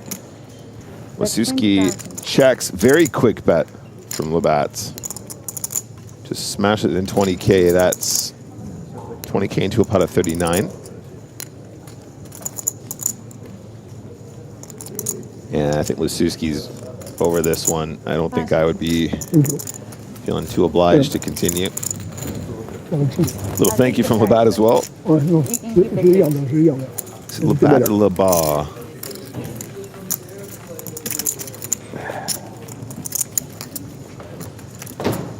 Labatt is not blue on 40 big blinds. Seems like an affable fellow. He looks like one of those guys that sells you guns in Resident Evil. I hear you've been enjoying the new game, Joe. Oh, it's so good. That's way too scary for me, man. I don't know. It's jump scares. It's not just jump scares. It's the pure terror of having one bullet. When there's 9 zombies and they take about 6 headshots each to kill. Raise 30,000. Here comes Labatt again. 4 pass. Another nice comment here from Hey You Make Sense. Very cool, my friend. I'm really glad to hear that. 8 pass. That's really nice. Thank you. I'm going to put some love on your spectrum. Thank you. Great series. Merci à tous. What did you say? He said thank you all. Thank you all. In my, that's the bare minimum I know. Whenever I buy the new PlayStation, it's basically just a Resident Evil machine. It's the only game I play with any consistency.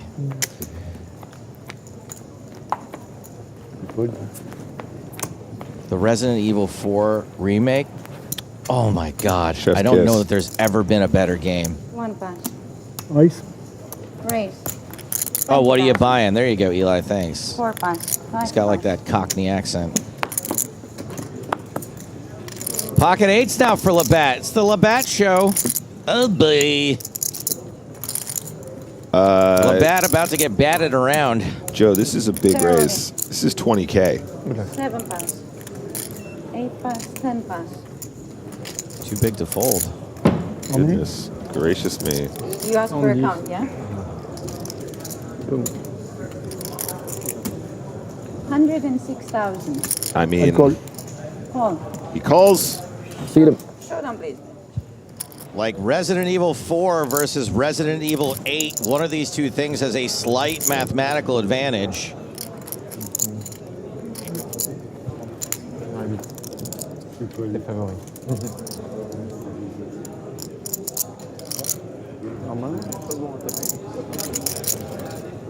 If the 8 hits,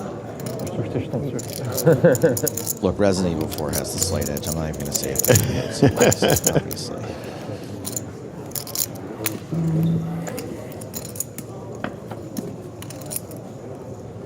Queen, Trey, Deuce, 1 spade. Labatt halfway to knocking out Navarro. King on the turn, looking real good for Navarro to stick around.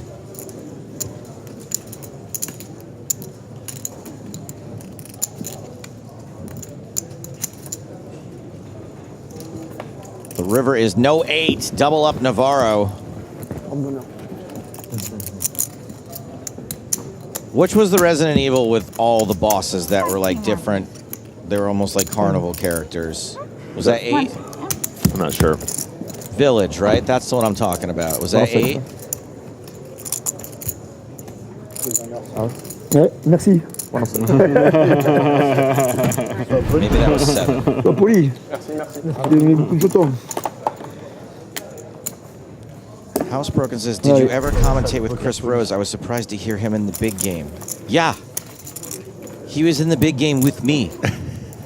That was me. Joe was Chris Rose.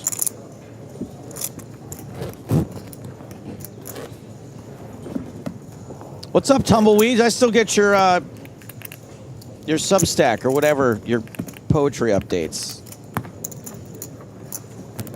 I remember you from Edinburgh. Thank you, my friend. Was that the time I came up to visit you in Edinburgh? Yeah, absolutely. That was a great one. Tumbleweeds, we would have bet as well. I made the trip up. I got the train to go see old Joe. That was a fun one, actually. Edinburgh is still one of my favorite cities. Super cool. Great for comedy. 3 pass, 4 pass, 5 pass, 6 pass.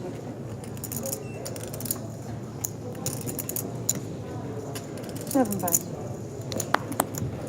8 pass, 10 pass. That was good. Thank you.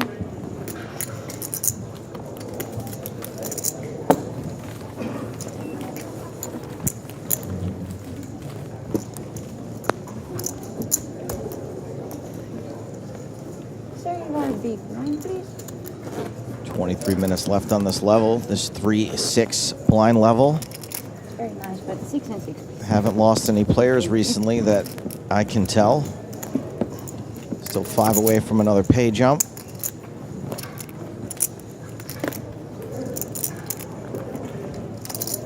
Yeah, guys, I don't know what you're talking about. Village is pretty good. 4 pass. Somebody asked me what I thought of Resident Evil 7 because it didn't have zombies. It was the same thing, wasn't it? It was just guys with a virus instead. I mean, everyone's like, oh, it's a departure. It wasn't really. It was just a... Did you ever play Last of Us?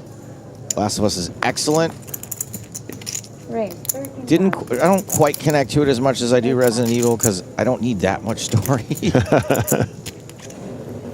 But Last of Us is the first video game that made me cry in the opening titles. Oh, wow. Cool. It opens the same way as a TV show. Oh, right, okay. You know what happens. Yeah. 3 pass. Aishen's going to raise. King 9 Shen. Mold people, yeah, I mean, it's the same thing. Queen 8 deuce, misses everybody. Might just be a C-bet and take it here, Joe. Against Joao Vieira? Yeah, right. Old Naza.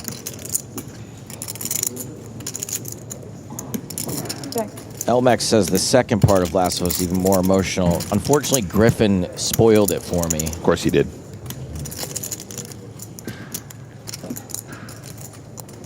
And then I saw the TV show, which... I enjoyed it for a spell. The game, or the TV show? The TV show. 7 on the turn, still nothing for anybody. Is there even a gut shot? Nothing. Nothing. I actually thought Vieira might have taken a pop at it there on the flop, but decided to play it slow. Is the time now. Wow. SGN acting very slowly here.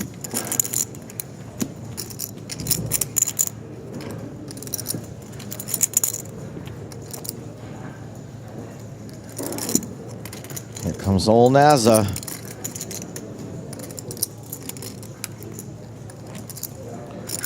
Here comes Naza. Do. 2 checks. Hey, somebody made a pair. I would be value betting King 9 here, I think. Your opponent has shown very, very little indication that they have any piece. Starts to feel a lot like maybe a smaller pair, but quite often some ace highs. This is also a river that we probably like bluff a fair amount, especially if our opponent has check flop, check turn. You'd imagine that a fair number of the spades on the flop would have just gone ahead and had a little semi bluff. 15K into a pot of 41. Story checks out. Oh, Naza. I don't think you get to make this face and then raise. So Aishen's probably feeling okay.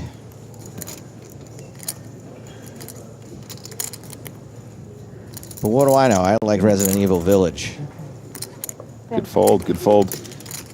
So I know you say you don't need that much story, Joe, but Expedition 33. Have you come across this? Have you heard of this? I haven't heard of it. You've turned me on to so many good games. The problem is, and something I'm looking forward to in my retirement. You can game a little bit more. Is I can game a little bit more. Somebody said, if you like Resident Evil, are you going to play X next? And I meant to write it down. Maybe I can get your... So the thing is, Joe, I have a feeling that you actually probably won't like Expedition 3 because I don't know if you like that gameplay. But what's the style of the game? So do you remember when Final Fantasy was like turn-based combat? I did buy several Final Fantasies and never played any of them. Like you kind of like... I do like turn-based combat, though. You select your character, you pick the move they're going to do, and you go in order in turn. But they also have an additional mechanic where you have to like get the timing right to like maximize the attacks or like do the blocking. Yeah. It's very frustratingly addictive. Waterball says time to play Pragmata after Resident Evil. Oh. Yeah, so in my old age, I don't like games where you got to be quick or memorize button combinations. Okay, so you don't need to do that, but you do need to be quick, especially if you got it on one of the harder settings. However, the story is really magnificent. People think it's a bit of a masterpiece. Labatt has raised 7-6 suited, 6-7. And the small blind Rubicon calls with 10-6 suited. Deuce, deuce, deuce. Ducks fly together. Copyright Griffin Benger. Copyright Griff. Bet 30,000. Pass. Quick ending to that one. Merci. Queen 2. See Queen 2?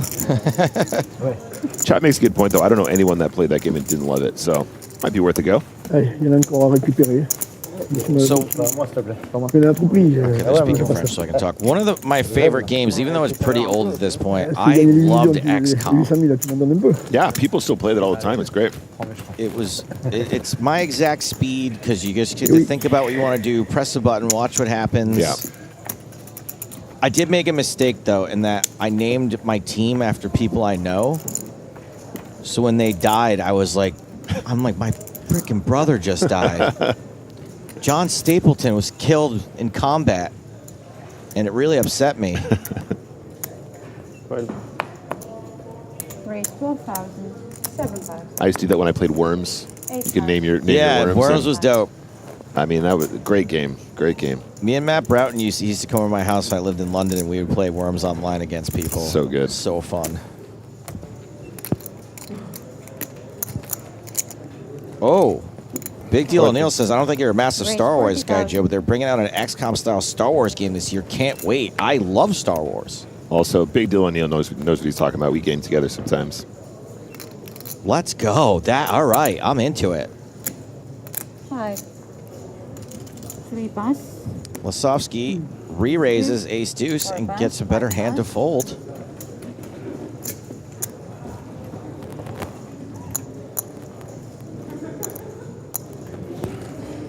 Pretty cool.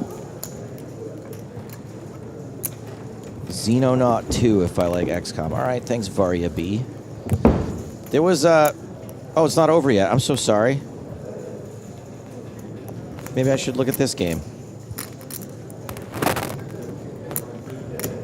Now it's over.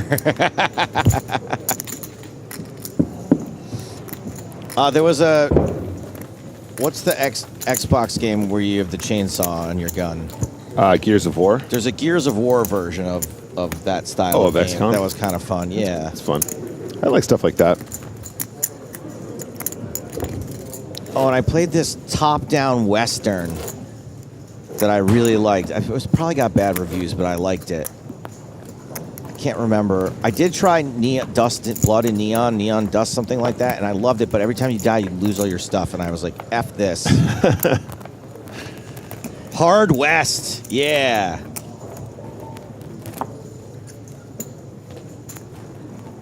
No, wasn't Hard West. 8 pass. Sorry. 10 pass. It was crappier than this. 1 pass. 3 pass. An isometric strategy game. It had, this is a turn-based. I might like this one. 5. It had like a spooky element to it, like a lot of ghosts and ghouls and stuff. All right, Robichon back in action from the button. Ace-4 suited. Navarro in the big blind this time. He's not getting blown off this one. I would watch your gaming streams, Joe. Queen 9-5. I appreciate that. I just, it's a lot of work. As you know, streaming is just such a lot of work. Yeah. Okay. It's a commitment. So this is a gut shot for Navarro. Bet 9,000. Story checks out. Have a little bet here. Navarro might actually use this as a check raise candidate. We nailed the one before. The other one was, to me, a much clearer check raise candidate. That was where he had the 5-4 gut shot. But I think that this falls in a similar category. I think this is perfectly fine to have a raise. Call. Decides to call. Certainly not folding. That's the worst of the options.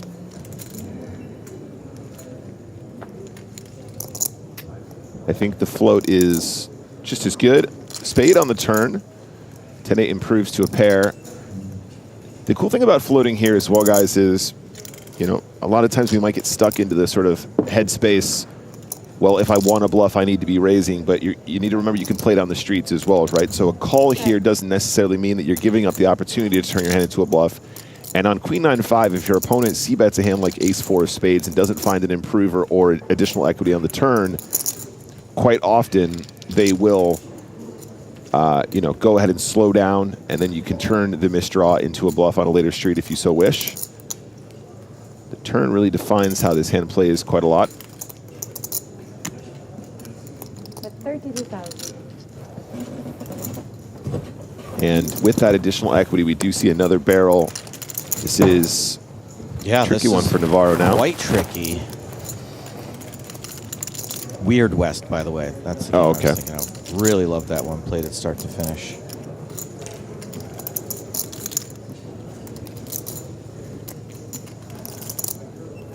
Cool. Navarro is going to stick around with most of the equity. Can Robichon get lucky? Or can he take Navarro off this hand? Might be a little more difficult to do now.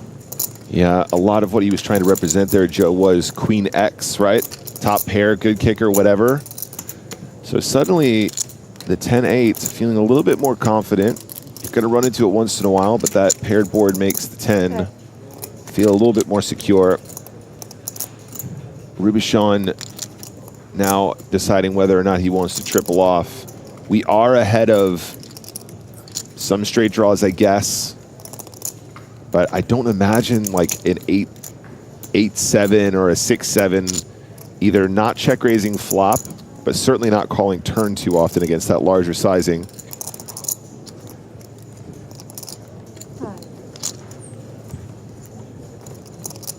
Does he want to go for it here?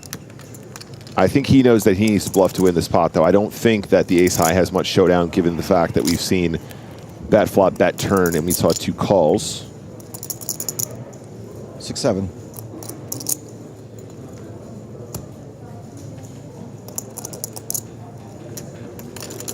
He's going to go for it. 42,000, 52,000.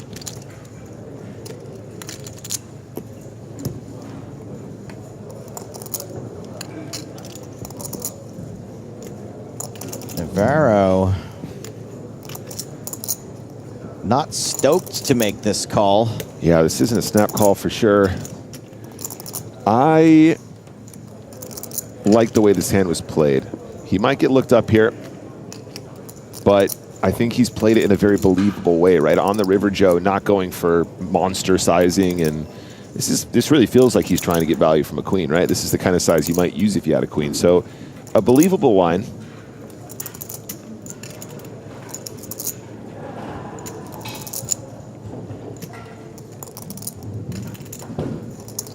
Navarro not spending much time looking.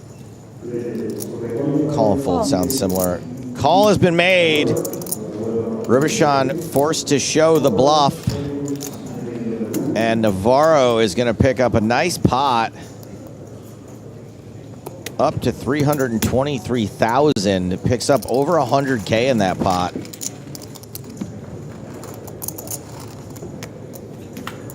Nice hand, nice hand. Did you ever play Max Payne, Joe? I did like Max Payne a lot. Great story. PlayStation 2, yeah. Really haunting. They're remaking that. I just read.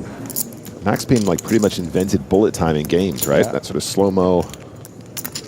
Yeah, that one had a pretty dark storyline as Very, well. yeah. Good games, though.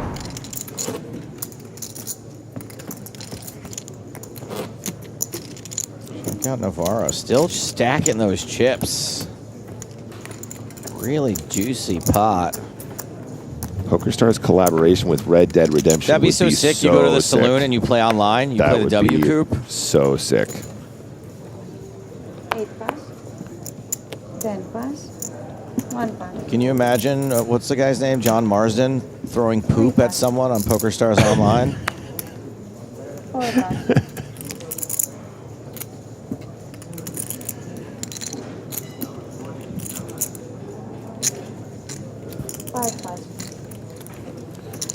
By the way, Joe. Yeah. Wanted to mention on air, 6 pass. for those of you that have enjoyed my streams Yes, please, in by the all means, past. plug your streams, buddy. I wasn't going to plug my stream necessarily. But the Chat Pro Poker Show returns for the last time the Tuesday that we return from from this event. Well, you know who won't be returning? This featured table. Because we got a new one coming at you after the next fake break. David Lapin, Ori Miller, Angyang Dimov, the #2 Bulgarian player on my list. Muhyiddin Ferez, runner-up here to Adrian Mateos a long time ago. I mean, this table's returning now, but after the fake break, they're out of here. 1 pass. We're going to jump right to Lapin, Dimov. It's very exciting. Ferez. And who could forget Charles La Bossonnière? 5 pass.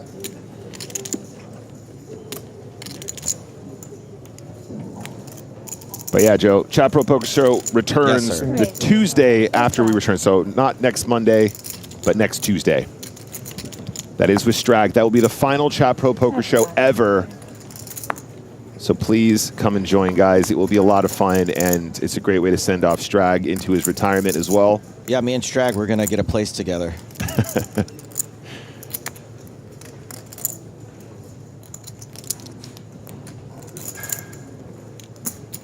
Right, 37,000. Pool the Cleaner says, can't wait for Red Dead Redemption 3 and run into Bryn Kenny. Frogs in tow. Amazing. Yuha Helpy going after Paul Navarro and wins this round.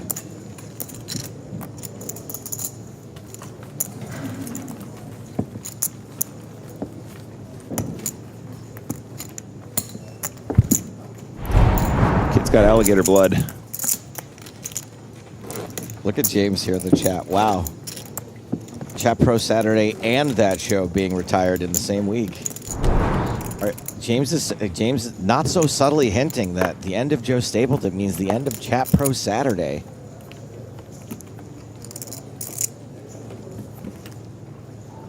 We are doing it this time, though, right? 1 pass. Let's bring James back in. Okay, so what I agreed is, and bear with me, there is not going to be Chat Pro Saturday this weekend because I'm upgrading it. Oh, okay. All right. I like the sound of this. All things considered, I think it needs to be Chat Pro Sunday. On final table day?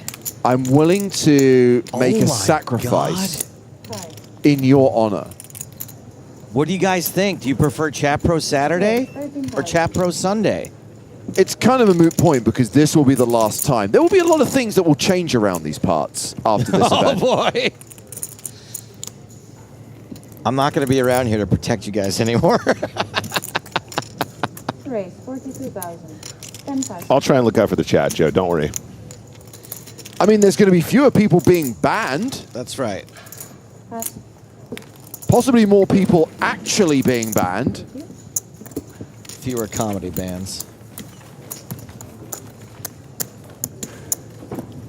I just think we should make comedy legal again. What's legal to tell a joke now? Okay. You know, if there's one thing that has me reaching for the hide user on this channel function more than anything else, it's when someone comes to a brand channel and starts screaming about freedom of speech. Yeah.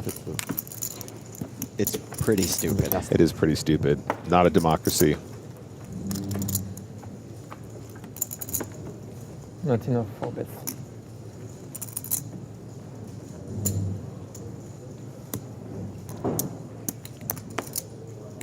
Pat, which, speaking of freedom of six, the January 6th, 5 pass. the insurrection hand. Guided tour. The guided tour hand, sorry. 7 pass. History's written by the winners, Joe. By the pardoned? Raise 12,000. The winners. Fucking ace for you, LP.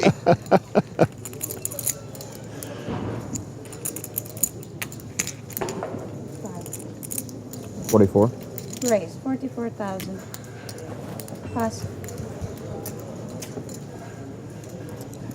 And Helpy now might be tempted to commit the ochos. Does he just bang this in? Does he have a call? They're on it. There it is. Pass. I like it a lot.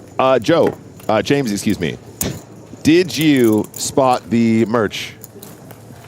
I consulted the shopkeeper. Yes. And he said that is a classic line that is no longer made. Oh. However, interestingly, he now has access to the warehouse and he believes that there is a surplus of old merch. So maybe if there are some of those lying around, Nick, he can sort us out. He also did confirm that he likes the idea of a PokerStars watch. Yes. And we're going to get to that. Yes. Bear in mind that he's literally just stepped into this role.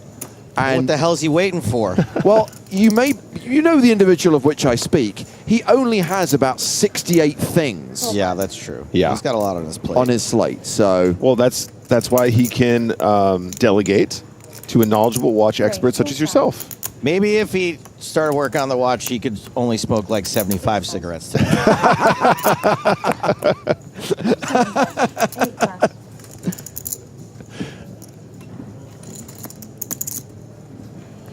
Schwadel!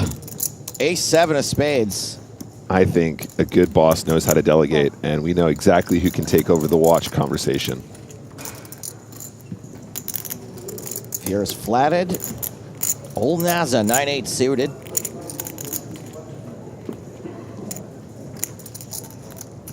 My mom asked me for a Monte-Carlo hoodie. Right. And I think it's because she wants to remember the place she fell asleep. Oh, bless her heart. I wouldn't mind, but that wasn't even a particularly long final table. She was just jet-lagged. How would she have coped with the 1-0 Salter Plus, heads-up I had battle? her cleaning my room, grocery shopping for me, ironing my clothes. She was exhausted. Queen Jack 7. She's laying out my pajamas. It was a whole thing. So Schwadel hits a 7, but Vieira has every out imaginable, as we like to describe it. Check.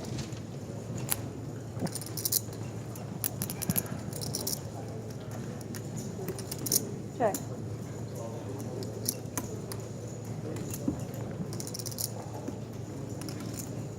Check, check, check. To Joao. Tough to bet into 4 opponents unless you know your card's coming. Oh. Sorry. Good. I don't hate this idea from Omar. PokerStars truck nuts. That's 13,000. Huh? Go for it, don't you?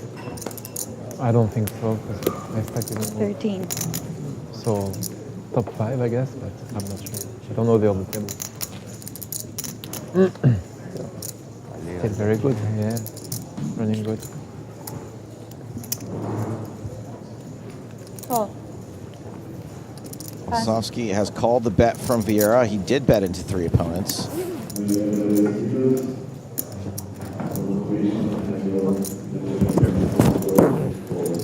What are they doing? Beans for lunch? Excuse me?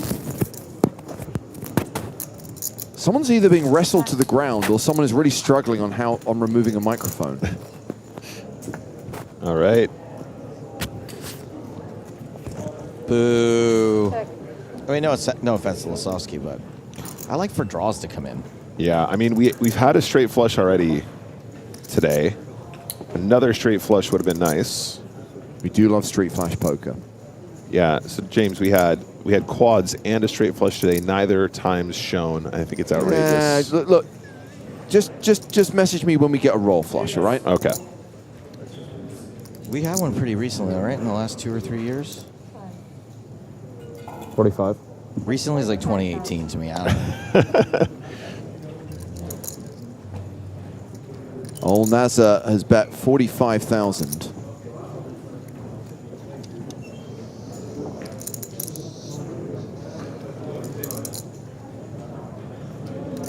Lazovsky, top pair and a gut shot.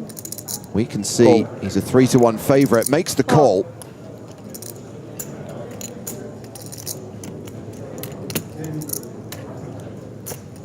$170,000 in the middle. The river card is the 10 of diamonds.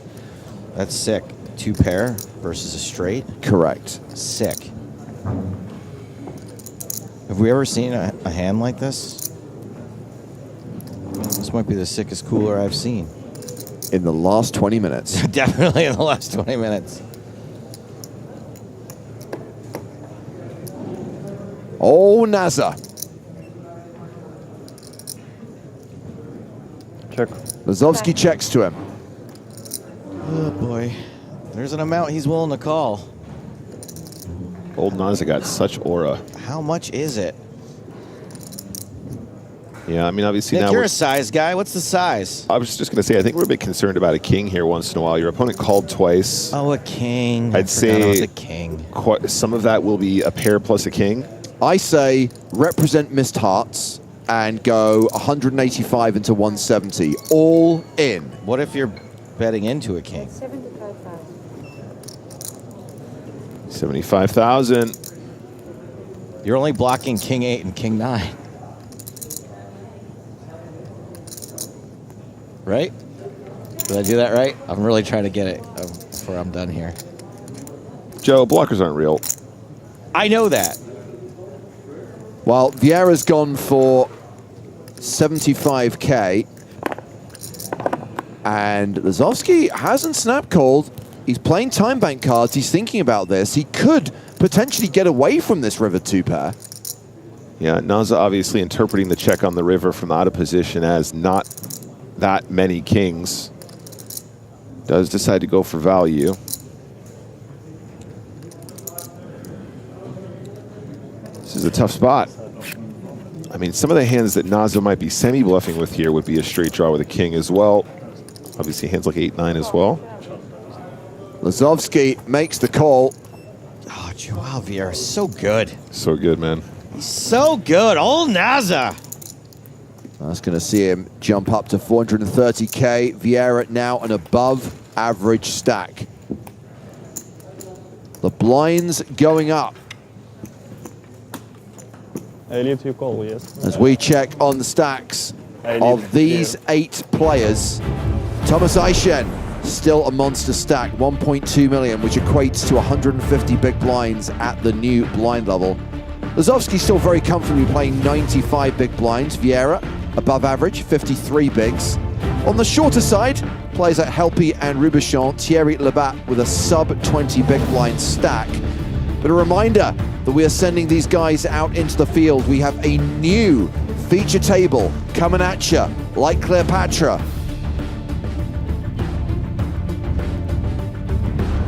First of all, we're going to check the chip leaders in the main event. Aishen, #1 overall. Raul Mestre still in the top 5. Ognian Dimov, who is an EPT champion, who has leapfrogged Alex Kulev to take second place on your table? Ongyang, that's correct. Dimov, also inside the top 5, and crucially, Dimov is going to be headlining our new feature table at the start of the new level, level 18. Blinds 4K, 8K with an 8K big blind ante.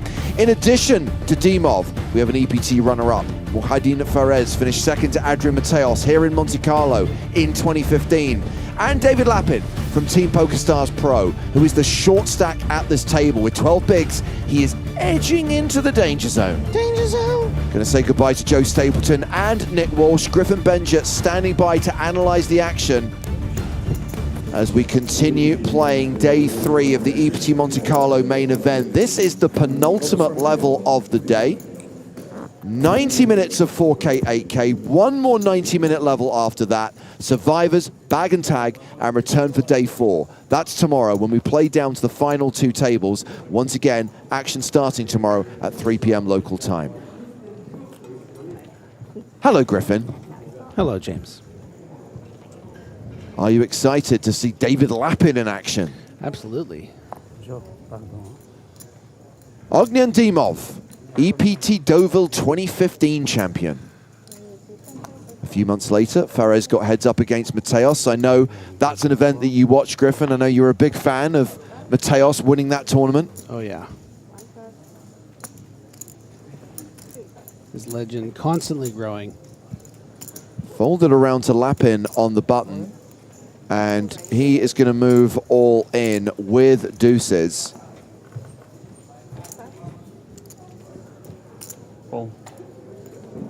And he has been called. Nikita Kuznetsov, ace-10. Classic race underway at the feature table, and it's a race that Lappin needs to win to survive. Is he going to spend a whole 1 hand at the feature table? Ducks fly together, baby.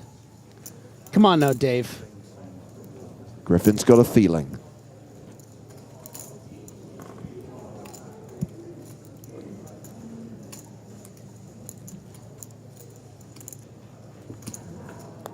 Such a classic race. The flop, ace, king, 4. Lappin goes behind, is going to need to hit a deuce on the turn or river, or maybe running deuces. Maybe we have quad deuces 2 times today. Or a wheel. Yep, additional outs now. 6 cards Lappin can hit. A deuce for a set. The 3. David Lappin exits in 74th place. You hate to see it. Would have loved to have borne witness to a run up here from David Lappin, but just wasn't his day. Yeah, I mean, I spoke to David earlier on, and he was kind of like laddering, to be honest. He came into play as a below average stack, had about half average, so this is above expectation. I'm sure he'll be pleased with this result. Would have liked to have spun up, obviously. Would like to have spent more time at the feature table, I'm sure, but 12,150 euros is another cash for David Lappin. And we are close to a pay jump. I think the money jump is when we get to 71. Yep.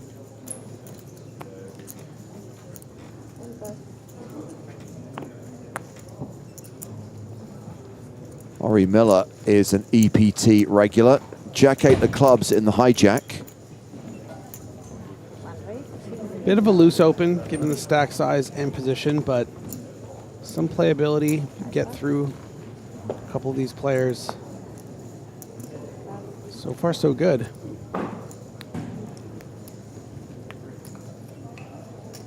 Ognian Dimov.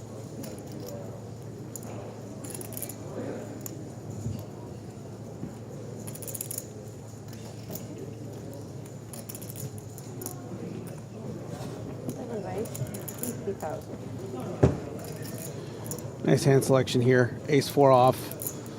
One of those hands against the hijack range that doesn't play that great. A lot of guessing games. Really hoping to hit top pair, and then this way you really pressurize some of the more medium and loose opens. And with that ace blocker, it makes it less likely your opponent has something like a big ace, pocket aces, etc. And it works. So nice move there. Dimov, as we saw, is one of the top 5 stacks in the tournament, closing in on the million mark now. Yeah, and I think that's part of why I have I take slight exception to that open. Just really, really tough opponents behind that are going to, play their hands aggressively. I'm very lucky that Stat Trick is in the room because I always get them round the wrong way. Obviously, both Dimov and Danchev, who was at the feature table earlier, are Bulgarian players, both prolific online players. Dimov is Coco Jumbo, and Danchev is cool. Thank you, Stat Trick.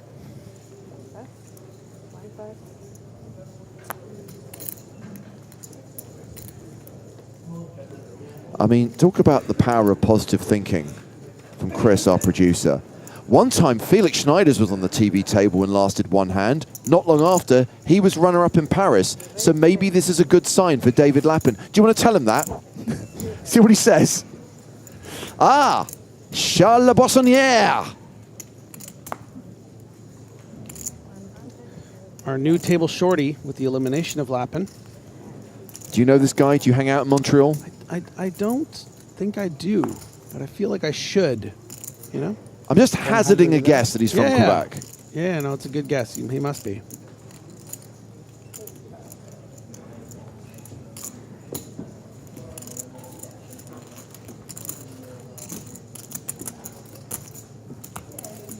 He's hovering around 15 big blinds. 16 to be precise. Marcus says, does anyone know where to find the live updates to see what players are left? So here's the thing. You could go to Poker News. You could check out the PokerStars live app. They will not be observing the same delay we are observing. You will be exposed to spoilers. Now, if you're fine with that, go for it. You do not, I repeat, you do not share any of that information in this chat. Oh, Samuel, you violated that rule. You're banned. Yes, the delay is long. Live with it.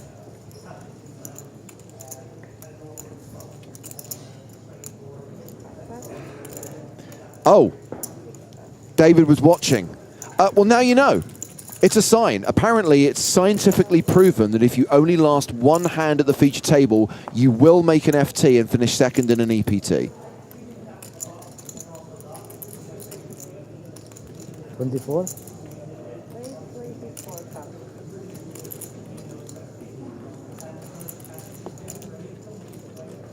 Dorian Dizzy.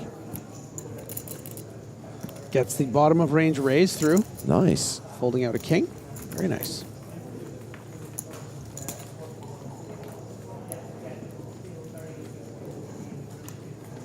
That's right, Wally Mammoth. The problem with this fast-paced world we're living in, nobody has patience anymore. That one, Dorian, yeah. Yeah. We've got 2 last ones. Right. Yeah.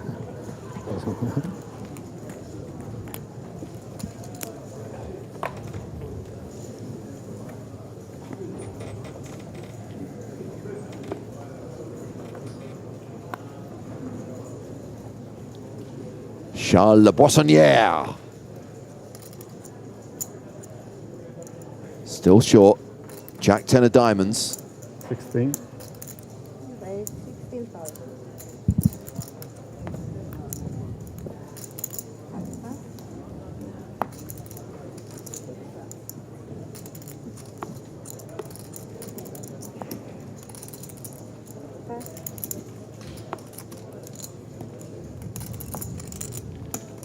Only opens to 16 this time. Thank heavens he didn't open Jam Griffin because Dizzy's got aces. 42.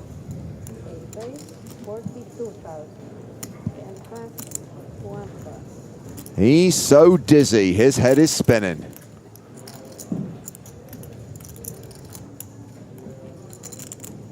Fares has folded. Action is on Ori Miller in the big blind. Seems interested.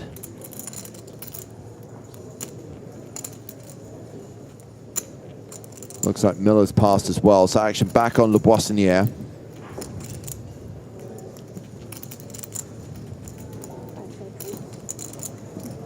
Fold. Good fold. The temptation of the Jack-10 suited. He Yeah. did not succumb. Islander says Grafton, where is he lurking? Lol. Sam's left.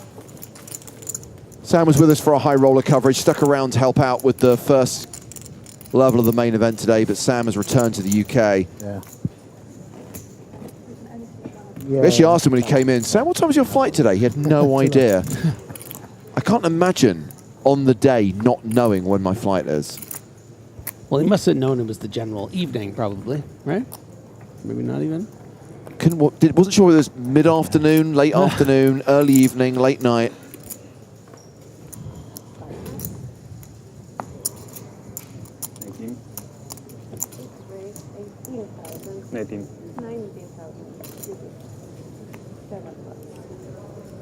Bit of a size up here from Kuznetsov. More standard opens around 16, 17K. He's going all the way up to 19, near 2.5x.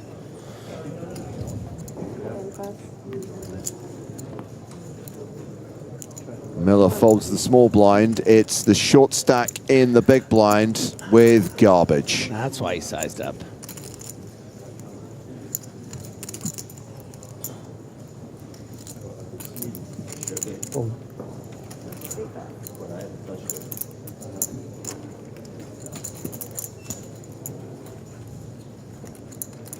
Chill Bill says sometimes people get sick of the weather in Monte Carlo and have to head back to the sunny UK.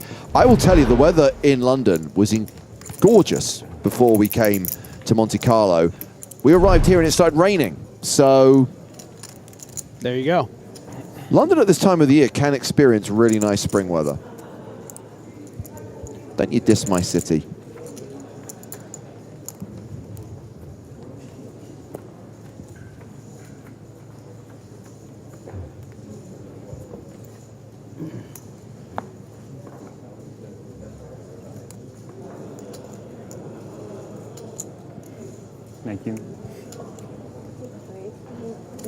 Kuznetsov going with that big sizing, and once again with a weaker holding.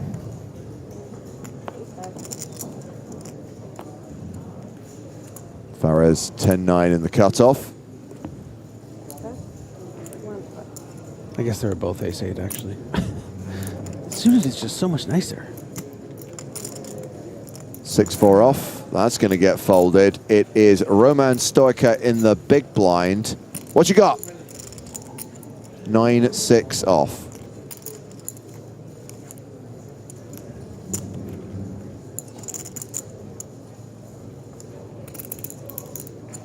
Defending. Okay. Let's see 3. Are you able to answer this question, Griffin, from Lazar? Why you want to watch them how they eat? I'll take that as a no. Ace, ace, deuce on the flop. Trips for Kuznetsov. Check. Continuation bet. Fold.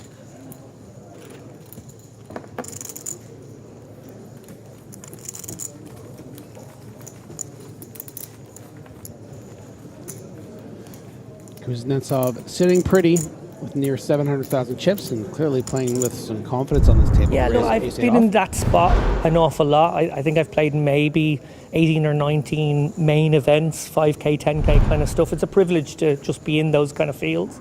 I've managed to cash, I think, 7 or 8 of them, which is great. But, you know, would love that really deep run and was hoping that I could catch fire today, spin up from that, you know, half average that I'd sort of been at the whole time, really, in this tournament. Unfortunately wasn't to be. But, yeah, again, just feel very lucky to be able to be in this room with this group of players. And, yeah, just looking forward to the next one now. Bring on Barcelona. A surprise appearance from David Lappin talking about his run in the EPT Monte-Carlo main event. More ace-8. Dizzy with the heart variety. Juice Fruit says, you answer that question, James. Okay, what was the question again? Why you want to watch them how they eat? Yes. Thank you for your question.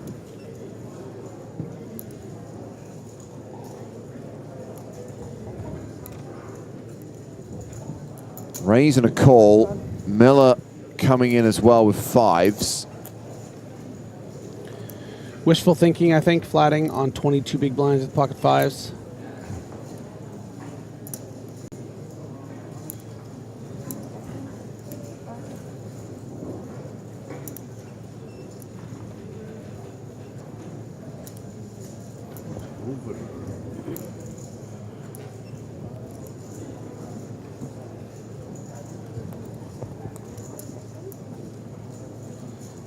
Stoica perhaps considering a squeeze shove here. He doesn't think his opponents, having raised and gotten 2 calls, are that strong. We can see this will almost surely go through for the 20 big blinds. And yeah, he does find it. Very nice. And it's for this exact reason. You know, if my opponents are opening ace-8 and calling king-queen, this is just going to get through for 20 bigs.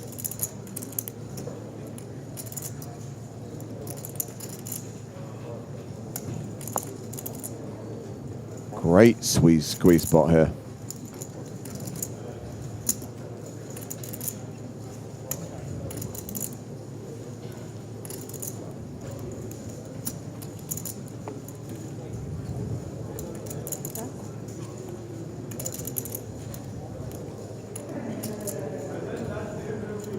Well, you called his flat optimistic. I think calling the all-in here would be, trying to find a polite word for it. What's suboptimal? How about that?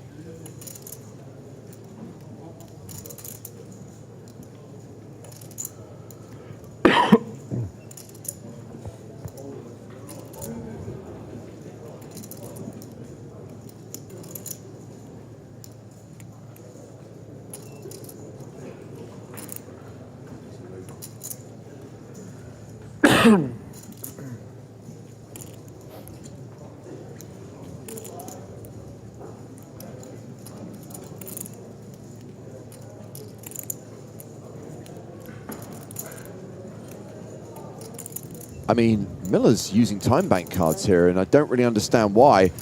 Finally makes the lay down, and good pickup for Roman Stoica, who's now playing close to 30 bigs. And that's the other reason why the flat is so, you know, not great. The player's behind. So we are down to the final 10 tables, 73 players spread across those tables. A reminder, we're not trying to get down to a specific number of players today. Going to play out this level, going to play one more level after this, and then return for day 4.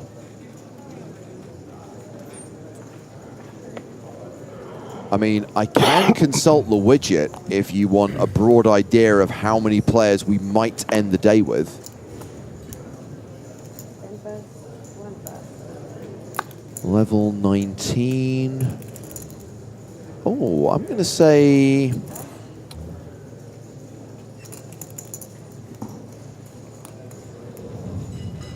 I'm going to say between 45 and 50. I'm going to go 48. I'm going to go 48 to end the day.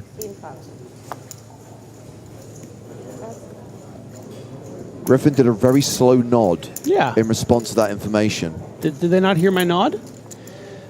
It's not good radio, I'm not going to lie.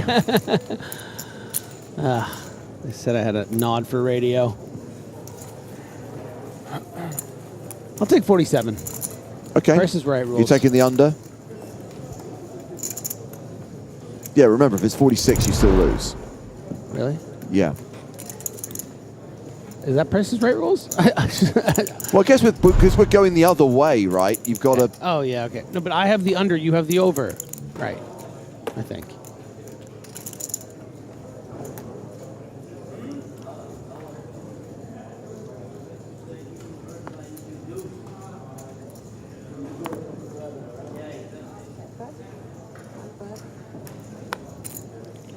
Should we bet something dramatic, like name a firstborn?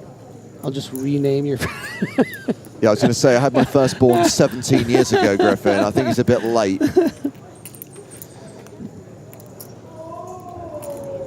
La Boissonniere all in with 8-7 of hearts.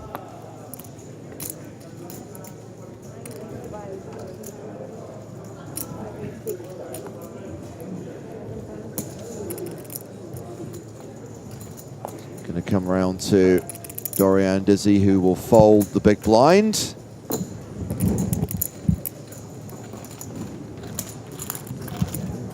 Boissonniere still short, though. Oh, new player coming in. Andrus Namath Wow. who plays as Pro Bears on PokerStars. Legend. Tournament legend. PLO legend. How many chips does Namath have?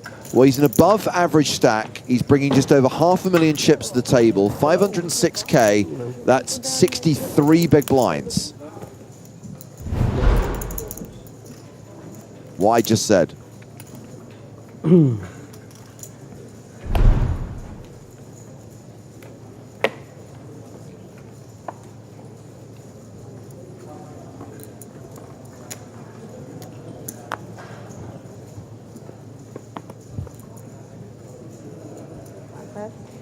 Tom watching on YouTube predicts aggressive action incoming.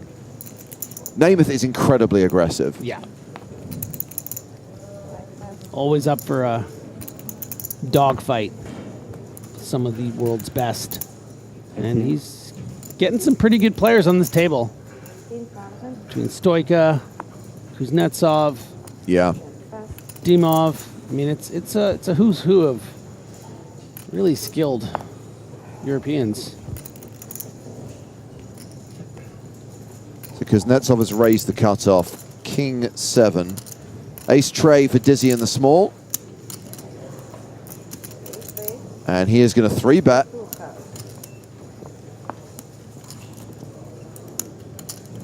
Fares folds. Action back on Kuznetsov. And quick fold. Very nice. Shot clock, of course, in play. Was introduced at the start of day 2. 15 seconds on your first decision pre-flop, 30 seconds on all subsequent actions. So yesterday, every player received 2 time bank cards, and they get 1 additional card at the end of every break, and an additional card at the start of every subsequent day. So the idea is to give people fewer cards at the start, but give them extra cards more frequently. Of course, any cards you don't use, you get to bag and bring back for the next day.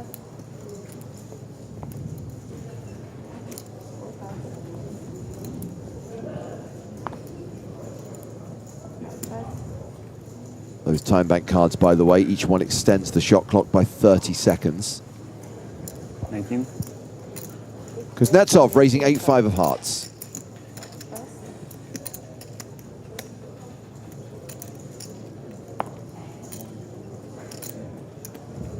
The shot clock has been a part of poker now for coming on 10 years, but really has been widely adopted for the last 7 or 8. And over the years, we've had different types of time bank card. We've had ones that actually look like playing cards, but just slightly bigger. At one point, a couple of years ago, we transitioned to time bank chips, which were even more confusing. Yeah. They were like, oh, when players throw in the time bank card, it looks like they're folding. But when people were playing the time bank chips... Look, they were calling, right? Yeah.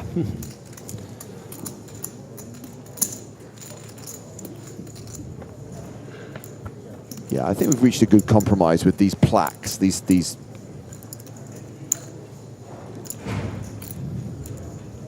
So we've got a pair of 5s for Kuznetsov. 14. That's nice and small, trying to clear out some equity while also not making it so big that a raise would put you in too much of the hurt locker.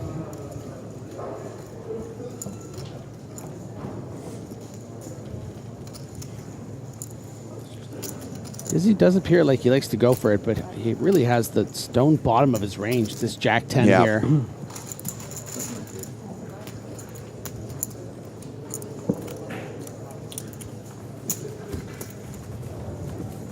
Kuznetsov second in chips at the table, close to 700K, just over 85 big blinds. Dimov still table chip leader. Charles Boissonnier still the table short stack. Still more than an hour to play at this blind level with 73 players remaining.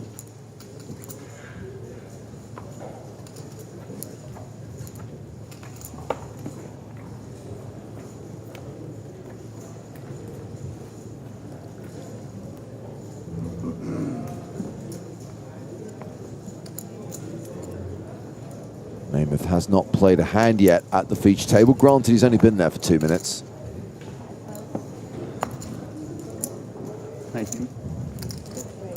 It's going to be Kuznetsov opening again. Yeah, continuing the very aggressive strategy, despite the chip leader on his direct left, who might start putting him in line a little bit, is going to here with the ace-jack, but it starts in the form of a call. Dimov has flattered. Perez has folded the button. Miller gives up the small blind. Leboissonier in the big blind also passes, so heads up to the flop. It's been a while since we've seen one. Actually, the last hand wins the flop as well. 2 in a row, we'll take it. Ace, king, 7, top pair for both players. Suffice to say, the jack kicker, key right now. Kuznetsov sticking with that small betting strategy with the value.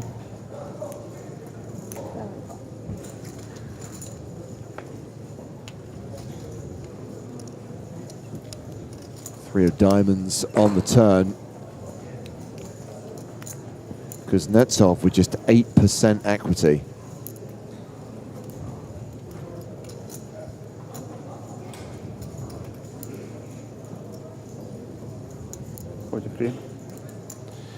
Size is up, a little surprising, given that Dimov is going to have better aces a lot here. Might even scare off a king with his half pot bet.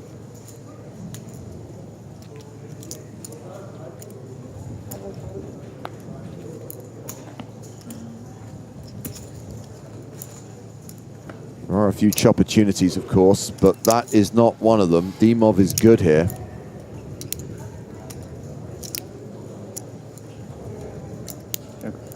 Kuznetsov does not bet a third time.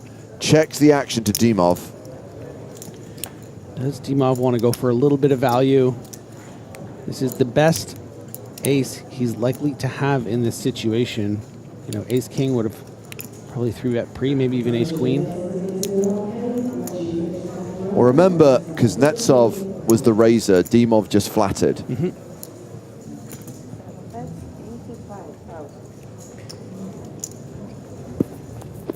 Dimov betting 85,000.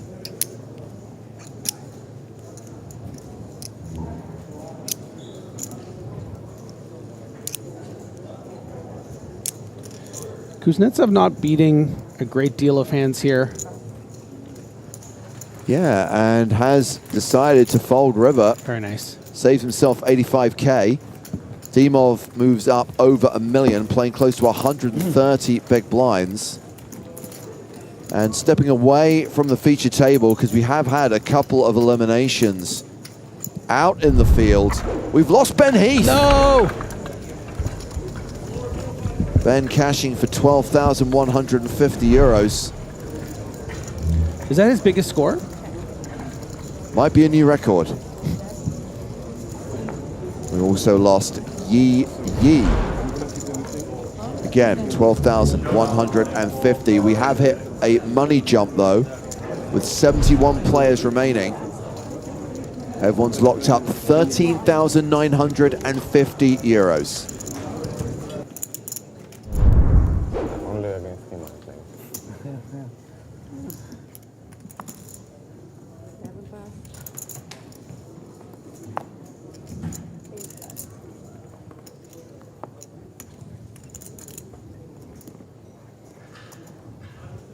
Okay.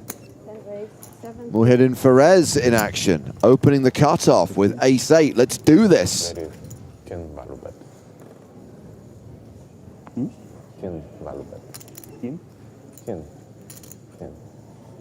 King-Jack for Ori Miller.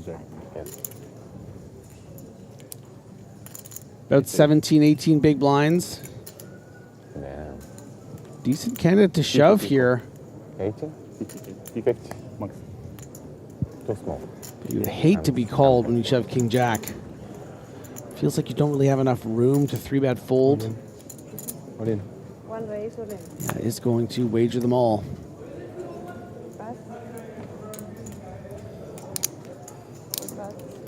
I know what you 151.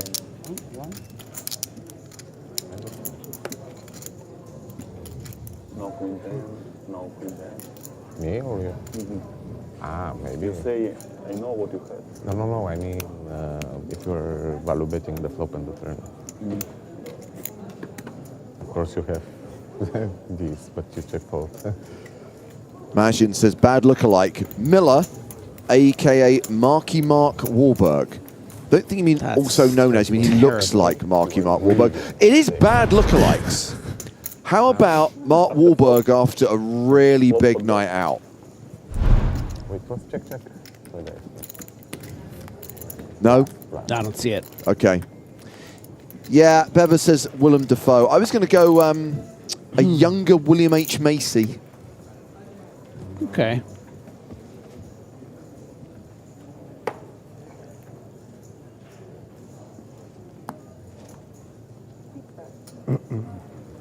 Oh, there's a good one from Crush Equity. Scruffy younger Mark Hamill. Okay. Now we're getting somewhere.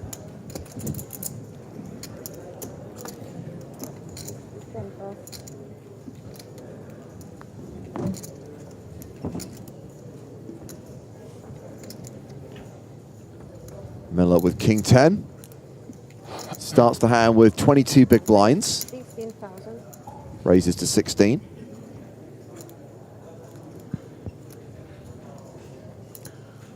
Charles looks interested.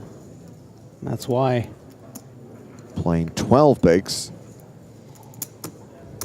This one's close. I think Miller's prepared to open quite wide from the cutoff here. As we've seen, he has the tendency to do. This ace-8 looks like a decent shove, but someone can wake up behind is the inherent problem. I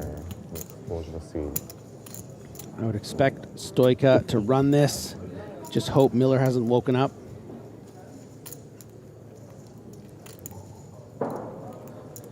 You're definitely beating the range of the button shove, reshove here, as evidenced by the actual holdings. The reshove from Stoica.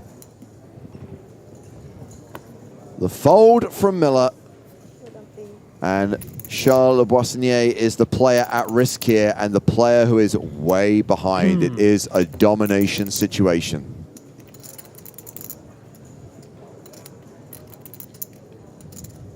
Do you still root for the Canadians when they're French Canadians? Yeah, okay, definitely. Just checking. They're like my people now. Been living in Montreal for a while.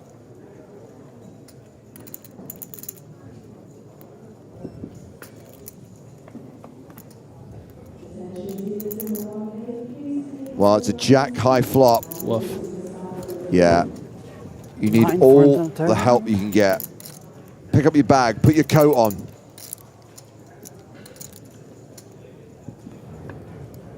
Nine of diamonds. And that will see Le Boissonnier drawing dead on the turn. At least he got the pay jump. It's true. Looks like he's officially 70th place finisher, 13,950 euros. Better part of 14K.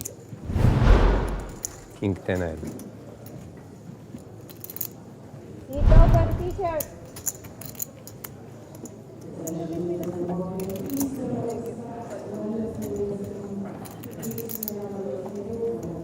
What do you do with your hand against him? Huh? Shove. Very shy. Very shy.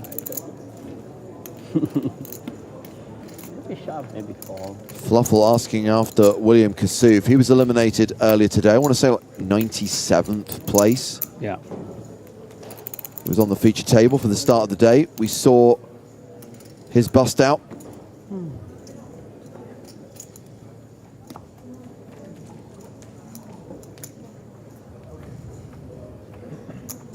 Red Pixel says, I've been to Montreal. It's a nice city. I agree. I thought it was a fantastic city.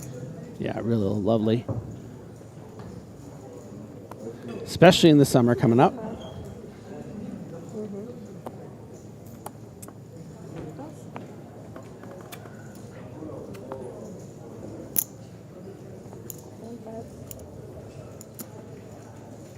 Folded to Miller. 9-5 off. He passes. Namath folds the button. He's been very quiet, Griffin. Yeah, biding his time. Stoica with queen 5 in the small.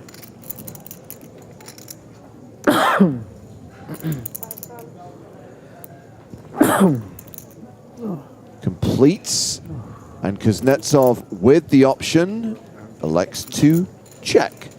We'll see a flop. A flop is King Jack 6. Queen high is the best hand.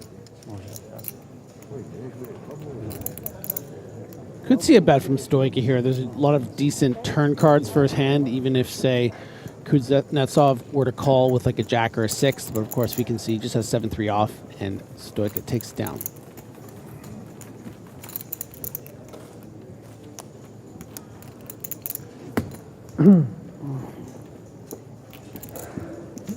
Nikita, who is the luckiest today?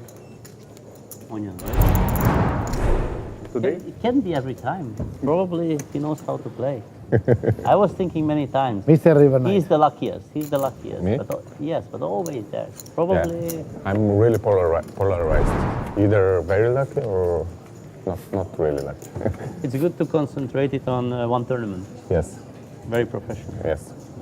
I'm not complaining. I'm happy with this. 18. Raising with queen 9 of diamonds. But it's a game of luck. Yeah.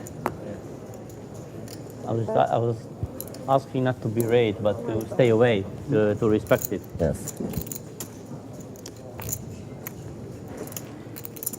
It's always the luckiest who wins a tournament, not the best. No? Mostly. Mostly. I mean, in vacuum, yeah, for just one tournament. Depends how he wins.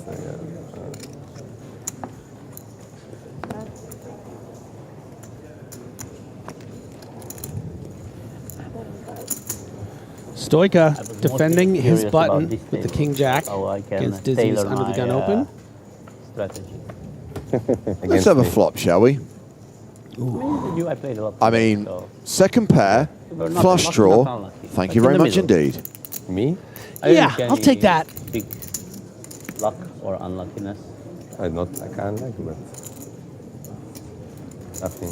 Yeah, that's what I'm saying. Like I didn't see like any huge hand or where you won or lost. Just grind it away. A bet and a fold. So at our feature table, Ognan Dimov is the biggest stack. He's got 1 million chips. As far as the overall chip leader is concerned, it's very close right now. I think there might be 2 players tied for the #1 spot on the leaderboard. Really? Diego Zaita currently has 1.2 million. But he is not alone. There is another player with 1.2 million chips, and it is a former EPT champion. It is Thomas Aishen, who was at our feature table earlier on, the winner of EPT Barcelona 2025. So both Zaita and Aishen playing 1.2 mil right now.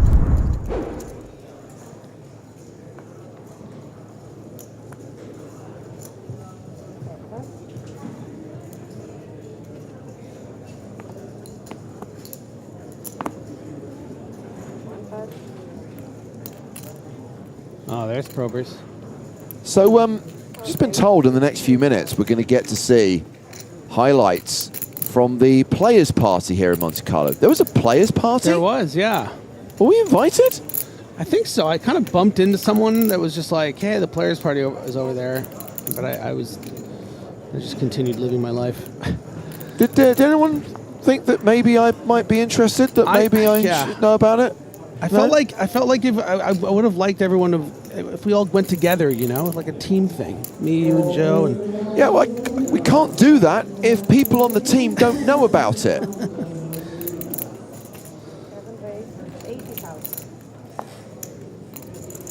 you think there are people on stilts again?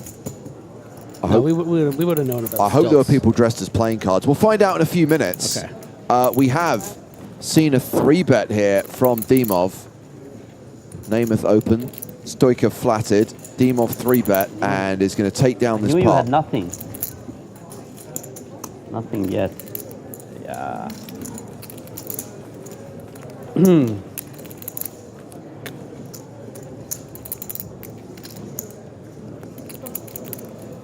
He didn't respect your slow call. Red Pixel says, wouldn't you have to recover over multiple days, James? I'm old too. Well, hold on a second. I am able to have a drink without getting completely wrecked. Like, I can have like a couple of cocktails and go to bed at a reasonable hour, hang out with friends. I don't have to drink to excess just because I'm British. But you're so good at it.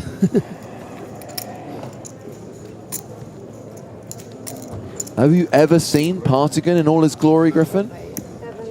It's been a while. I've heard the stories. Whispered through the ages. I'm going to say PSPC 2023, the Bahamas. That was the last time when Partigan really came out. Patrick's nodding because he saw me standing in the hotel lobby covered in sand at 4:30 in the morning.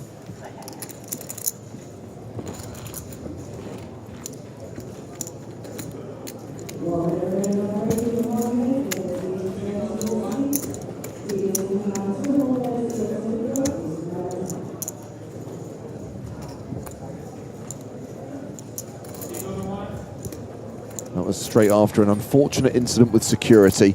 Moving on.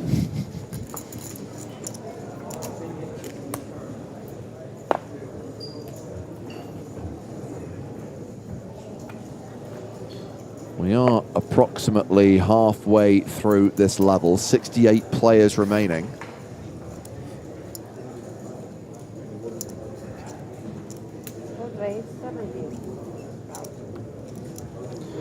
Nemeth finally getting activated.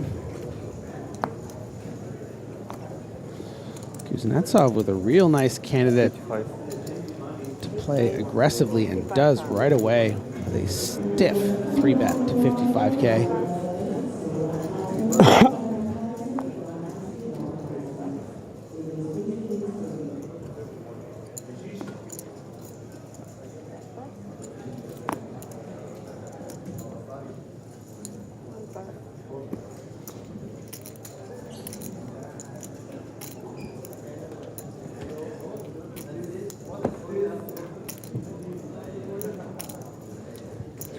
Miller's folded, right? Action is back on Namath. Yes. Okay.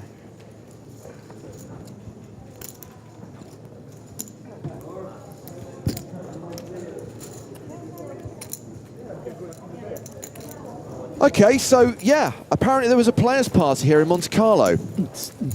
For those who got to go, this is what they got to enjoy.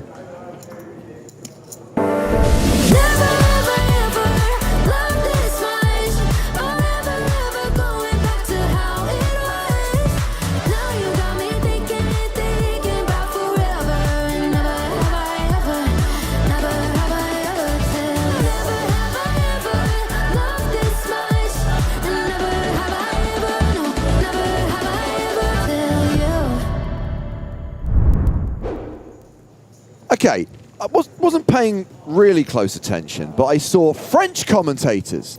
I saw Spanish commentators. Clearly, someone knew about the party. Looked pretty fun. Food looked good, too. In fairness, it is called the Players' Party, not the Commentators' Party. I think it's very important for the player experience at an EPT that they get to brush shoulders with the people who provide hours of entertainment. It's good narrative building To the poker community.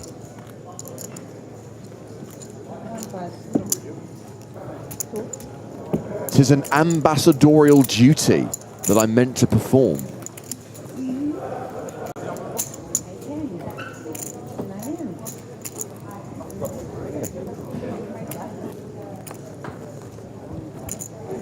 I'm now going to scroll back in the WhatsApp chat and I'm going to see that I missed the information, aren't I? Definitely. Just don't tell anyone.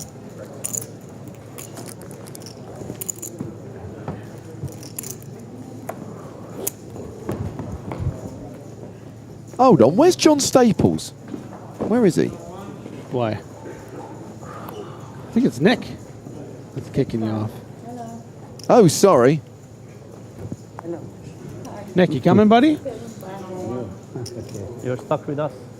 Nobody's talking to you. Just I mean, they are talking. Oh, they are. They can't hear me. It's really getting comfortable, that Nick Walsh, eh? As this bleeds into the past the 45 mark.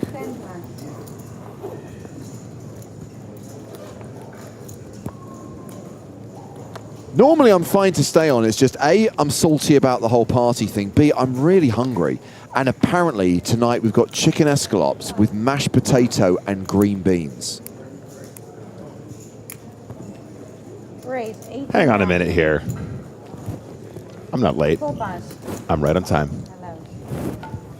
You're clearly late by 30 seconds. I'm just like, you two fight it out. Try and stick to the action on screen. Save me some chicken.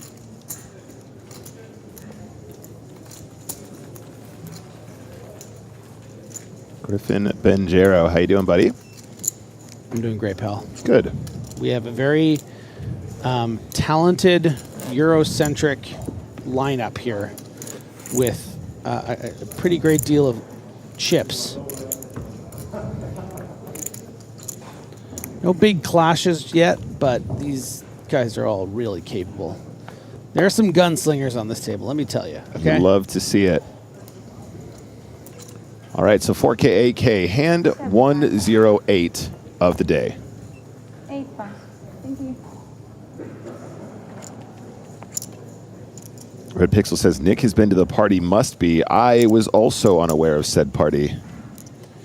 And also, I think in fairness, we were all actually commentating. So Right, 17,000. we sacrificed for you guys. Ace Nine of Diamonds is going to go in for a raise here. 1 pass. 4 pass. 5 pass. Big blind does have a suited queen 4. 4 pass.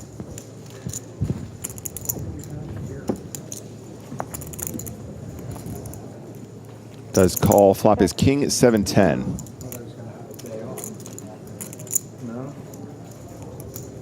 Bet 20,000. Pass.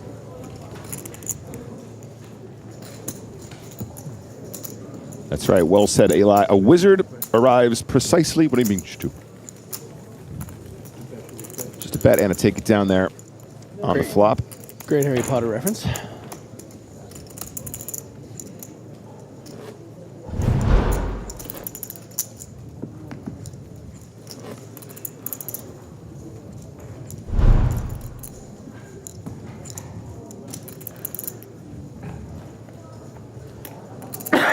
How long have you been in Montreal now, Griff? 8 years, 9 years. Oh, wow. Nay bad. Beautiful city. What's your favorite part of the city? 10 pass. I like the plateau, which is the area in which 1 I pass. live. Great little cafes and restaurants. Raise 17,000. Pretty bilingual, 5 which pass. helps. Andres Namath raises to 17,000. 10 into diamonds.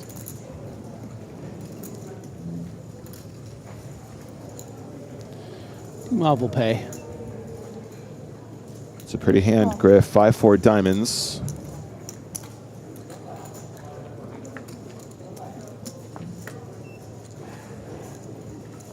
Queen 8-7. Check. Middle pair for Namath. And a dirty, ugly little gutter for team off. Good Okay. candidate for check back, though, for Nemeth. Makes sense. Don't want to get check raised here. So it's going to provide that free card. 7 of spades on the turn. Still the best hand. The 10-8s. Check.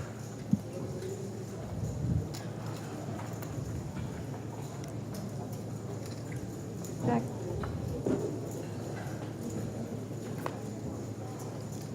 Three of hearts on the river. So 10-8 is the best hand. Check. Imov doesn't look too interested in doing anything here. Yeah, I don't think Nemeth is expecting to get much value here, but the hand's a bit too strong at this point not to go for some. Maybe get a crying call from a rivered 3 or an ace high, something of that nature. Yeah, D-Mob is checked out. He's like, I'm not interested in this one.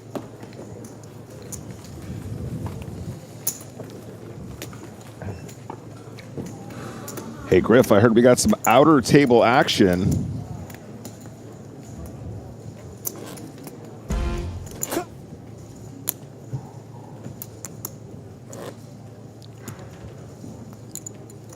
You can see the action, Griff. It's happening.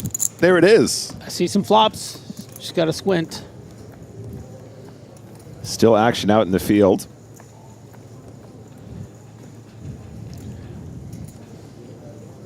Did you guys see the outer table action? It's all happening. 10 pass. 1 pass. Back to the feature table. Still 4K, 8K blinds. 5 pass. 6 pass. Fold round to the blinds here, and D-Mob has 5 deuce of the offsuit variety. Call. Gonna come in with a call.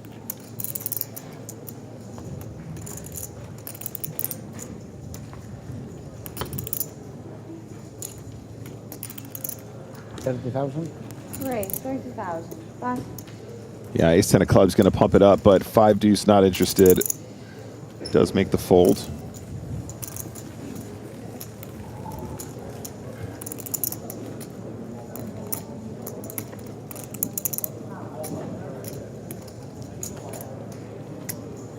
Just 65 remaining now, 66, pardon me. Here at EPT Monte-Carlo.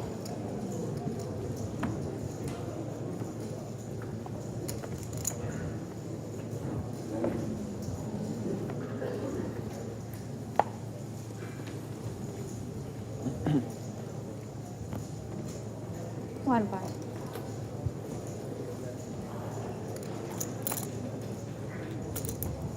Four pass. 5 pass. Fairly stoic table. Pass. Any action on the button? No. D-Mob bottom of the range again.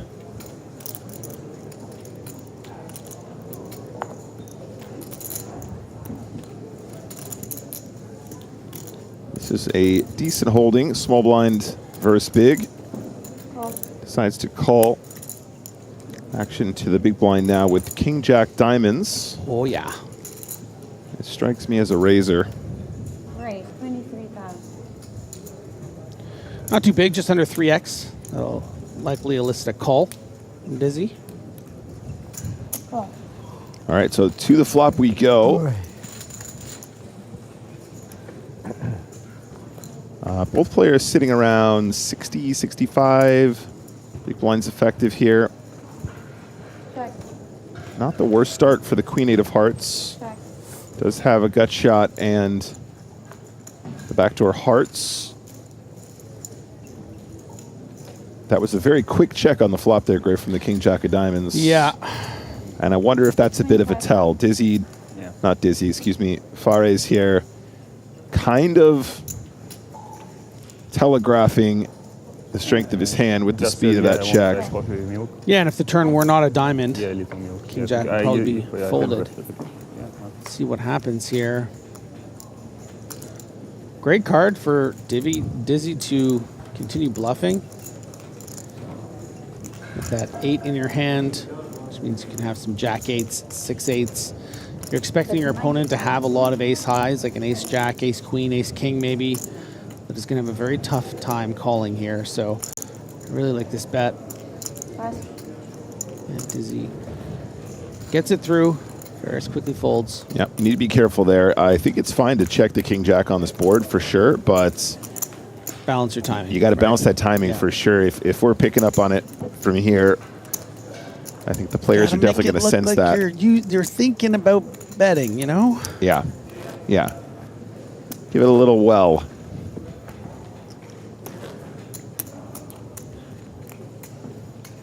Shout out to our camera guys standing up all day long to bring you this crisp HD 4K beautiful footage. Best in the biz. Legitimately the best in the biz. Jacks for Namath. Right, 17,000. And Andres Namath has been doing it forever, right?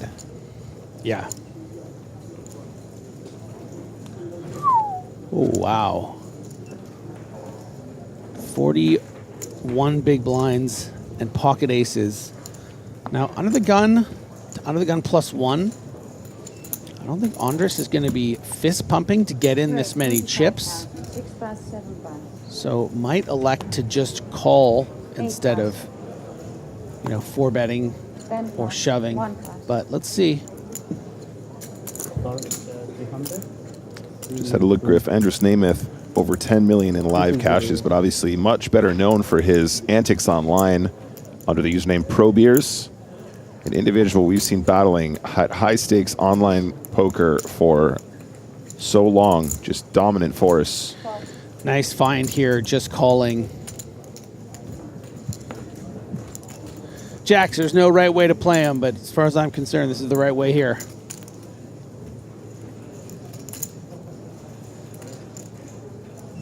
Check. Yep, 7-8-8 on the flop, and both players with that overpair. Let's see if Andres Namath can do some damage limitation, Griffin. That's 20,000. It's a good start. Nice and small.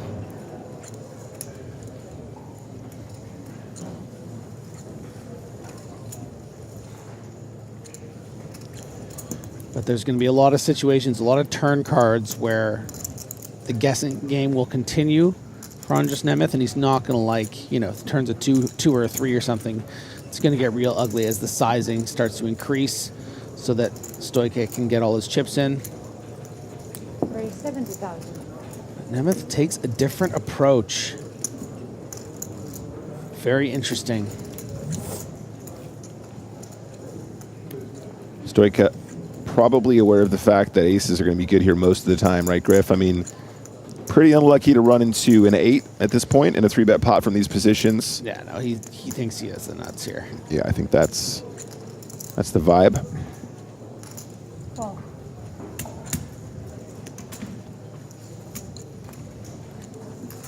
Just calling, keeping in some of those bluffs, and indeed potentially some hands going for value like pocket jacks. Queen of spades on the turn, 1 overcard to Namath.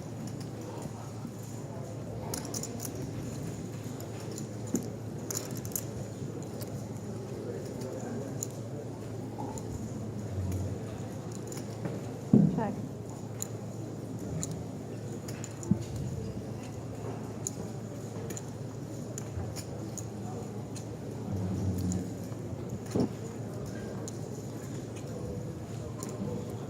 Checks over to Stoica.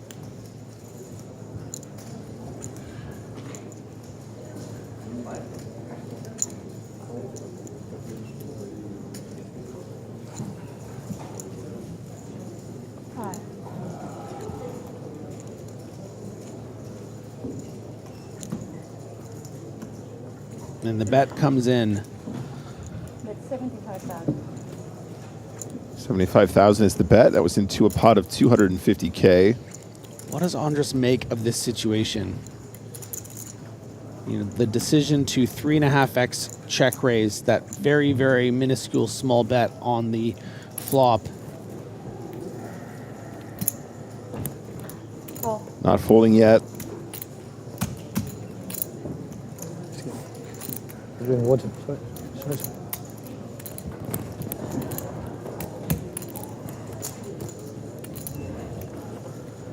On the river, we see the 4 of clubs. Griffin calling for blood. Check.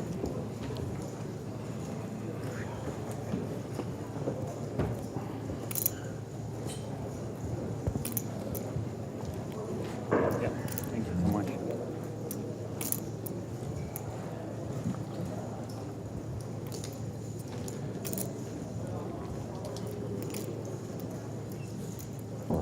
And Stoica, I think at this stage, needs to commit the rest. Griffin, he does go for the all-in. You want to move hard? Not yet. Big decision point here for Andres. It's okay. If he folds, he still has 40 big blinds. Remember, these positions were under the gun and under the gun +1. Showing a lot of strength. Yeah, doesn't look thrilled about it. He's showing 141K into 400 though, Griff. The pot odds are excruciating. But does he ever find bluffs with so few chips to shove with, you know? Yeah, absolutely.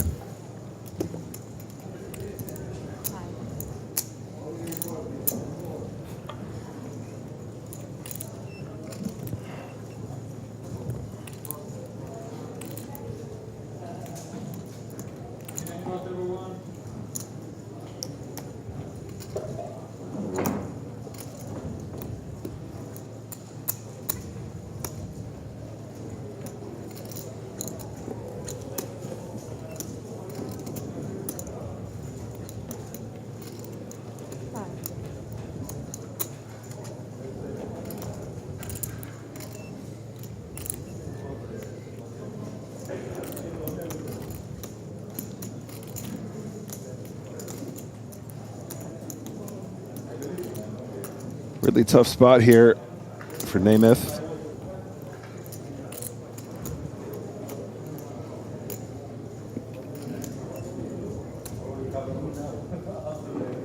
Does call. Gets the bad news. Aces versus jacks. That is a double for Stoica. Ultimately a pretty big cooler, but I think Nemeth recognizes there was a world in which he could have gotten away.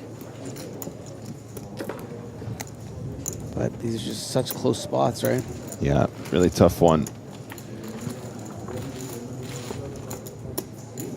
I mean, it was always going to be some kind of a cooler. Just how much it cost was the question. And there's a look at the feature table after that exchange. Namath now 6th in chips. 169,000. 21 big blinds. You can ask him.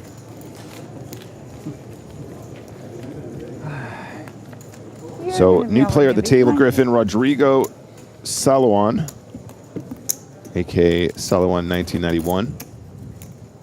Another very well-known online grinder. Taking a shot at the streets. Coming out and playing some live street poker. Maybe see, bro.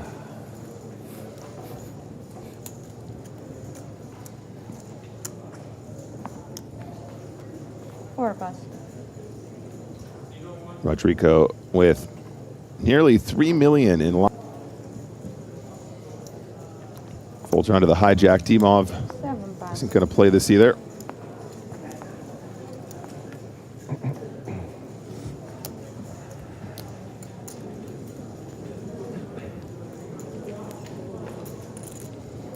Right, 18,000. Dizzy opens from the cutoff. 10 bucks.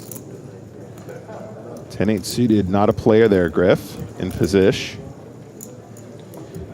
Yeah, definitely a candidate to consider calling. Feels a bit tight. 3 bucks. Raise and take it. Easy game for the ace-6.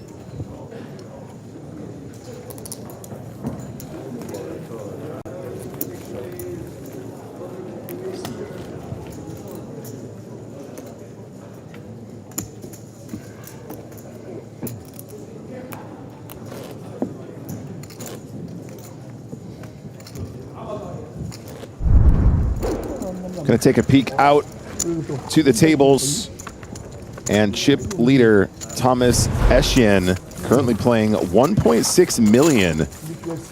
Still out there at the head of the pack, wilting in front of the cameras. This guy's been playing like a master of main events, huh? Really has, really has. Don't forget, guys, Eschian was also our EPT Barcelona main event winner in 2025. Decent chunk of change. is looking to add a couple more zeros to the overall leaderboard. 10 pass. Trying to get some more points on the Hendon. 1 pass.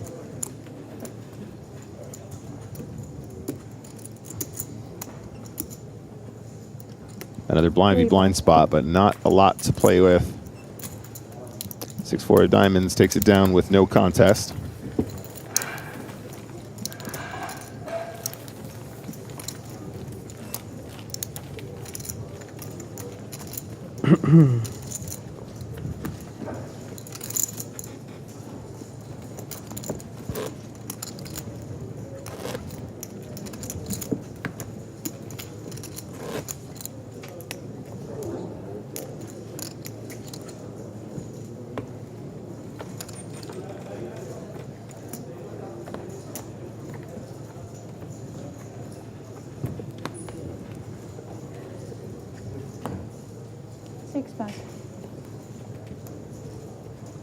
Still 24 minutes left on this level.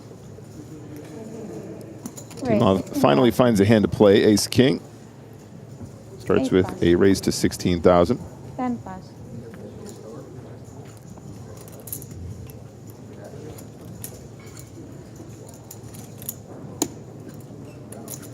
Miller has a good looking hand here, jack 10 clubs. 5. Yeah, and Timov has been pretty active. I mean, I think this is going to be a shove. They're all in. Does put it 3 in. pass. 4 pass. Yep, he's going to be 5 getting pass. called here, I imagine, by Dimov. Turn on, please. And it is a pretty fair fight. Miller kind of running into it here, but does have 2 live cards and live clubs. It's going to be about a 60-40, I imagine. There it is, 59% for the AK. So close.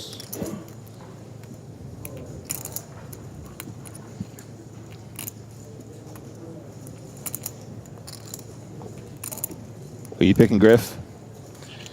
I am picking Dimov. All right. To the flop we go. Whoa. 7 Wrong. of clubs, queen of spades. 6 of clubs, I believe. There it is. Graphics updated. 7, queen, 6, 2 clubs. That's a jack. Now the best hand with the JT. Needs a 10, king, or ace that isn't a club. Deuce of hearts. Double up for Miller. Miller time. It's Miller time. My uncle actually used to work for the Miller Brewery in Wisconsin.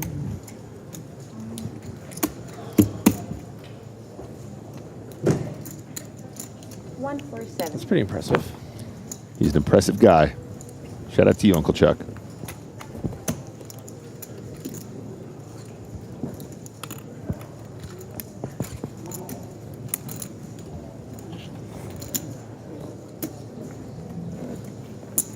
So 63 players remain. The mood is distinctly stoic here. Not a lot of chat, not a lot of banter. We are getting to the business end of some payouts and some pay jumps to look forward to.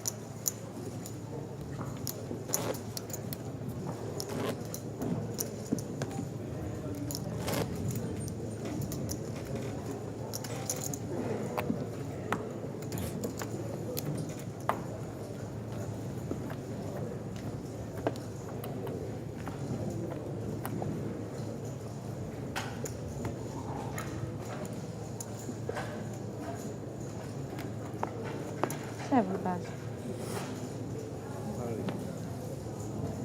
8 pass.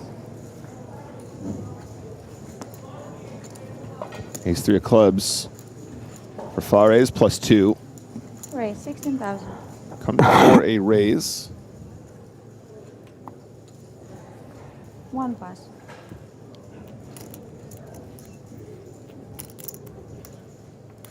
Silouan pocket 2s in the cutoff. Does have position on Fares.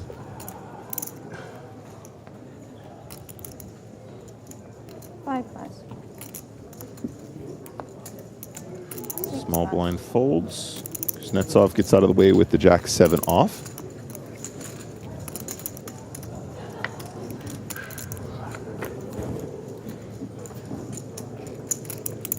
Flop has a tray on it, so Was a flip pre-flop.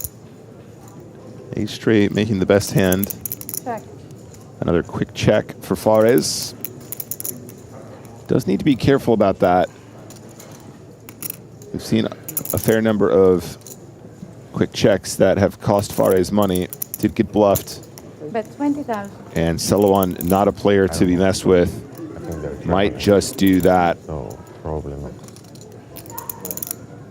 They were in the hometown and going back.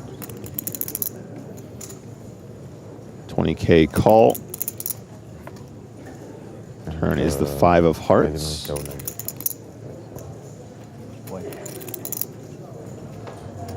don't know what's the delay. Fares checks. But if they do, it's nothing. 1 hour or what? They say 3 hours, I don't know when. 3? I'm not sure. So I have time still. Does Celowan use these deuces as a bluff? It kind of feels like a great candidate. Bet 65,000. 65K, chunky. Pouncing on that passive action, and I really feel for the ace tray there. It is a tricky spot to play, no doubt. Celowan is the victor in this one. I mean, it's always tricky to play against some strapping Brazilian that gets to the table, you know? They are so darn good at poker. Who'd have thunk it, Griff? And soccer, I hear. I don't know if you heard about this. Really? Yeah. Oh. They're dynamite at soccer. Dynamite soccer players.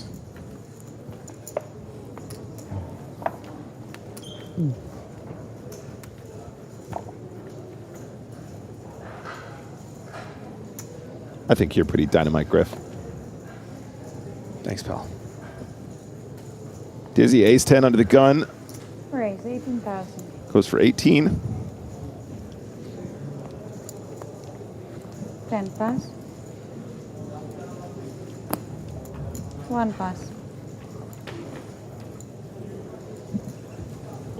Oh, Celowan has a hand this time. From the hijack.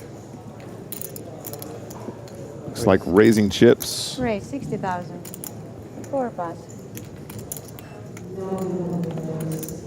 5 pass. 6 pass. You thought you could just walk into my saloon? Yeah, I like that one, Griff. Nice. This is my Celowan. 4. Yeah. Around 500 more, a bit more. Probably.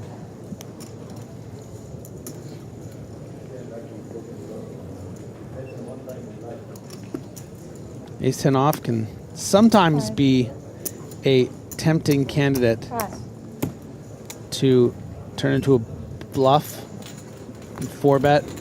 Sometimes, depending on the situation. Just because it's got those big blocker properties, but it's definitely not good enough to call.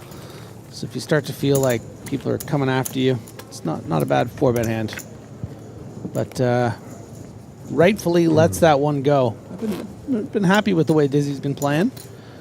Sort of one of the unknown entities, I think, on this table full of a who's who of, you know, a rogue gallery of EPT deep runners. Absolutely, Griff. Nemeth, Stoica, Kuznetsov, Dimov. Like, we see these guys just crushing and getting deep in main events, playing high rollers. I mean, what are they? The luckiest guys in Vegas? 10 pass. 1 pass. 3 pass. Pocket queens. Ooh. And don't forget, Nemeth is actually one of our shorter stacks here. Starts the hand with around 21 big blinds. After running a Jackson to aces, he'll be happy to see that he's on the right side of this for now. Yeah, I mean, Stoica does have reason to 3-bet call this off for just over 20 big blinds in these late position spots. Once Stoica decides to go with the 3-bet line, this money's going in, you know? Yeah, that's right. So just a little unfortunate.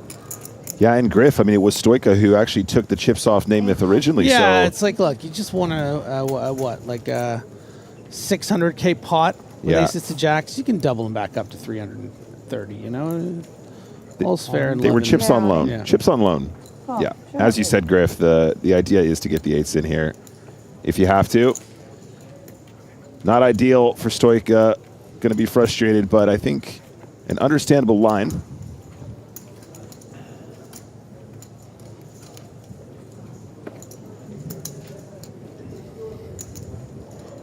How come 8's 23%? So much more than normal. I saw a queen folded. Both flushes are covered. Explain yourself, Nick. Deuce 9-7 on the flop. No help for the Ochos.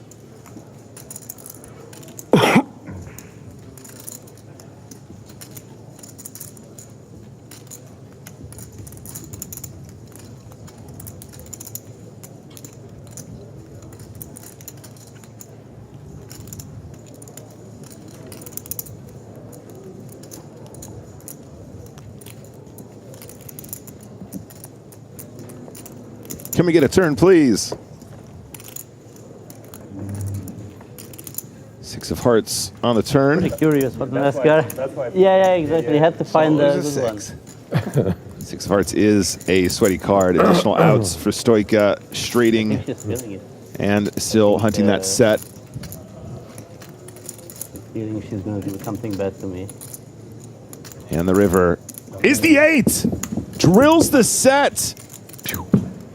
And the behemoth of It's poker, open. Andres Namath, is eliminated in 63rd position, I believe. Possibly 62nd. I don't know if it was updated yet. Never a good feeling. No, not ideal. That turn was a dangerous one, and in the end, it was the set that eliminates Pro Beers from this event here in Monte Carlo. Andres Namath, 13,950 euros, so a cash and a couple pay jumps. But a real class act, that guy, and very unlucky. Stoica had to finish the job, Griff. Wasn't happy with aces versus jacks, had to eliminate him with the set there.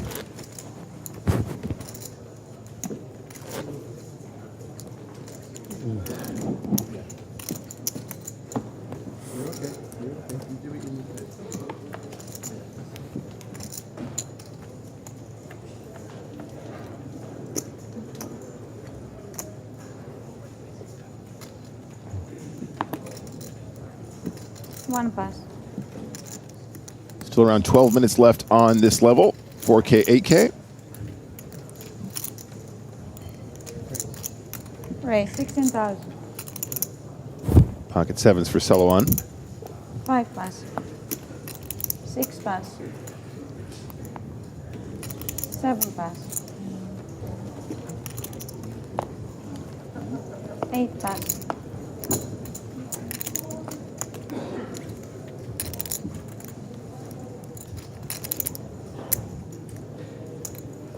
Call. All right, defends the big blind, is dominated currently.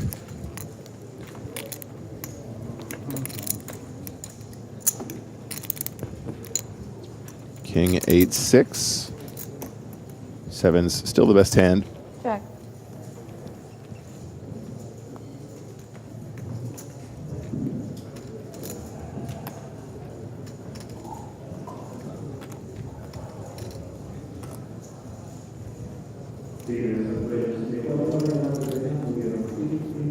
That's 16,000. Pass. 16,000 and a fold.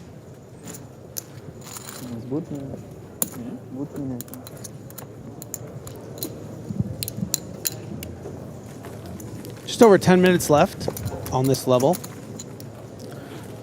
We lost Andres table Namath, change after 10 minutes or not? Reach. but we have some incredible players We change tables or not? still on this table. Yeah. And with that pot dragged, solo on now 80 big blinds, Griffin. No change. They have to ask the production, I think. Give me a second, I'll find them. Little changing them. You're going back to your original table. We're boring. Don't know if you guys picked that up on the mics. Dealer indicating that they are being swapped off. We will have a new feature table 3 pass. in just a moment. No talk. 0. Yeah. 5. And after him, 6 pass. no talk. Dimov has a nice hand here. Griffin, King Jack of Hearts. Raise 16,000. 8 pass.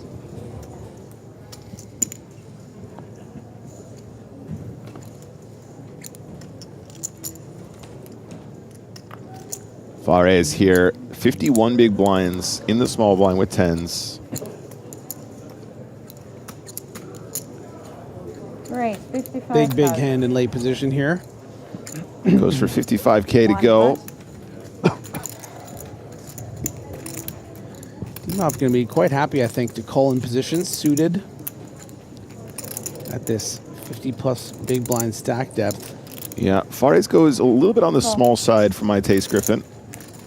When you're out of position here, I think charging a little bit more does make sense, but he does get action from the King Jack. Jack on the flop, Ace Jack tray, big advantage Dimov. Check. Check. Check.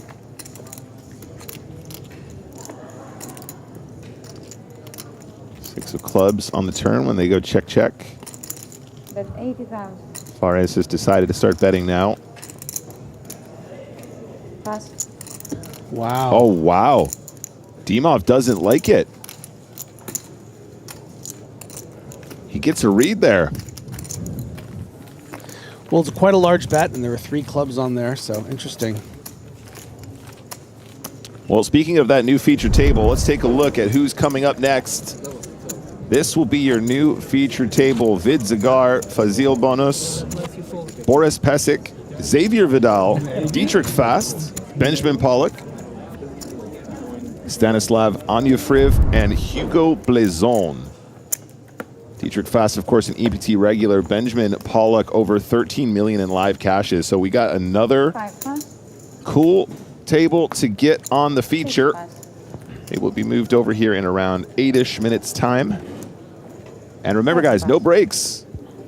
We are bringing you action live from the main event, non-stop now. This is the new technology for 2026. 8 pass.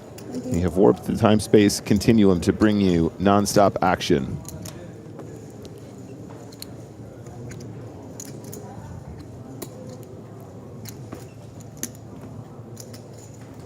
Raise 16,000. 1 pass. Fares is going to open. Yeah, that's an interesting fold there, Griff, wasn't it? The King Jack just not feeling it. Dimov obviously having a bit of a read there on, or thought he had a read, I should say, on Fares. So, you know what it is?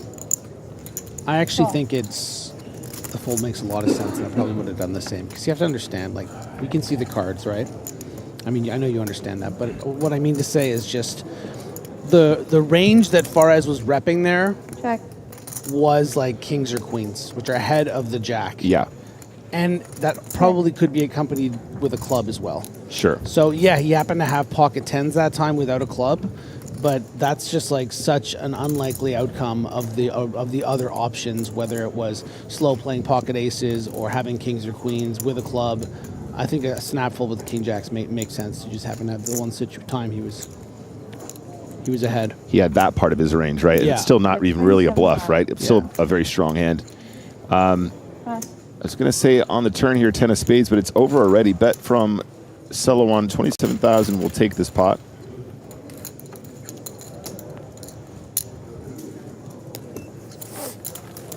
So Griffin Mini Cooler says, how does it actually work? Does the stream just start a few hours after the actual delay and it's just pre-recorded? No. It's Thank you for your question. No, thank you for your question.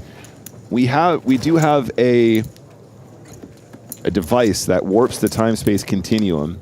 I'm not sure if you guys are familiar with time travel, but this is new technology, 2026. We thought we were going to have flying cars. Now we have no break poker.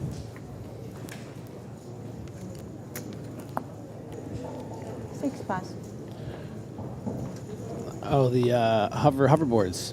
Yeah. Hoverboards don't work on water unless you've got power. That was a good impression. Thanks. Aces for Dimov. 10 pass. Oh my gosh. Oh my goodness. Oh my goodness. Kings for Miller, and he has 36 big blinds. Is the effective stack? 45. Raise 45,000. 3 pass. So bloody sick. Yeah, we've had some coolers, but this is just about as big as they get here pre-flop. The classic aces versus kings collision.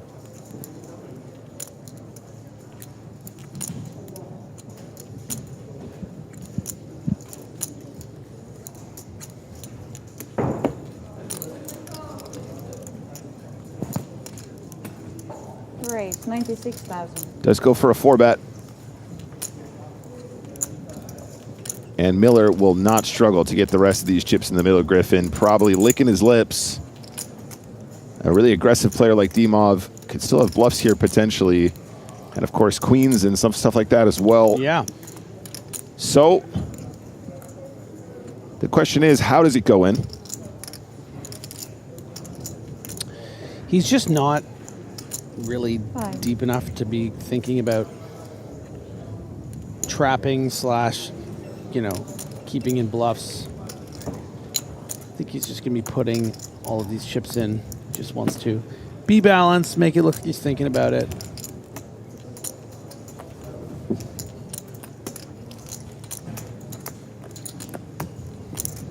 All in. All in. And Dimov will be snapping this off. Wow. The look of a man that knows he just coolered his opponents. This reminds me of a hand that Griffin once played. No matter what, Griffin, he's coolered. His life will be fine. All right, so kings need to improve. Miller is the covered stack, is at risk here. Trey, 6, 10, 2 hearts. No heart to speak of. Big, big spot here for Dimov to potentially vault himself towards that 7-figure club. 5 of hearts on the turn. Hearts are not working for the kings here, Griffin.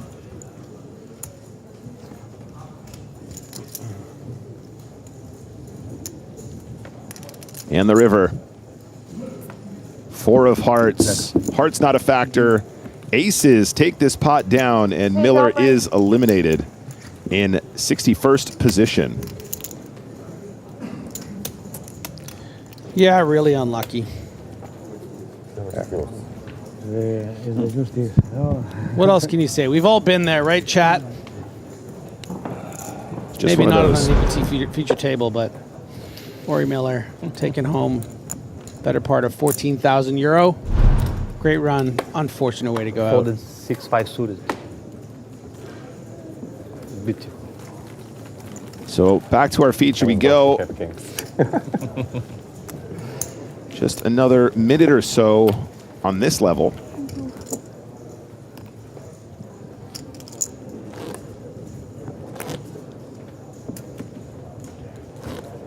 Gentlemen, you will be going back to your original label after, correct? Very good. Thank you. No more bright lights for you boys. Back in the basement.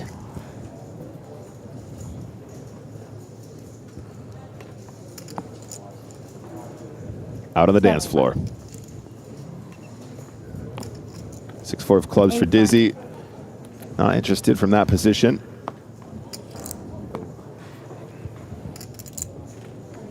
Ten pass. 3 pass. Stoica does get folded to here in the small blind with a 9-5 off. Call. He's gonna flick in the call. Okay. Kuznetsov 9 tray off. Not a great hand, but still might attack this limp. Has a bluff. No, looks like a check. Check. Thank you. We. And the flop is 8-5 Jack. 92% for the bottom pair of Stoica. Check. Check. 2 quick checks. Kuznetsov doesn't even consider it here with the 9 tray. Picks up a gut shot. They both have the same gut shot, though, we can see from our perspective.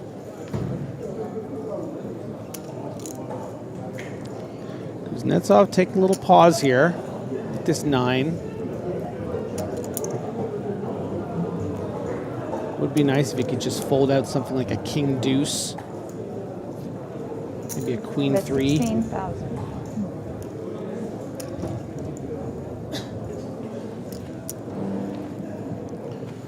You have to imagine Stoica's not going anywhere, though. He's getting Kuznetsov betting with 0% to win. Oh. Only a 6 chops this pot. It's actually a double gutter, so this makes a lot of sense. It is a double gutter, yeah. Well spotted, chat. Check. King of clubs on the river is not the double gutter coming in.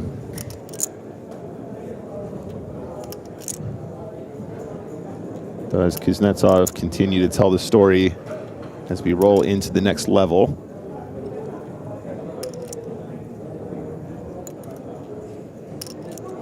Check. Check. Shouldn't Decides against it. Check. 5 is good.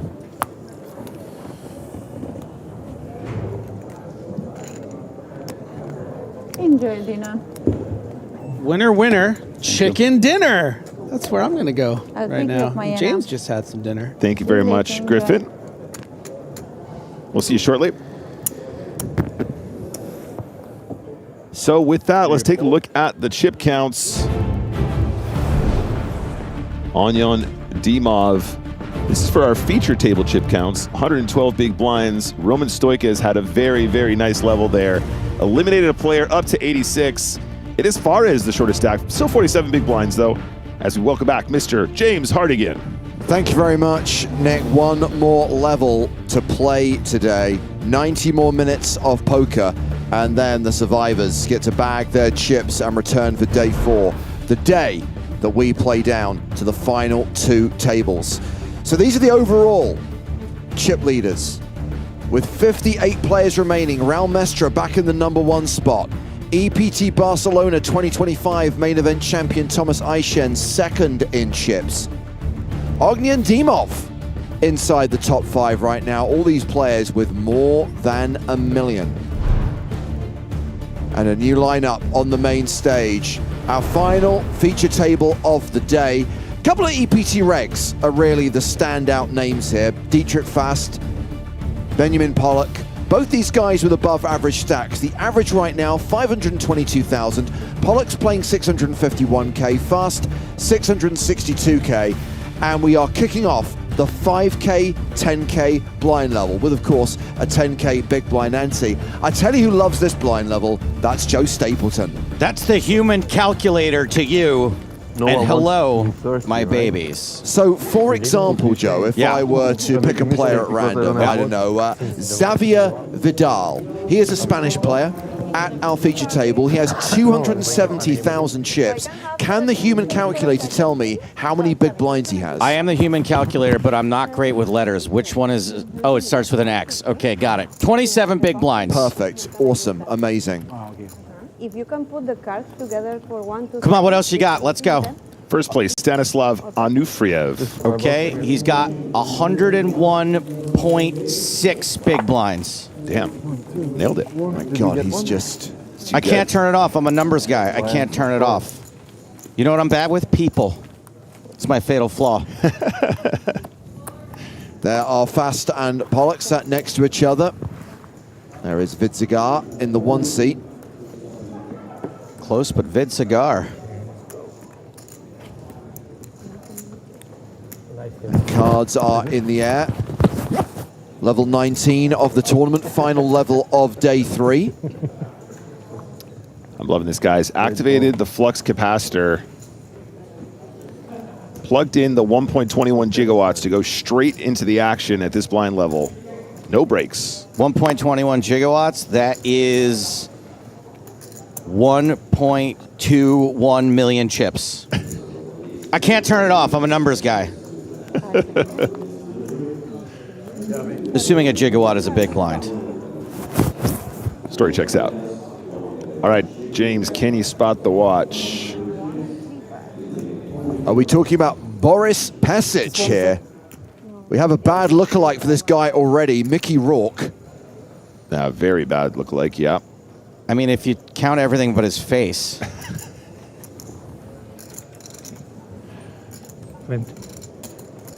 He is going to raise.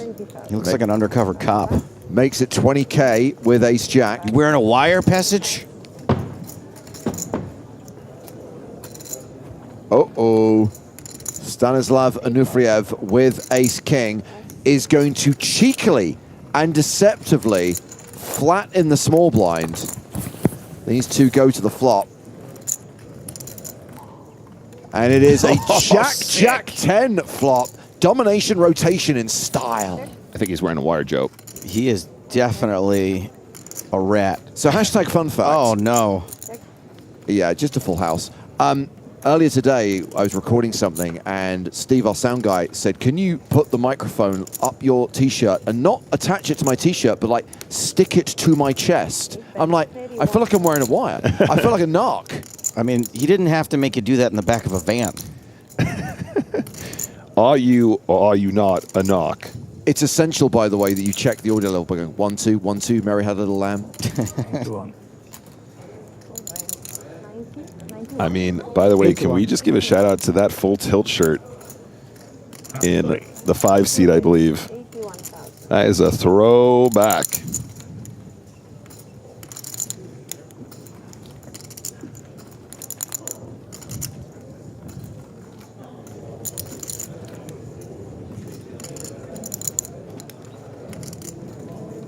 Tell you what, this guy's not making a new friend. I mean, he feels like he's kind of under-repped his hand pre-flop here, right? Of just course. The call. So suddenly he's like, I'm beating a bunch of aces. Does he have the jack is the question. You're about to see it. Goo! Oh, really wanted to whip over his hand until he saw the full boat there. This guy only plays full houses. Is that a tutor? You're close. Give them to me.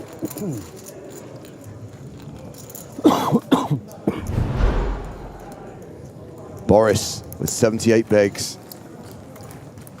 So there's a new 2D Terminator game called No Fate or something. In the first level, you play as Linda Hamilton in Mexico. And in the second level, you are... The third level, you are naked Arnold Schwarzenegger fighting your way out of the bar.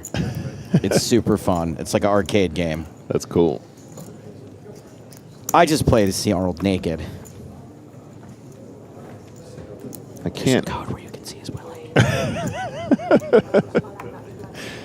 I like cheap thrills. A couple of people think it might be a doxer, which is, you know, a lot of that's their tradition is the orange dial dive watch. It's just I can't see. I'm sorry. My eyesight is really bad. I need to go back to the opticians. My prescription is no longer fit for purpose. I can't hear the name Boris without thinking of Boris the Animal from that not Back to the Future. We're talking about flux capacitor. Men in Black. You know the flux capacitor is not from Men in Black. Yes. Okay. Sorry, we were talking. About to pull your nerd card. No, we were talking about the flux capacitor. That's why I said Back to the Future on accident. You know, I didn't really like Men in Black because I wanted a more serious movie. 80. It was a little too silly for me. Oh yeah. Yeah, I like things serious. You're a numbers guy. I'm a numbers guy. I can't turn it off. You're not a people person. I can't turn it off. It was Men in Black 3. Thank you very much. Which I enjoyed. I thought it was all right. Queen 10 in the big blind. So Blazon, 254K here. How many big blinds is that, Joe? Sorry, what? 25.4? In fact, sorry, Zagar is the effective stack here. He's got 80,000 chips. Yes. I think 8 big blinds. This is a call for You got to sure. tell me who stack I'm looking at, Nick. Sorry. I told you. I'm good with numbers. I'm bad with people. You're right. Sorry, Joe. I mean, if he hasn't called yet, I am a little bit shocked. This seems like a slam dunk spot for the short stack, but potentially just a little bit of time wasting. Are we near a pay jump?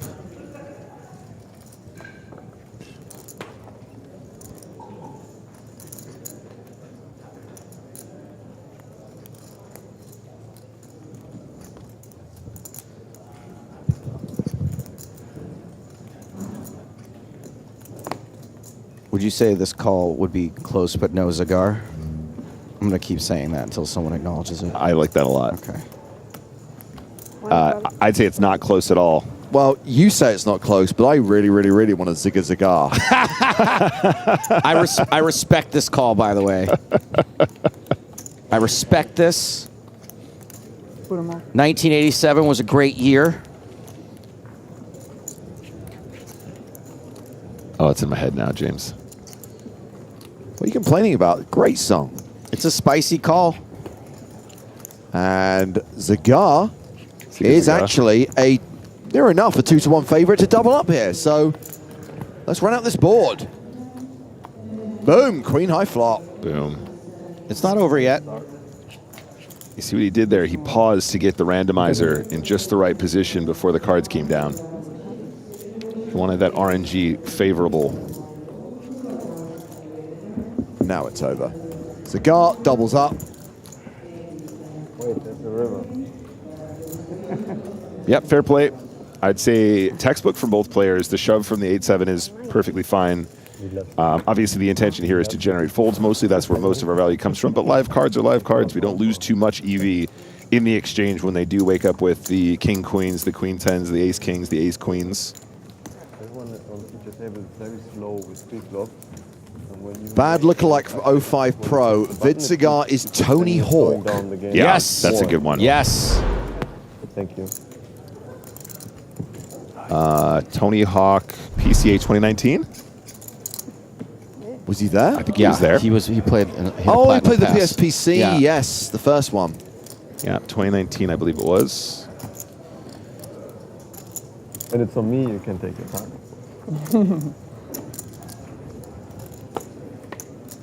Man, Tony Hawk, what a legend. I interviewed him once. Super, super nice guy. Just seems like such a sweet dude. Oh, the full tilt shirt. Beautiful. It was the same tournament I interviewed an actor by the name of Tyler Posey. Star of what show? And you? I don't know. Nicholas? No idea. Chat? Tyler Posey. Tyler Posey. That's right. Slop Toboggan, Teen Wolf. Full circle moment. Zagar, King 4 in the small blind. Well, speaking of Tony Hawk, famous for pulling off the 720, which is how many full circles? Math guys. I lost thread of this conversation about a minute ago. The 720. 2 full circles, 2 360s on one jump. 34,000. Oh, is this a surfing thing? It's a skateboarder. Okay. Slop Toboggan says they're watching Teen Wolf right now. That's very weird. That's very weird. Oscar says he never played Tony Hawk when he was in school. You never lived. Guys, please. Go play it immediately. The cool kids wouldn't let me use their N64 N64 player. N64 Tony Hawk, wow. Before looking. Before looking at them.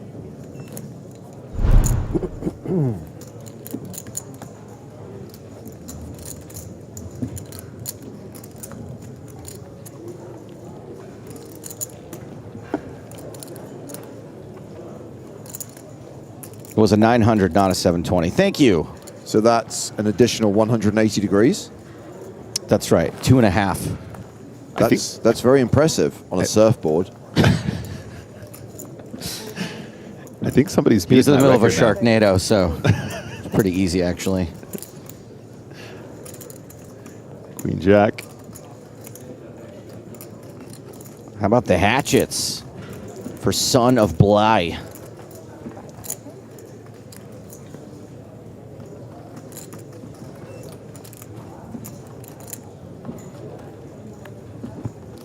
So Nufriov has made it 20K.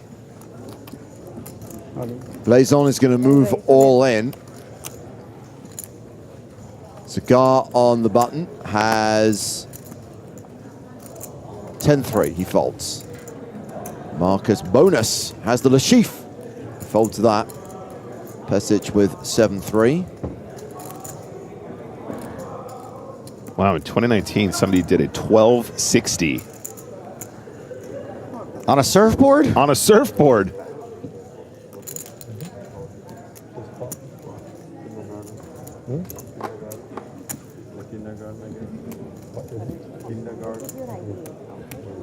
No problem.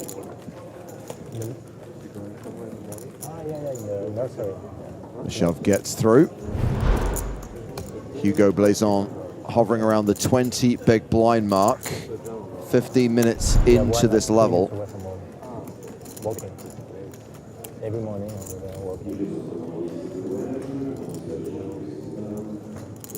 Wet night. Great night. Thelron says, would it be cool if Blazon yelled, "Blaze on!" every time he shoved? Absolutely. That would be freaking awesome. That would be so good. Oh no, Benjamin Pollock. I'm such bad luck for this guy. Actually, James, I've just noticed as well. We had Casino earlier. Now we have Marcus Bonus. Bonus and Casino should definitely get together. Yeah. Bonus Casino. Bonus. Zagar with 10s. Fast Casino Bonus. All in. Sure, I'll allow it. Zagar shoves.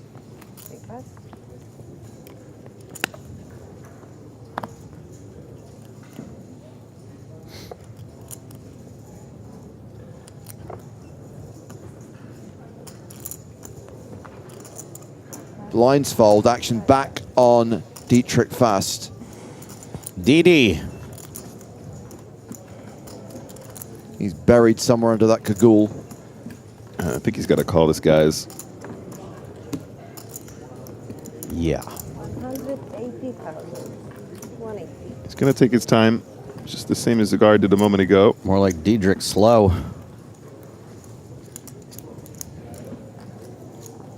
Fast rocking a Garmin.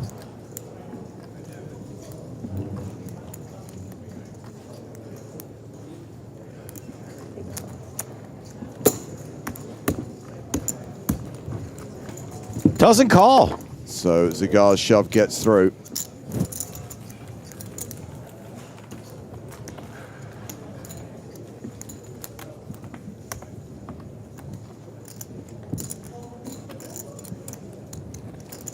Zagar playing 22 bigs. No volante. So expensive. Nick, question from Snoopski. Yep. How come he folded ace queen there? I am not sure. I thought that perhaps he would have given that a go. I mean, it's the losingest hand in all of poker history. Yeah, I mean, maybe he just decided it was a bit too much to gamble, preferred to not take the flip, but there you have it. We've seen a couple interesting folds during today's sessions, but yeah, just decided ace queen wasn't going to go. It's a sad day when the best descriptor of the day has been interesting folds.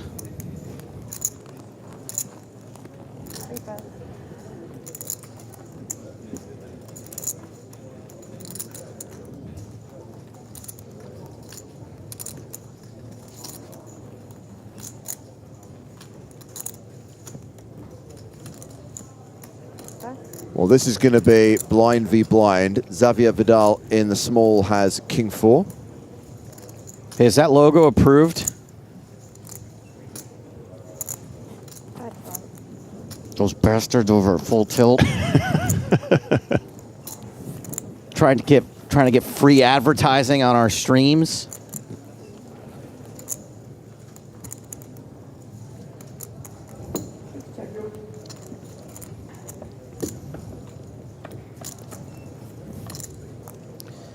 King on king, the better king flops best.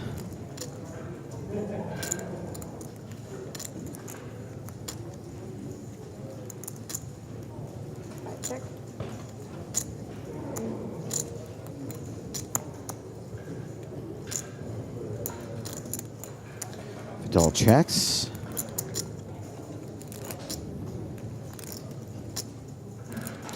Isn't it weird that we don't even comment on this sort of posture anymore?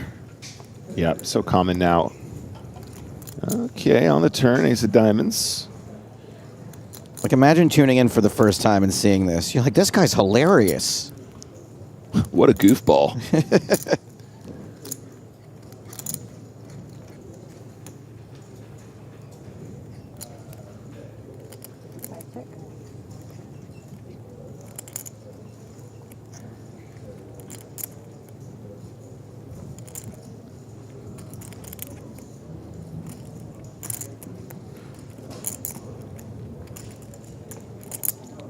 Poker is my life asked, does full tilt still exist? No.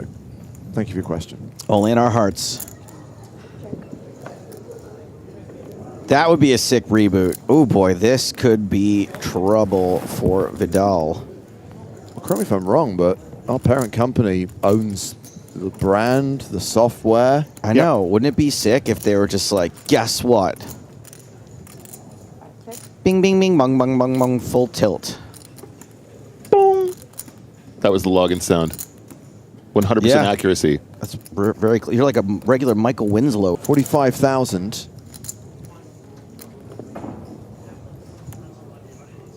That's 1.5x pot.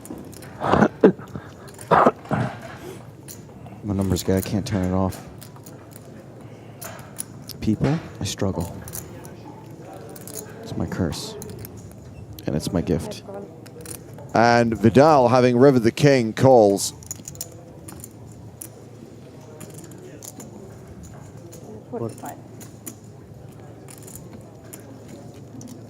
Nice one, Didi.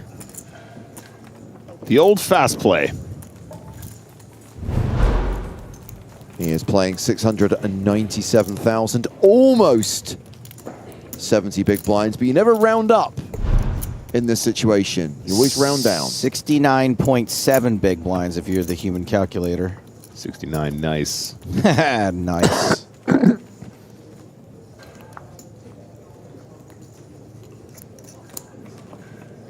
Next hand. Boom.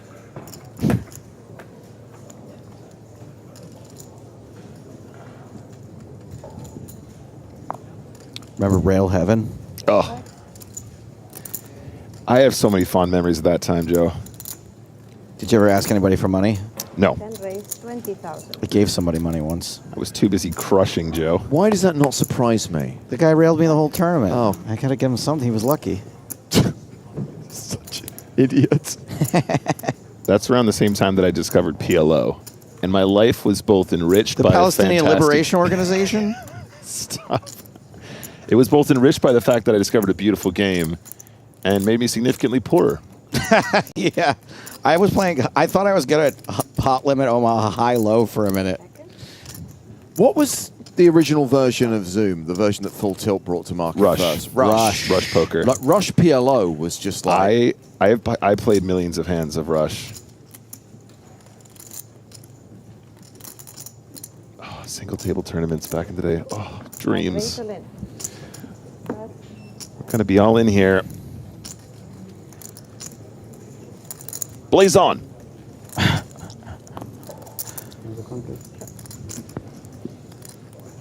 I mean, it would be amazing if you like push those chips and blaze on. He burst into flames. Oh, he folded. Boring. He's allowed to fold. I know. I'm still allowed to say it's boring. Yep, that's true. It's kind of your job. Passage is going to let it go. Nice pickup for Vidal. Viva Vidal.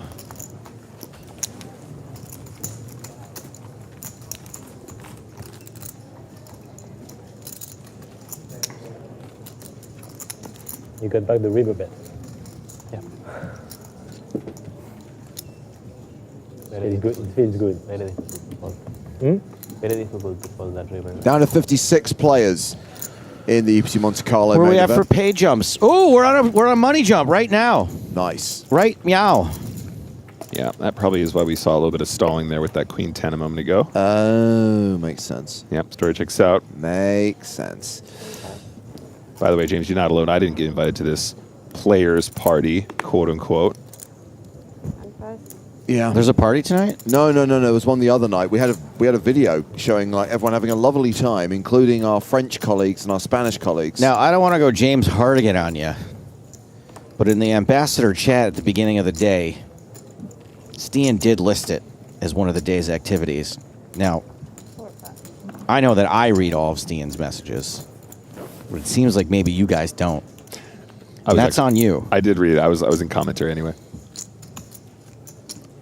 I read it and chose to ignore it, which is different. I kind of feel that that's more important to me than the stacks of ambassadors in random side events. So I would reorder the information in future. There is a media tournament tonight, guys, if you're interested.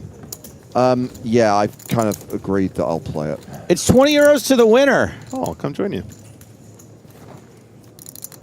Is the bar open? Now we're talking. Did you play paddle here? They went around picking up all the wounded soldiers from everyone all day long. All the half-drank beers that the players left behind today are off in the corner for the media event. So hang on. So the tournament tonight is the media tournament. What was the tournament last week? Was it a staff tournament? Yes. But it was mostly staff, right, playing in that? So let's shout out our hard-working producer, Christopher Marcellus Cohen, who played in this staff tournament last week and won it for the better part of $1,000, wasn't it? Congrats, Chris. Christopher Cornelius Cohen. You better claim that on your taxes. Zigga zig for Vid Zagar. Bonus has the aces cracker, though. This is a famously successful aces cracking hand. I think we saw this week. 8-7 suited crack aces, right when we talked about what a good ace cracking hand it was. That's right.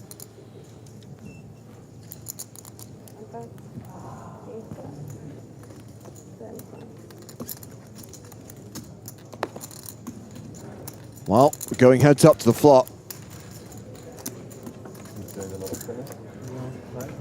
Not a lot, but maybe twice a night. Bonus Queen. nearly activated. Yeah, queen at 9-8. I'm going to say we probably are going to need to see another 8 or a 7 to activate this bonus. Cigar trapping, checks it over to the 8-7.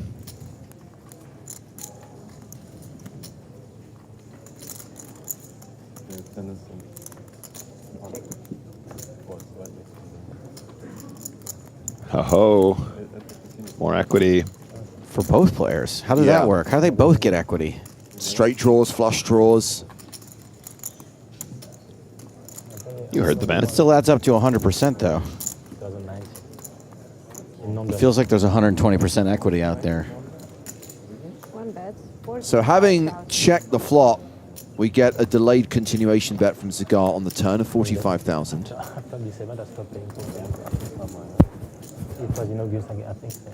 wasn't one to know that. Stop doing them. Yeah, how do you say goodbye to this? I played a little bit 2024. Last year I only played 2 weeks, not all year. I feel like if Zagar is the player calling with this hand from +1 pre-flop, he's going to go on a little hunt here. Yeah, of course.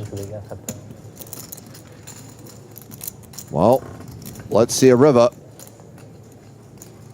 Boom! Bingo! Bonus ball activated. He's hit the bonus. Hold and spin?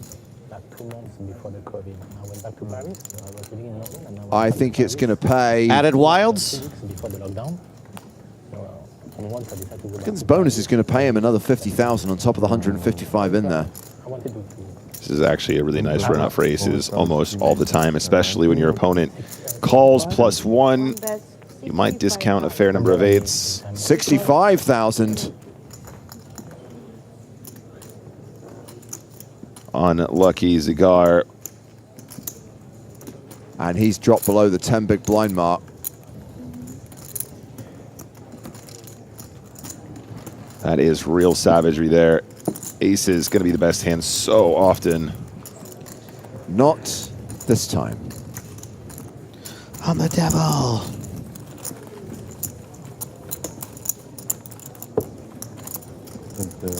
The devil.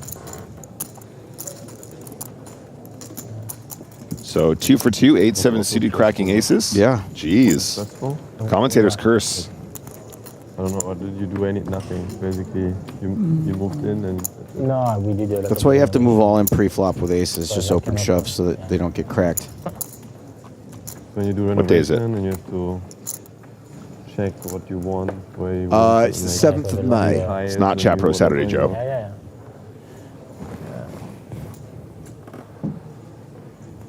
You have to move all in with aces and then show the table so that no one calls you. But it's good for game. Huh? It's cool. I like it. Yeah. Build your own house, you build your.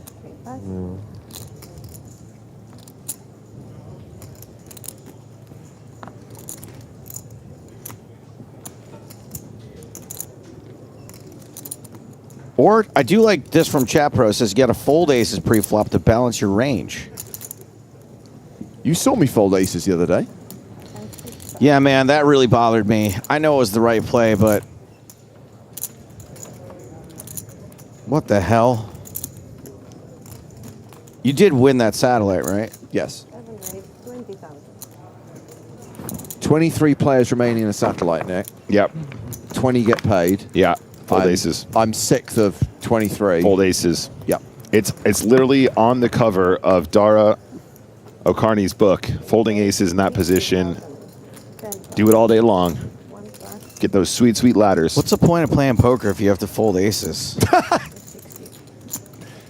It's like one of the only happy things about poker is getting aces. But you still enjoy getting them. You just got to Do fold you? them. Just got to fold them. Joe, tell me how much you enjoyed getting aces in that tournament at the Hippodrome. When I got one outed, it was awesome. It was really freaking great.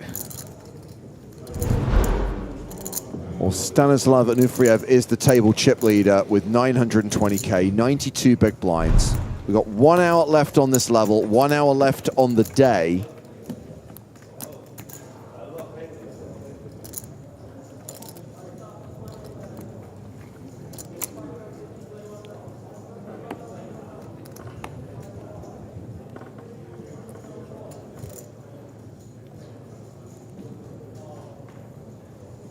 It's a pretty sweet leather jacket, dude. It's not leather. This guy's vegan. I feel like he rides a motorcycle for sure. I'm feeling good about my prediction, by the way. Oh, yeah? You mean your prediction? Well, the widget gave me the kind of spread of 45 to 50, and so I always go pretty much bang in the middle, so I went 48. Okay. So it's really the widget's prediction. No, the widget gave me a range, and I then... Griffin went 47.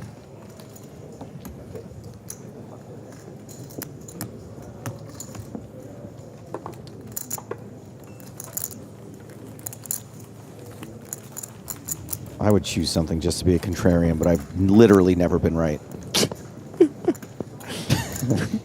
It's so annoying. But you're a numbers guy. I am a numbers guy. You know why? Numbers won't lie to you. People do. Numbers don't let you down. The numbers will not let you down unless they're negative numbers. Numbers don't break your heart. Sure don't.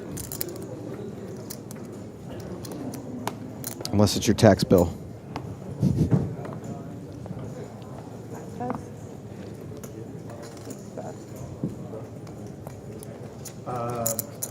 Ace-2 suited for Benjamin Pollock. I'm not going to say anything nice about Benjamin Pollock. Okay. Every time I do, he just suffers some horrific bad beat.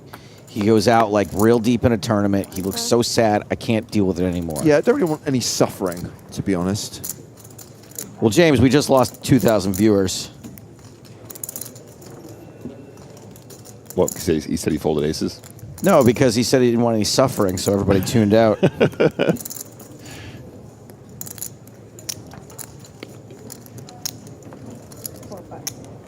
This guy definitely rides like a Triumph motorcycle. Do they have electric motorcycles in the same way they have electric cars? They I'm just do. thinking if he's more of a vegan kind of at maybe peace with the EV. earth kind of guy. Yeah. They absolutely do, and they're really powerful too. I'm sorry? Do you still do some magic tricks? During the COVID, I was doing a lot. Yeah. I came back, bought some stuff, run some stuff, but only for fun, only for myself. And try to find a passion because I was not passionate about poker anymore. Try to, Can you get the service? But I never thought about doing that for a living. Yeah. Good luck. I've done that for. I've done a couple of times of weddings when I was young, but I don't like to be paid for that. Because there is.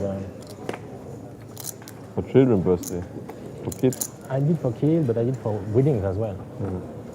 But I don't like because when you get paid, there is expectation. And I don't like that. You have to deliver, yeah. Huh? You have to deliver. Yeah, exactly. When you marry, there's an expectation. Yeah. So I'd heard this tidbit about Benjamin being a magician. So one time on camera, I did this bit where I pulled a little Eiffel Tower out from behind his ear. Yeah. So you prefer to do And he like got bad beat with aces 2 seconds later, and then he walked by where I was sitting and put it down on the table in front of me and walked out.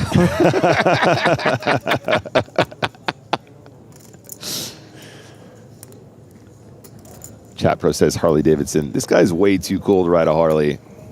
What's cooler than a Harley? I mean, a Triumph is pretty cool. Triumph's really cool. I don't know anything about scooters. Surfboards. He's a surfboard guy. Can't turn it off.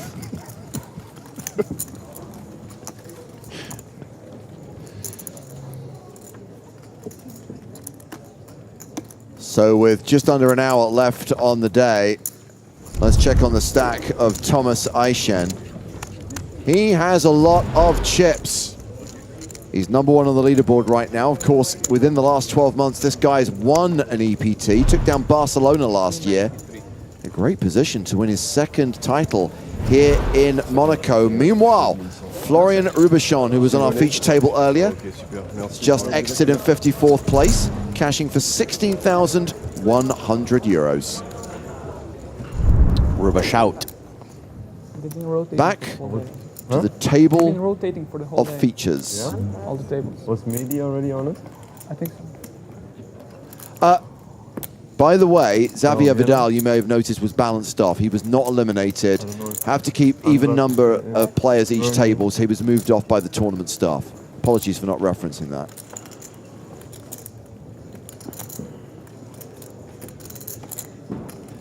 It's like if we try to prove them wrong.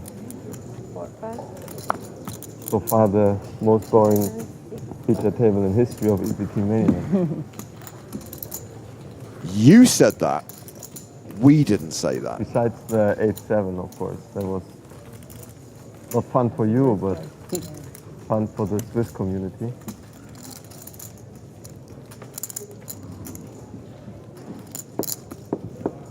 Oh, you're French. Serious question, though. I assume that if you are a skateboarder, is it translate to surfing? If you're a good skateboarder, would you be a good surfer? Not necessarily. I feel like there are transferable skills, but it's really different. Is it not just about balancing on a bit of wood? Well, it's a bit like skiing and rollerblading. They're kind of similar, but obviously very different in some ways too. You can't side slip in rollerblades. I feel like you're a skier, James. You don't want to go there.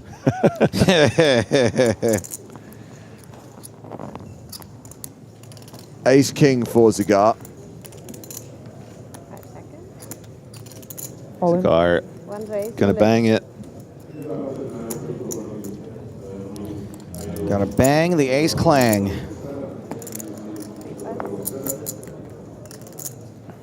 Kelvin Poke says, James, you saying that surfboards are made of wood? That's right, they're made of balsa wood because that floats. I mean, they must have been made of wood at some point. Back in the caveman days. brought some magic tricks? I'm with Wow Factor. I fall over just looking at a skateboard. Just the one trick with the aces. That was nice. Cigar all in, no action. I can't imagine you on a snowboard, though.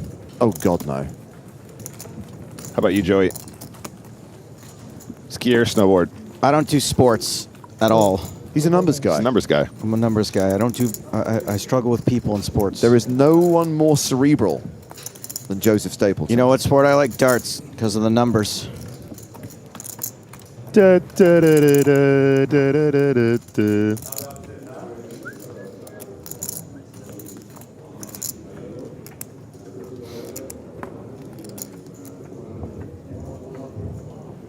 So, Joe, if I've got 3 darts and my out is 100, what's my best combo to finish? What's your best combo? Yeah. Do you have to throw all 3 darts? Nope. What's the quickest way I can get out? A triple 20 and a double 20? Correct. Because you have to finish on the double. You have to. Everybody knows that. I'm a darts guy. Can't turn it off.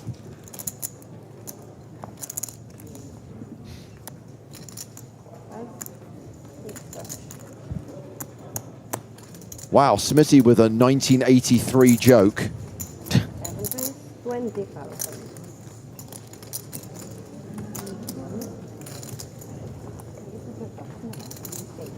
What was Christopher Walken doing on the boat?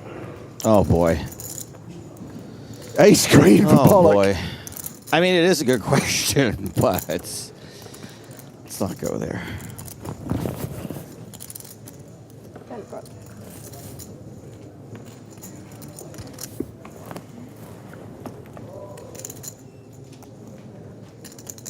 King 8-3.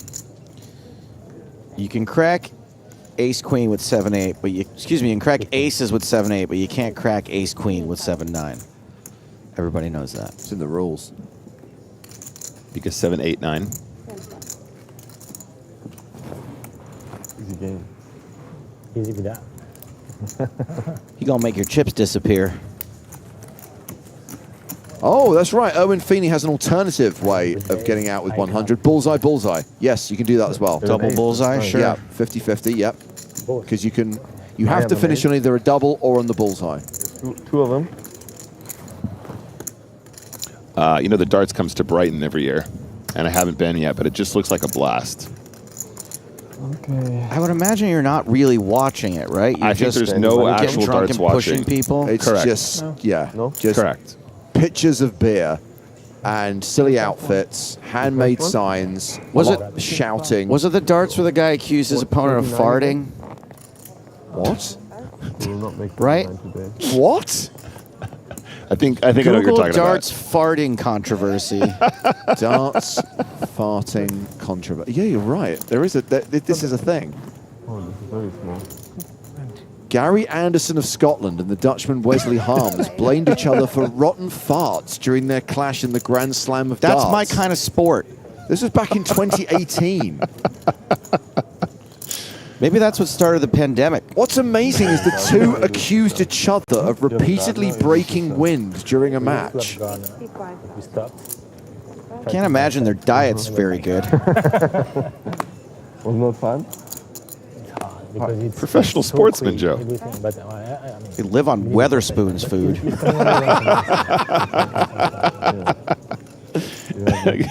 Greg's pastries. Still steak digesting bakes. a sausage roll I had in 2016. Steak bakes and beer. Is it a lot then when there's for harvesting? You get a lot of olives? yeah. Every time you belch, you can still taste it. I thought about walking into one. I burped. And I was like, I'm good. But next winter, I'm going to renovate outside the pool and stuff. Because we only renovate the side so far. I thought it's a shared pool with the community, no? We have a shared pool, right. You have one inside your garden and then... But the shared pool is 50 meters. Yeah, it's a big one. Mine is only 40, Yeah. Kidding. It's not 40. What's up? 40 when you do 4 times, back and forth.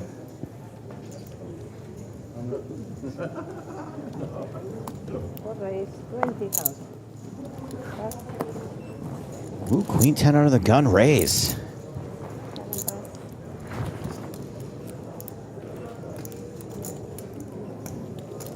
If you only knew how light this was. You're not anything? Not yet. Stanislav. Just rent. In Vienna, I rent something. Yeah. But you're still young. How are you? I'm 40. I'm almost 41. And you are you're living with someone? Yeah. No kids? We have a daughter. I hope I age like Pesic. He looks like a cool guy. Wow. She's not my biological daughter, but Okay. She doesn't. Nufriev still ahead with 4s. You don't want one? we want to extend. Yeah. Still got mad swag. You say you hope you age like him when you find out he's younger than you. Poker can do that to you. He's 33 years old. 8 of clubs on the turn. Just checks down the whole way, right?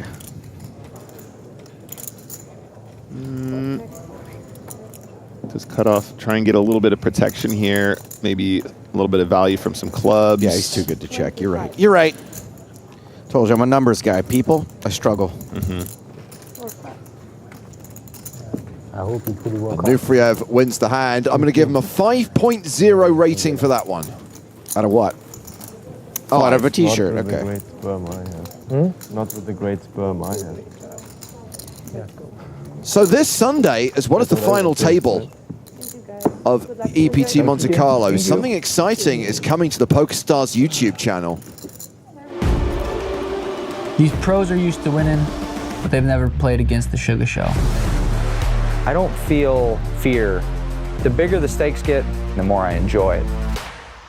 I'm taking over now. I'm running the show now. But now I came to change the game and now I'll show you how. Let's see some blood. A little pain, baby. I will pay for that. Getting serious, boys. No one's rooting for you, Berkey. What world do you live in, buddy? You're a fighter. Trust your instincts. Punch you is my instinct. Bully me. Goodbye. This is what the big game's all about. My bad, it's next weekend. So you got the final table of EPT Monte-Carlo this Sunday, then the following Sunday, May 17th, the season premiere of Season 3 of the PokerStars Big Game on Tour. Episodes dropping on the PokerStars YouTube channel every weekend. An amazing lineup. You saw Jason Kuhn, Sean Deeb, Matt Berkey, Sugar Sean O'Malley, plus 3 coin, and a second chance loose cannon, Joe. A loose cannon that is easily the easiest to root for loose cannon we've had in the modern era. I had no idea that was the lineup. That looks sick. And I did give a bit of a spoiler today, so I'm just going to repeat it now. Someone makes a straight flush. Woo!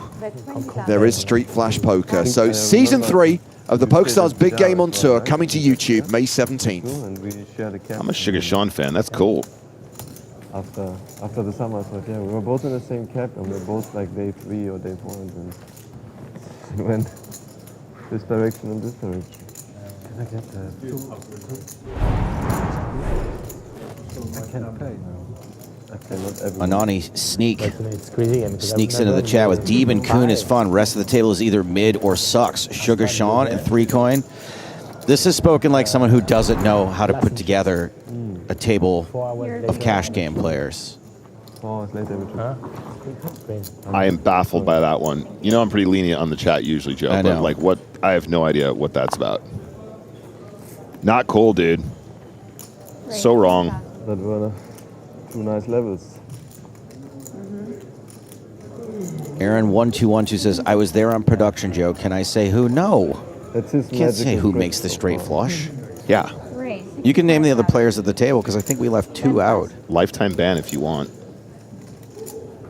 3-bet kings here. 1 pass. King. What a welcome sight. 3 pass. 7 deuce bonus. That's funny.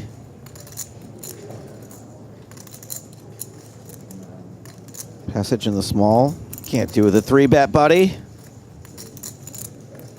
Yeah, I think cold calling here, not good.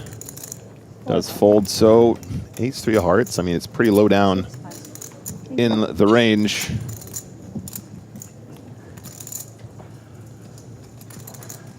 See how he interprets it. It is a wheel ace. You can do some weird stuff here if you feel inclined, but most people just aren't bet bluffing enough from +1, so I think the fold is better.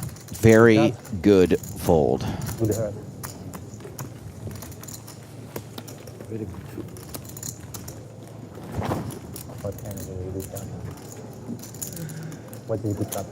Hey, Joe, I don't think I've ever asked you before. As you're leaving us, yes, sir. One of my last moments to do so. What was your favorite EPT destination lifetime? Not necessarily the year, just the place. No good?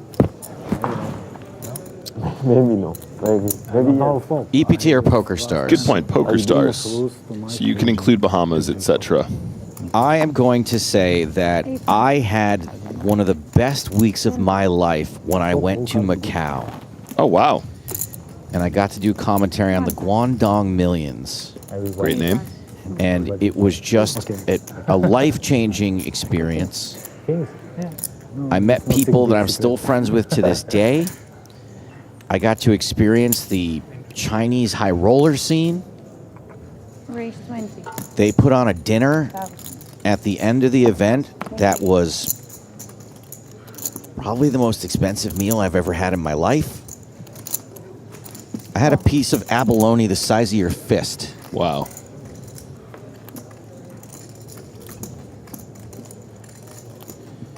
Four deuce, ace high, still out in front. Check. Pollock checks. Check.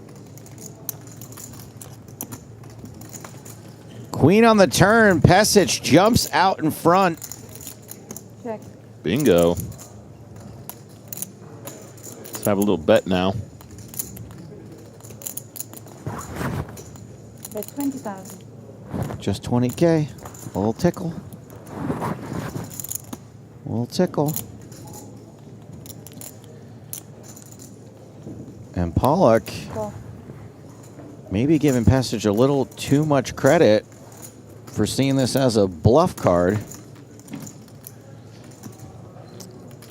Great run out for Queen Jack.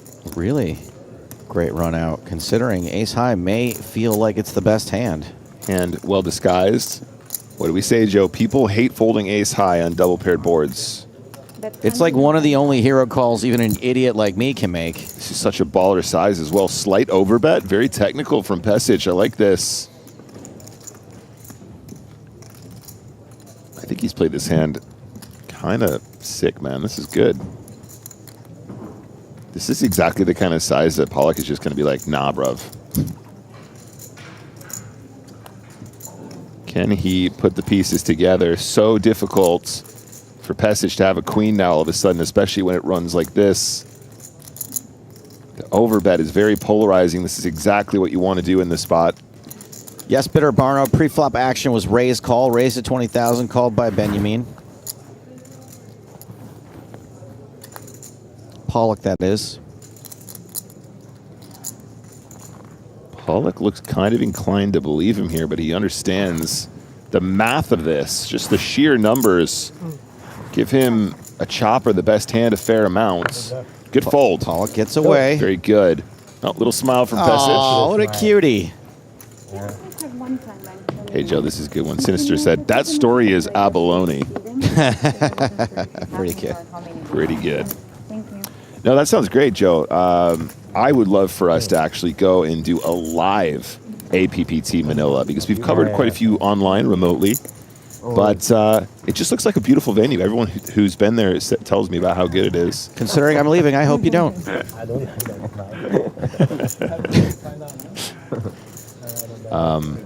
Yeah, go check out the Cove Manila.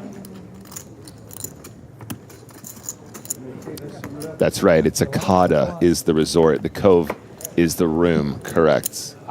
Nice work. Why do you guys know so much about the Philippines? 10 pass.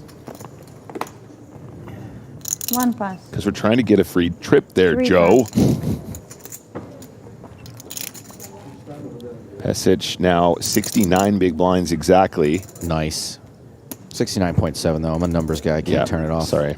You're right, Joe. 4 pass.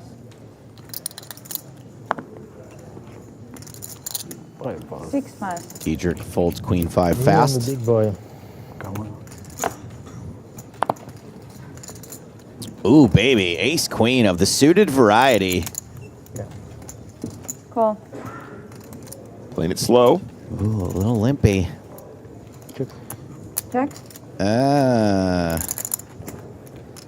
Checks the king 7. 8-4-4. Talk once again in a situation where ace high is the best hand. And once again in a situation where he's been outturned. Check. Check. Goes check, check again. No running trips this time, but the 7 would be good at showdown. Check.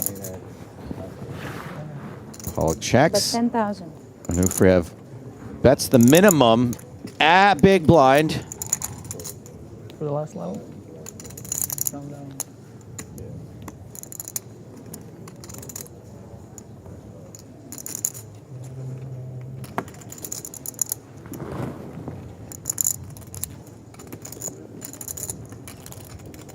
Call. Pollock doesn't get away from it this time. He's like, you could have got more. That's what I like to say in that situation, even though, because I feel stupid that I call with ace high. I go, well, guess what? I'm the real winner here because you could have got more. Huh. What do you think of that? I fold the winning hand and I call the losing hand. Stanislav. Take that, Stanislav. What did you have, sir? What did you have? I will see it. Nothing. Huh? Forgot. Huh? I forgot. You forgot? Yeah. Okay. I'm sorry, John. I don't remember. Sorry, John. I don't remember.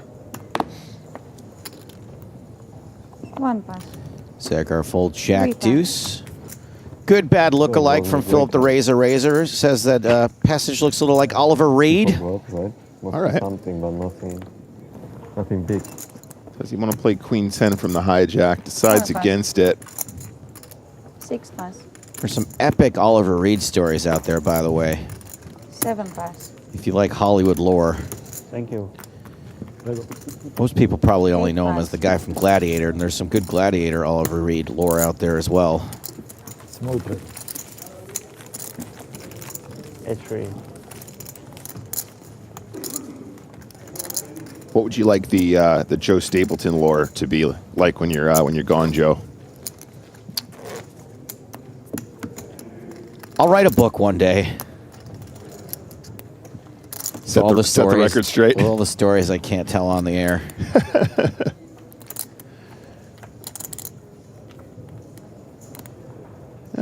Yeah, Oliver Reed. Oliver Reed fighting the Navy guys the night he died. Yep, that's a good one. 3 pass. The guy enjoyed a beverage. He enjoyed an adult beverage. Mm-hmm. Tara says Antonio Banderas for Pesich. Sure, why not? Sure. Raise 20,000. 6 pass. 7 pass. 4-3 suited. Onufriev on the button with king 8 off. Looks like he's got a little more on his mind than poker. Okay, he decided against it there. Interesting. I thought he would play that one. King 8 off on the button? Yeah, I mean, just taking a look now. Onufriev is our chip leader. I think King 8's got to go there. Huh. Have a little raisy-daisy. Although, one second. You know what it was, Joe? It's because Vidzagar and Pesich are so short-stacked. So he didn't want to raise into the shorties and then be priced in. Okay, that's a level of thinking I'm not capable of. Both players hit a 4, that I can see. 20,000. Yeah, take it back. I think the fold with King 8 is really good. Oh, wait, so I was right. But just for the wrong reasons. Correct. I'll take it. Only 10K. Passage continues with bottom pair. It was. I don't think we'll be seeing Zagar going anywhere. If you go 80K, you get the. I don't have the help. You do. Sometimes. To 14 I had. To 14 I had so much heart.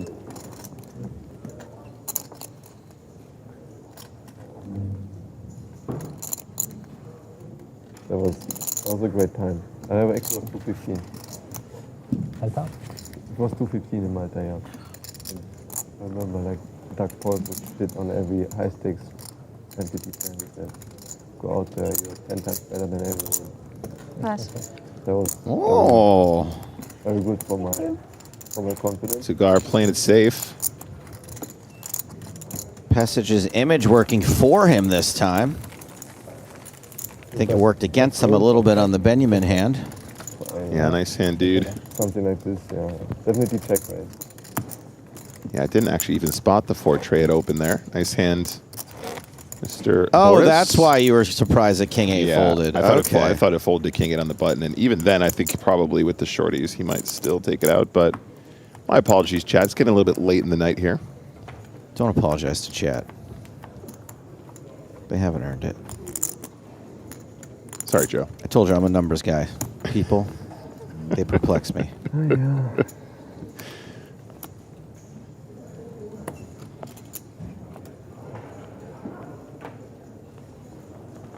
Four pass. Boris folds. Dietrich fast, pocket sixes. 20,000. Second pass. Pollock is out. What say you, Stanislav? He say fold. 10 pass. Blazon is One out. Three Zagar pass. and Bonus both fold.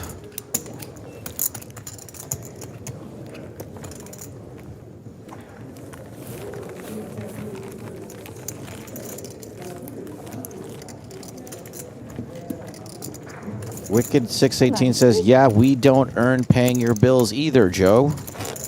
So what happened in the 4 Maybe hours? you should pay for Hooked on Phonics. What happened in the 4 hours in the... You're banned. Oh, yeah, you're July banned. on day 5, you said? Man, Or Hooked you on went Phonics, to- that's a real American deep cut. Just when Visa of your life? I went every all-in, you know. Every day. It's okay. You can let that fly. Great, 20,000. See your friend. Second pass. He is now. 8 pass. Pocket 10 sevens this time for fast. pass. 1 pass. When I Three thought pass. Nick was going to ban you for saying that, I said let it fly. And then when I saw he's laughing along with you, now I want you banned.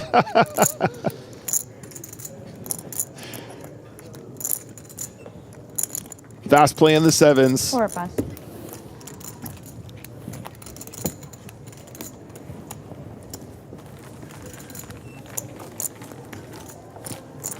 Dietrich fast playing 69.7 big blinds.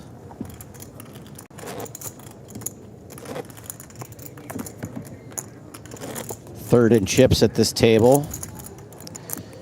Nick is absolutely right. 2 extremely short stacks here. Vid Zagar with 8 bigs. Hugo Blazon with 12. Blazon. Actually, going to start with Ben Pollock. He folds.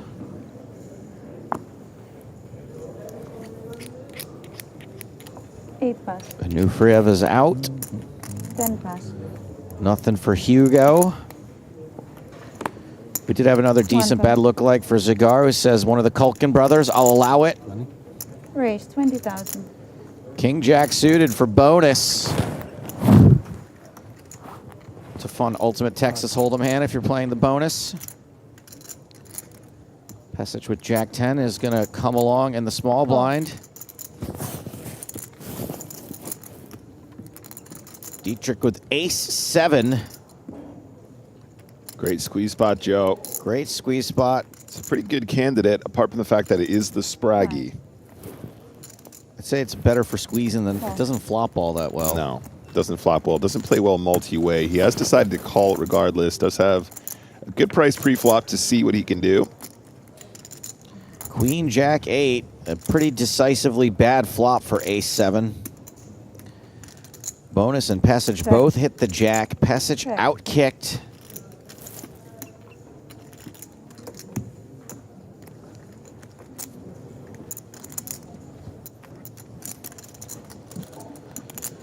Checks to bonus. That's 17,000. The original raiser.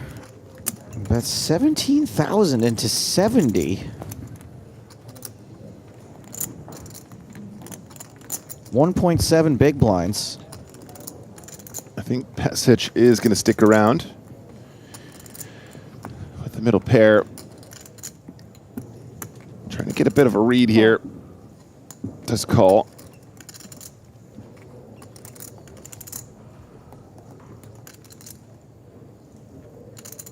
Pass. DD out. And out comes the turn, which is a deuce. It's a diamond. Pesic now with some more ways to win. Check. Yep, guy's got equity here.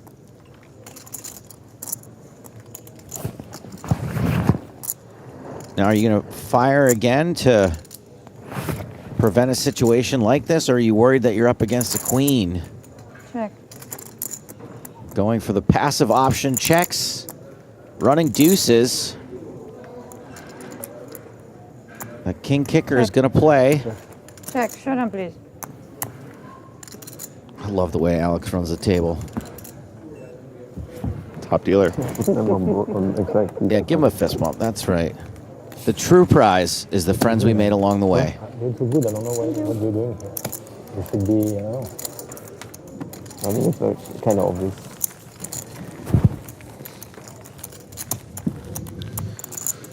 Well, even though this table is a laugh a minute, we're going to have to cut to something else for the moment.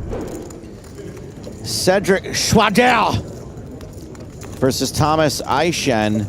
We're on the turn. 6, 8, 9, 6. 2 hearts.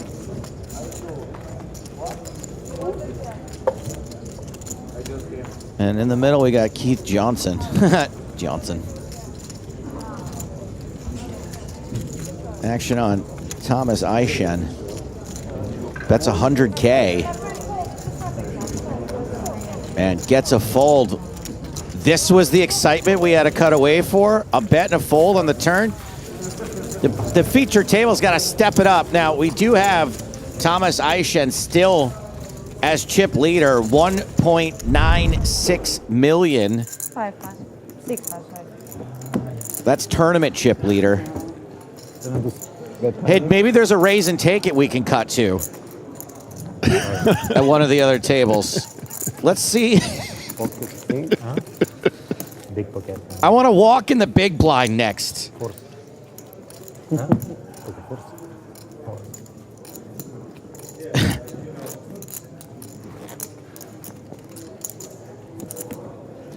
I mean, Joe, they can never say that we haven't shown all the sides of poker, you know?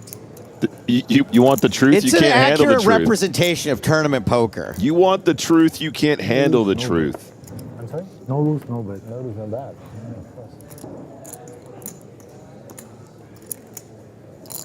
10 pass. If you ever work every single round, you go to the final table, right? Have we hit that pay jump? Huh? Yeah, we're in the middle of another one now. Everybody's at 16-1 now. Final table. Hi. Yeah, that's right. Easy. 1 pass. That's true. 3 pass.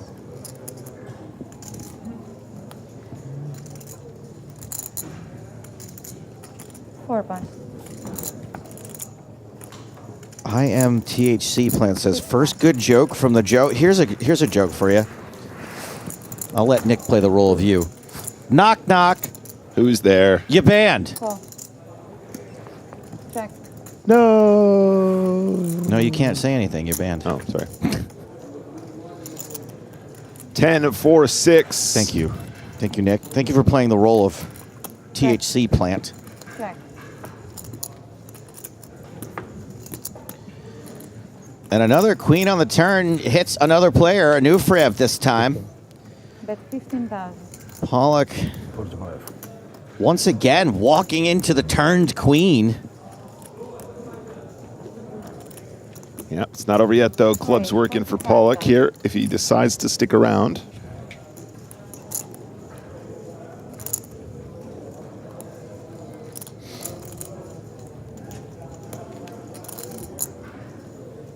You don't see this raise very often. I like it. Decided his hand was strong enough to go for some equity. Bluff again? Go for some equity. No, Go for a raise, excuse me. You bluff. Who bluff? No bluff. You eat 2 at a Never bluff. Never bluff. So just to be clear, Joe, you didn't bring a little Eiffel Tower to give No, to Pollock. no. I'm done doinking this man. How about like a toy Lamborghini for Monte-Carlo? See how that does. He's suffered enough at my hands. Okay, we're going to do a nice little copy pasta with this guy before we ban him.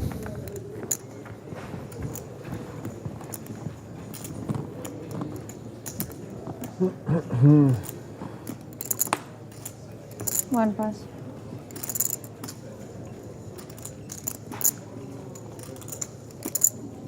Three pass.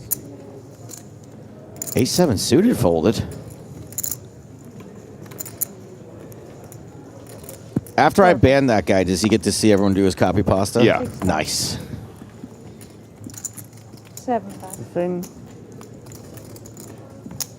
I've got really good news for him. I've just been told this is my last event at PokerStars. The guy who's making you lose a lot of numbers. The last hurrah. The new Frev raising from the small blind, Jack-7 of diamonds. Pass.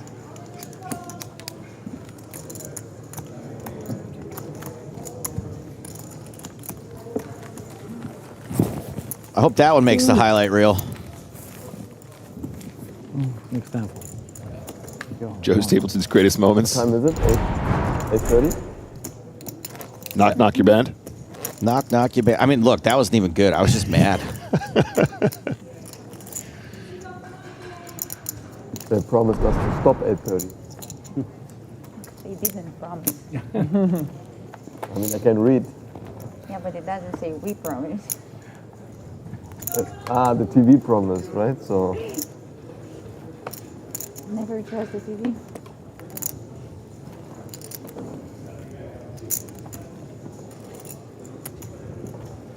Three pass. We got another good bad lookalike for Pesich. Tom Berenger, I'll allow it. 4 pass.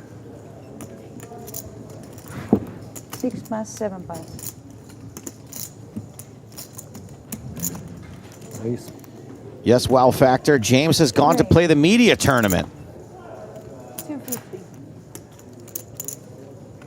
10 pass. As a new Frev raises with the ochos. Dos ochos. Ocho y ocho. Big ol' raise. Effectively just putting the 2 short stacks all in. 1 pass. Yeah, Zagar not so happy here. 6 big blinds. Giving up a fair chunk of the stack there with big blind and big blind ante going in the middle.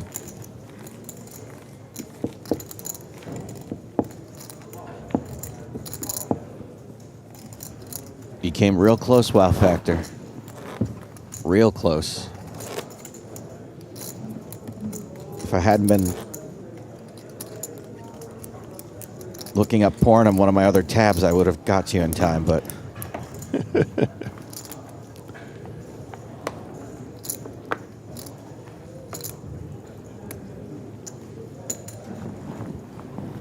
Hey, look, if they're going to make me pay for my own laptop, I'm going to do what I want with it.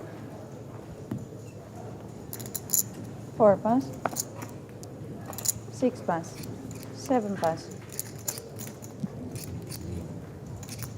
Raise 25,000. Andy Max, you got it, my friend. You banned. 1 pass. Pleasure doing business with you. On the plus side, our band budget is going to be way down.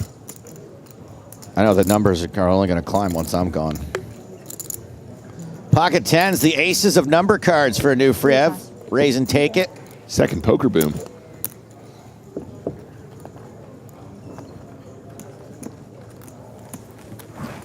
I give that a 5.0.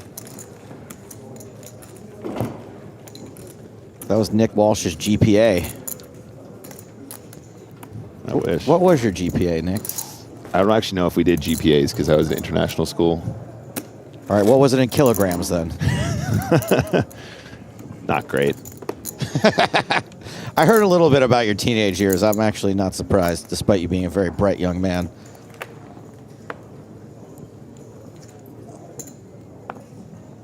Six pass. 7. More of a people person, Joe. Yeah, got it. Raise 20,000. 10 pass. You guys probably wouldn't believe me, but I was valedictorian. Are you really? Of my middle school. Were you really? Then I went to high school, and there were girls there. And ruined shit it. hit the fan. Just ruined it. Uh-oh.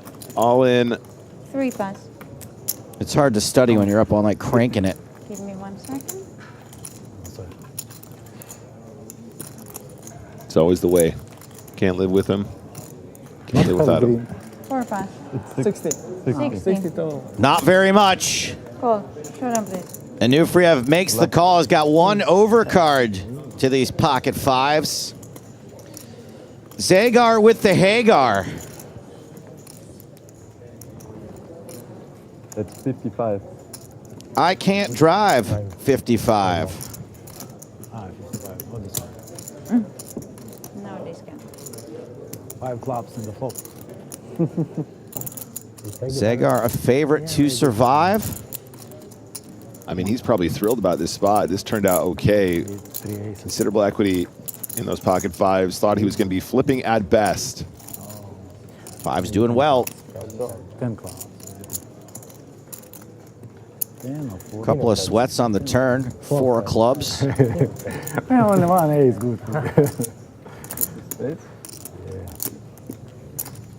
Not a sweat card, although we are close to counterfeit right now for the fives. This is an awful way to go. Cigar really sweating that river.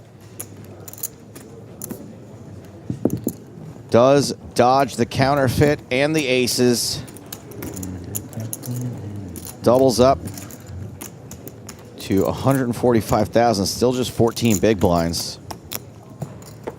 So what are you going to do with all that money? You're going to win here. ADR asks, which level are they? The last level of the night. Thank you for your question. No plan at all. No? I'm not here for the... High stakes Vegas? No, I'm just here for the glory. Really, for the prestige? Prestige, the friend. You want to bring at the moment. A belt to your country? A trophy?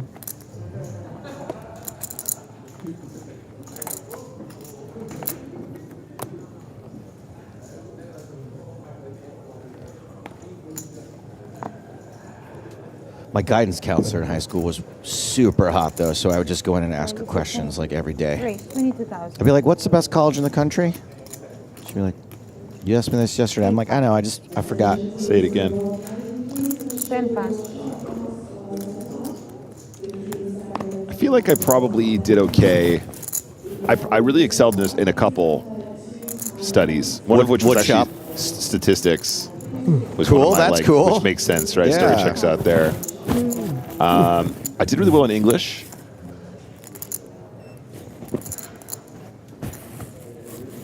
I was very Zach Morris-esque in high school. I was always pulling scams. Get rich quick schemes. My mom, I was hijinks. I was getting a straight B+ in AP European history. My mom was mad about it, so she went in to talk to my European history teacher. She said, "Why are Joe's grades so bad?" Because I had a B+. And this was in like November. School would start in September. And he opened up his desk and he pulled out a textbook and he goes, "This is Joe's textbook." He never picked it up on the first day of class. He hasn't opened it once. The fact that he's getting a B+ is a miracle. I don't know how he's doing it. I had a similar experience during university. I went to all of my lessons first year, and then not a single day of lessons second and third year. And I still went and finished my exams and got my Well degree. done. School is a scam. School is a scam. 6-7 suiting gets it done. 6-7. 6-7. 4 more hands, guys.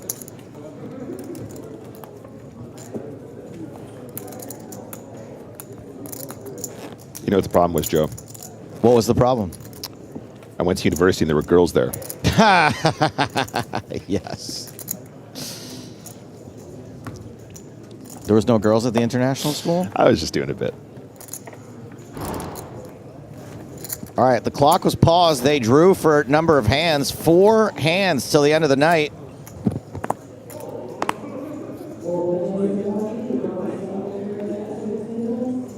Eight pass.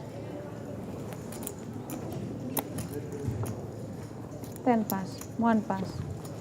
4 is very fair. 3 pass. How quickly do these guys want to get bagged here? 6-7. 6-7. Same suits as well. 2 hands on the trot.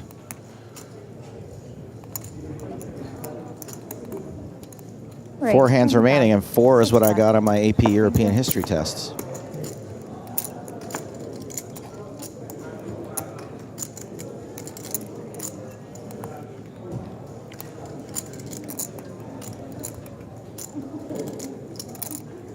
Cool. Big blind does defend the king 7, excuse me. Tray. Check.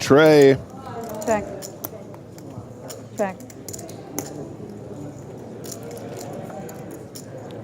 And now a Cinco, giving Pesic a gut shot. Check. All kinds of free cards. 9 helps no one. I'm kind of surprised Pesic hasn't made an attempt here at any stage. He's going to have a go now.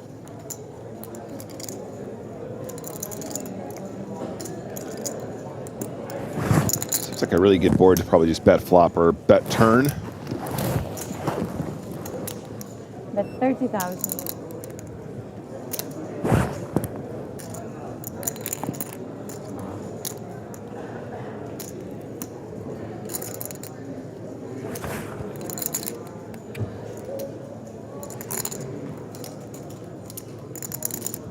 Good for him. Good for Boris here. Not wanting to show down 7 high. 5. Pollock believed him last time when he had it. I feel like king high could be a call. Well, you know what's funny here, Joe, is a lot of players with ace high in this river would just take the check. So right. Can be a bit confusing. Does make the call, king high. Nice call. Let's go. Benjamin Pollock.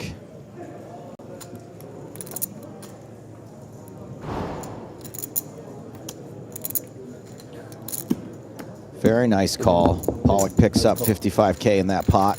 Pretty cute, man. Pretty cute. On 60 big blinds now. Pesic also on 60 big blinds. 60.6 big blinds for Pollock. 3 more hands.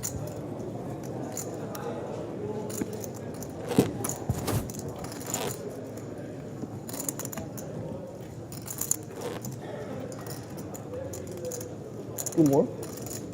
3 more with this one included.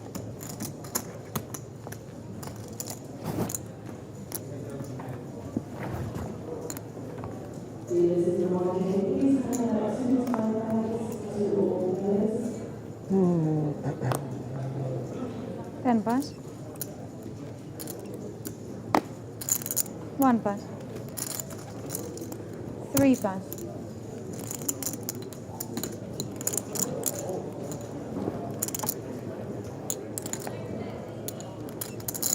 4 pass. comes to the button. And that button contains pocket sevens.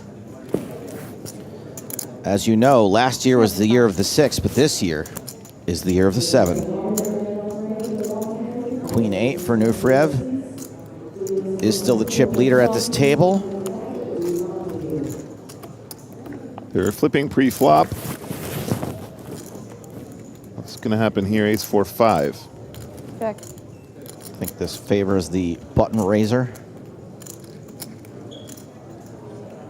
Yeah, and I imagine Mr. Dietrich probably feeling pretty good about checking or betting this flop. I would probably find a bet here a bit more often than I'd find check. Check. But he's going to play it slow. Check, check. Fast playing it slow. 3 on the turn gives Fast a gut shot to go with his best hand.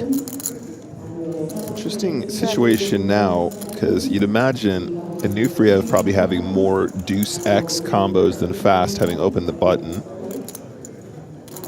There's a fair amount of sort of suited suited hands that we call with king deuce suited, queen deuce suited, jack deuce suited, some really, really weak stuff as well, just to hit that minimum defense frequency we're looking for in the big blind so as not to be exploited by our aggressive opponents. Decides to bet turn, does take it down, however. Come on. You guys are not taking. These two are taking. 2 hands to go. Dos manos. When you do that, that means you have a strong hand.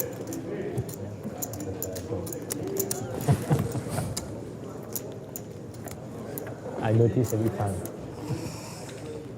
To be a pattern. You are street smart.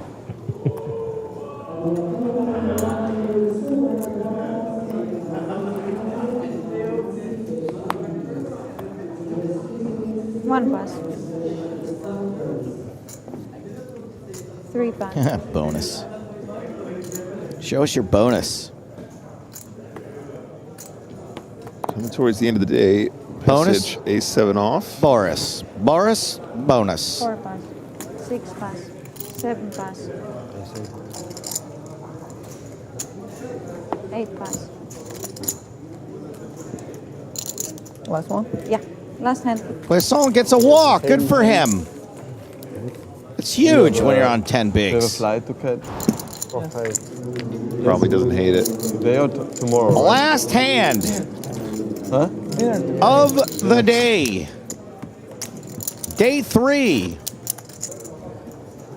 of the PokerStars European Poker Tour main event live from Monte Carlo. Action from the Salle des Étoiles. That's right. The room of the Etoile. 3 pass. Pocket tens. Well, here we go, baby. Woo! All right, last hand. Let's make it a good one, guys.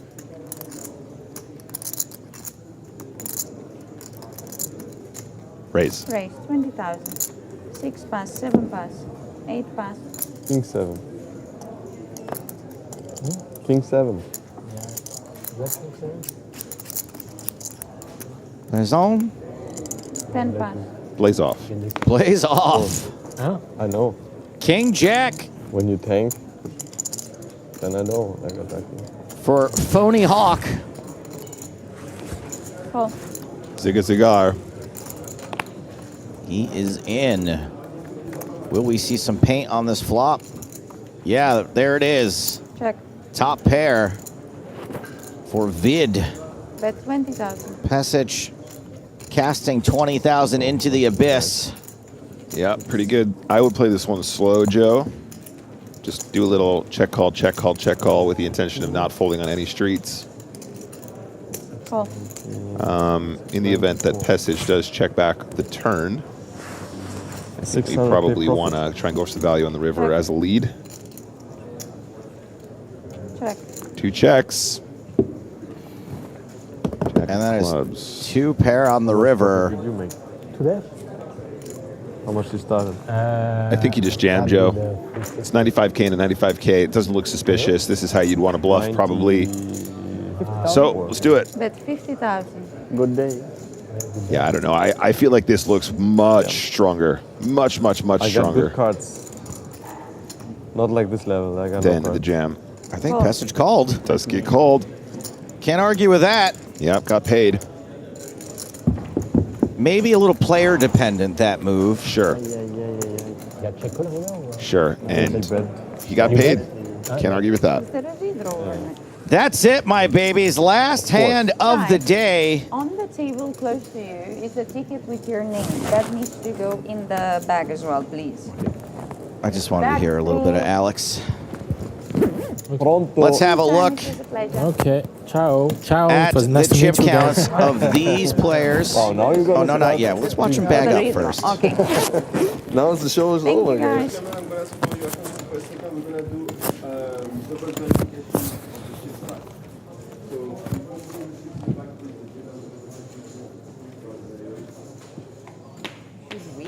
Hugo plays on. Vid Zygar. Happy to bag today. Sorry. There it is. Stanislav Anuferev and company are going to be released back into the wild. We'll have a new feature table for y'all tomorrow. When we come back, blinds will be 6,000, 12,000 with a 12,000 big blind ante. Blazon still super short, as is Zagar. And this is what they are all playing for. No, it sure isn't. How did I get that wrong? These are the chip leaders for the entire event. Thomas Aishen, 153 big blinds. Mehdi Chui, second in chips overall. My number 2 favorite Bulgarian player is in third. Boris Kolev. For some reason, the name jumped out at me. You know why? Bulgarian. This is what they're playing for. The current payout is 16,100 euros. There are 48 remaining players. That will be the payout until we get to 39th. We will not hit these numbers tomorrow. Those are day 5 numbers. Probably going to play down to around 16 tomorrow would be my guess. If you want to keep up with everything overnight, come check us out on social media. Instagram, Facebook, the cesspool that is formerly known as Twitter. Follow PokerStars and PokerStars Live. We'll be back at you tomorrow. Same bat time, same bat channel. 3 o'clock Central European time. But for now, it's good night from Monte Carlo.